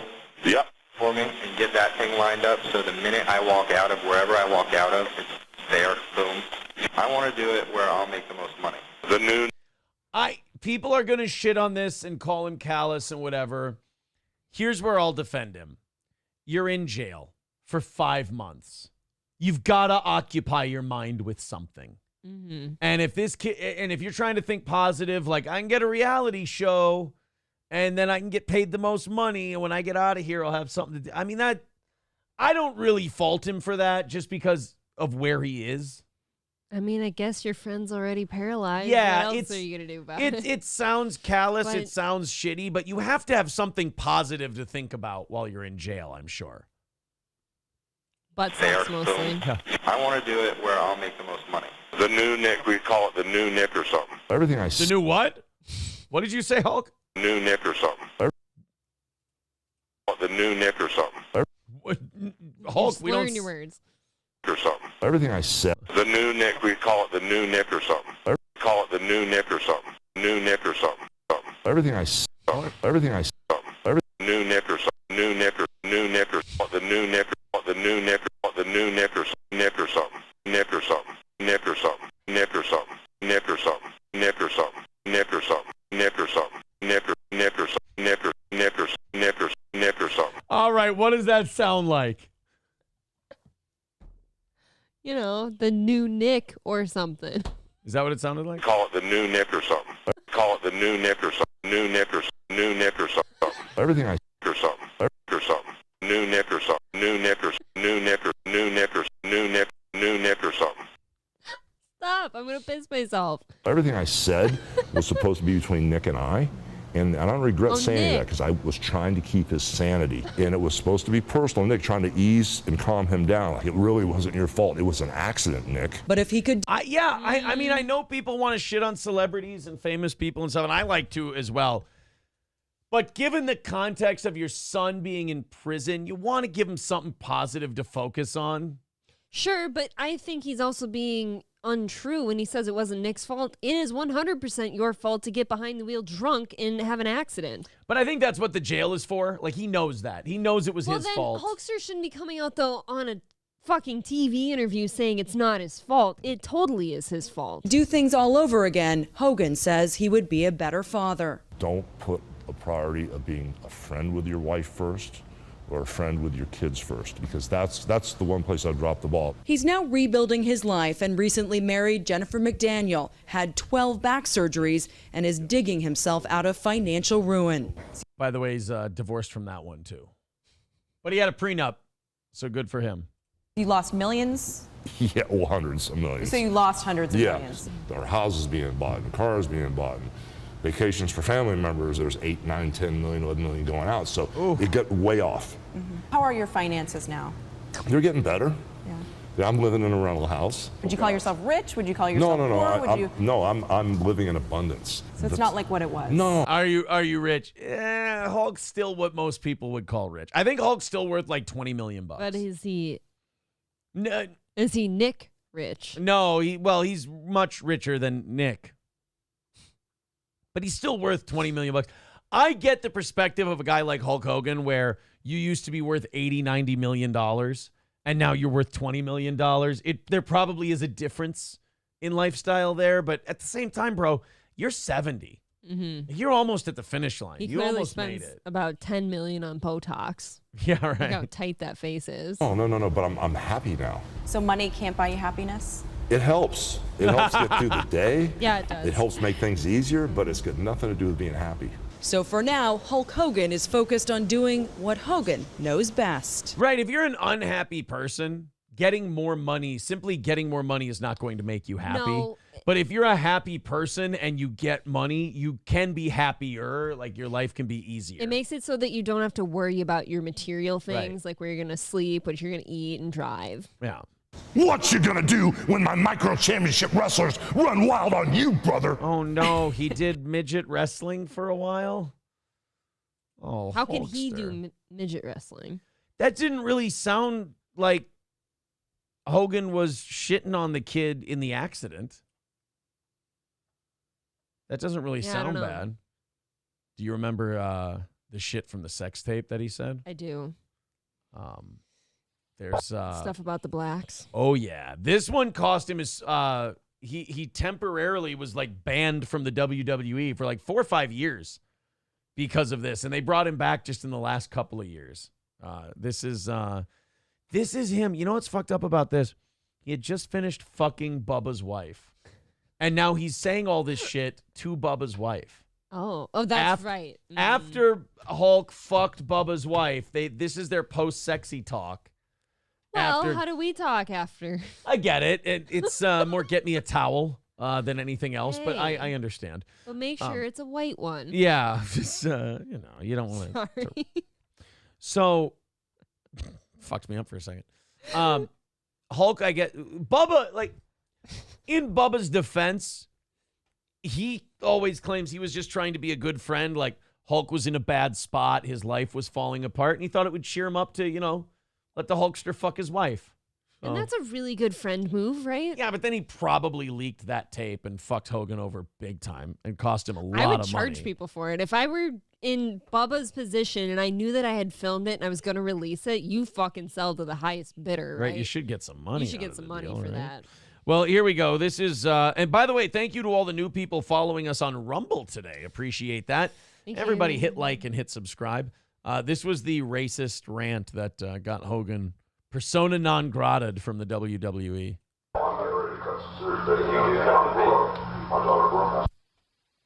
jump sides on me because I shelled out $2-3 million for her music, and I've been trying to help her. I've done everything, fucking with him day and night on the radio like a jackass, and he's working with me to make it work. He goes that and really shouldn't call every day and do the shit I do. So Hulk's telling Bubba's wife that I've spent $2-3 million on my daughter's music career. I've been, making Bubba put me on the show so I can promote my daughter's music day and night. The South Beach driver, this billionaire guy, he's basically did more for her a year than anybody's done. Okay, he had one song, and after 10 months, the shit went back up and back and back still. And momentum, but I try to be the realist, and this is your option. You got a better option. Said you can get signed with fucking. They're saying names of people and stuff like Yeah. that don't want to be. I go right now, there's nothing else. We're doing the best we can. So it gets to the point where I really broke was fucking the black guy's son. We've been hanging out. I caught them holding hands together on tour. They were getting close. I moved more on, give a fuck, okay? I'm not a double standard type guy. I'm a racist to a point. Yeah. Fucking when it comes to nice people, I'm cool. We all are that way. So because I'm racist a bit, fucking N-words. And then we're all that way. What a wonderful sex partner. He's venting. That's he's great. emotional about his life. She's like, we all are that way. Everybody. She's not challenging him on anything. She's agreeing. Hulk just goes, I'm racist to a point. Fucking ends. Like, that's not racist to a point. I think that's just kind of straight up racist. Do you think there's groups of people out there, though, that say that about white people? Every fucking day. Yeah. Right now, that's why my ears tingle all the time. Oh, I thought it was just the potatoes. No, it's more than that. Yeah, but when it comes to nice people, you can't say. I don't give a fuck. She's already got a fucking football player, a basketball player, to have. If we're gonna fuck with them, get a rich one. If we're gonna fuck with ends, get a rich one. I mean, yikes. He just wants his daughter taken care of. Is he a racist or just a really good dad? I don't know. Does it have to be mutually exclusive? The shitty thing to leak this, though, man. I mean, a guy talking in private like this. So how does this get leaked? Well, that's the thing. If you believe Bubba, somebody stole it from his safe. No, why was this recorded? Because it's all video. Bubba had a video set up in his house. It wasn't like a filmed sex tape. It was Bubba's home security system. I didn't know that part. Yeah, this was taken from Bubba's Interesting. home security system. The reason Hogan sued so many people after this was he didn't know he was being filmed. Yeah, I mean, Yeah. you're going to say some different things if you don't think there's a camera in front of you. Right. The kid is a multi-billionaire, right? The thing is, now they start doing these nasty emails, so someone would arrive at a relationship, and so now don't ever want to talk to anybody. Phenomena. So yes, that was the Hulk Hogan thing that leaked that got him basically taken out of WWE for, again, like 5 years. It's a long time. They got rid of him.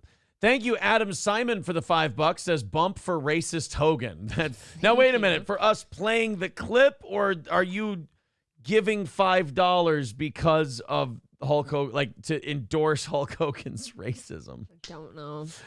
People in the chat were saying, Jesus, Aaron, we get it, Aaron. Play it 200 more times. Oh, boy. Yeah, you do like that stuff. It's just funny. Tequila Johnson. Yeah, it just said Nick or something. Yeah. That's all they said. Nick or something. Nick or something. That's all Say it it was. real fast 5 times. Nick or something, Nick or something, Nick or something, Nick or something, Nick or something, Nick or something, Nick or something. Damn you. What? It's no fun. I'm good at talking. It's like I do it for a living. We got my former agent writing into the show. The former, okay. My former agent says, Aaron, I did my best, but I hate to break it to you. Dobbs has turned down your request. He is not interested to see what your mouth can do and asks that you quit asking. I never. What that mouth do. That's not. I never asked that. My agent is. My former agent is completely lying Sounds like he's out to slander you. about all of that stuff. Tukey's Nana with $2 says, what you gonna do when Melton comes for you? I don't know. Make sure your cupboards are bare so he doesn't eat you out of house and home. Make sure I'm not somewhere where you can trip and fall on me. Yeah. Oof, boy. That's an open-ended question. Let me tell you that. Poke him in the belly and watch him go, ooh. I don't know. It doesn't really matter if you have toilet paper. He can't wipe his own ass, so. Yeah, do you just need a bidet at that point? I don't know. I think you just make him shit outside like the farm animal that he is.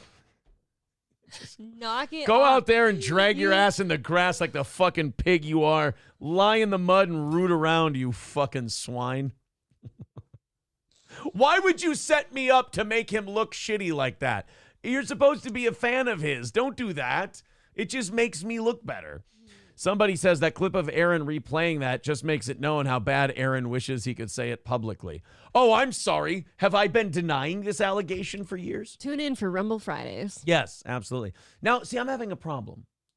I know what you're going to say. You don't know, since it's the anniversary and it's Black Right. Friday, if you should do just a Rumble Friday. No, it's more than that. Oh. The N-word. Yeah, it's the N-word. Do I do Rumble Wednesday since it's technically a Friday this week?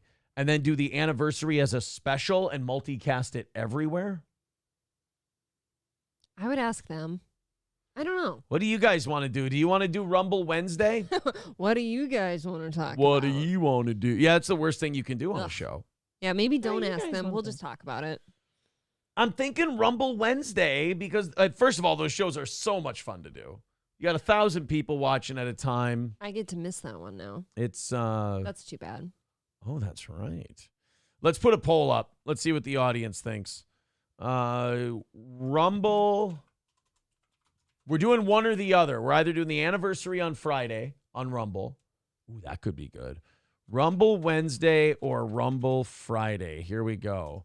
Wednesday, Friday. All right, guys, you get to pick. The poll is officially up in the chat. You have about 4 minutes to respond. Cockdiff says, did he ever answer your boxing challenge? No. He lied to his audience a million times and then ran scared. But, like, he shouldn't do it anyway. Like, he's remarkably out of shape, and I'd crucify him. I never thought he was serious about that. Alex Stein got my okay. He ran away from it. And he should. I'm not, like, I'm not sitting here being a tough guy and being like, he shouldn't do it. So, yeah, he didn't want to. He has a lot of dumb people that buy anything he says because they hate me so much. So I say let him do that. He needs it. Alaric says, I want to hear Aaron say racial slurs on a Wednesday too. Why don't we do Rumble Wednesday and Friday? Oh, so we could do both. Well, it's Black Friday. People are going to be hungover from Thanksgiving sometimes. Okay. And I don't know. I want the option. We're going to have less people on Friday. Mm-hmm. That's for sure. Well, then maybe you should diversify on Friday. I don't know. People, overwhelmingly right now with the first 50 or so people voting, 63% are saying Rumble Wednesday. All right, I bet a lot of them won't be listening Friday. All right, Rumble Link Wednesday it is. Oh, it's Black Friday too. So look, man, we only have one more morning goal then. Just Tuesday. Got 2 evening shows and 1 morning goal, and then we're done. Well, I hope great. I hope I did okay filling in for the one Johnny. You still have 2 minutes left. Yeah, and you know what? What? I've sat here with you for 4.5 hours. You didn't give me a piss break once, and I've had it. Sorry. You didn't do your reads today. Yeah, I did. I did Stoney's. All Care Towing, 320-253-5203 for our friends at All Care. If you go in the ditch, you need somebody to pull you out, All Care's the one. And for your firearms, Midland Armory in downtown Foley, midlandarmory.com. Use the promo code SteelToe and get huge savings at Midland Armory. Now we're good. Guy Sartell says, I need to change my vote to Friday. I hate Rumble and can't listen that day. Balls Deep says, Fatty McFat is a lawsuit loser. Then he lies in court. Fuck the Onion, a real grifter. I mean, you can't blame a guy for being right, but it is a pretty fat, easy target. I mean, it almost doesn't even make you feel good about beating the shit out of the guy. African American Friday, April. Oh, yeah. We now call it Negro Friday. I said that. Oh, I said something, a variation of that yesterday. I'm like, why don't they just call it Friday? Aristocrat King Yeti becoming a member for his 6 months says, now say toy boat 3 times fast, Mr. Silvertongue. Toy boat, toy boat, toy boat. Fuck, that's good. Toy boat, toy boat, toy boat. Barely did that last one. I was worried that if you said it too fast, it would sound like a slur of some sort. There you are. Oh, and then later, Aristocrat King Yeti wrote, oh, no. Oh, so Aaron is just skipping the member anniversary messages now? No, I didn't. Oh, my God. What? I have to pee. Do you have to pee really bad? I do, and it's like 30 seconds. We have 30 till seconds left. Fucking all right. skis. The official poll is 69% say Wednesday, 31% say Friday. So we're doing Rumble Wednesday, and then Friday will be everywhere for the anniversary thing. Alrighty. All right, boys and girls, we will talk to you again tonight at 7 p.m. You're $5 into tonight. We appreciate that. We will talk to you again soon. Hit like, hit subscribe. Thank you to April for filling in for Johnny today. Thanks for having me. See you again tonight.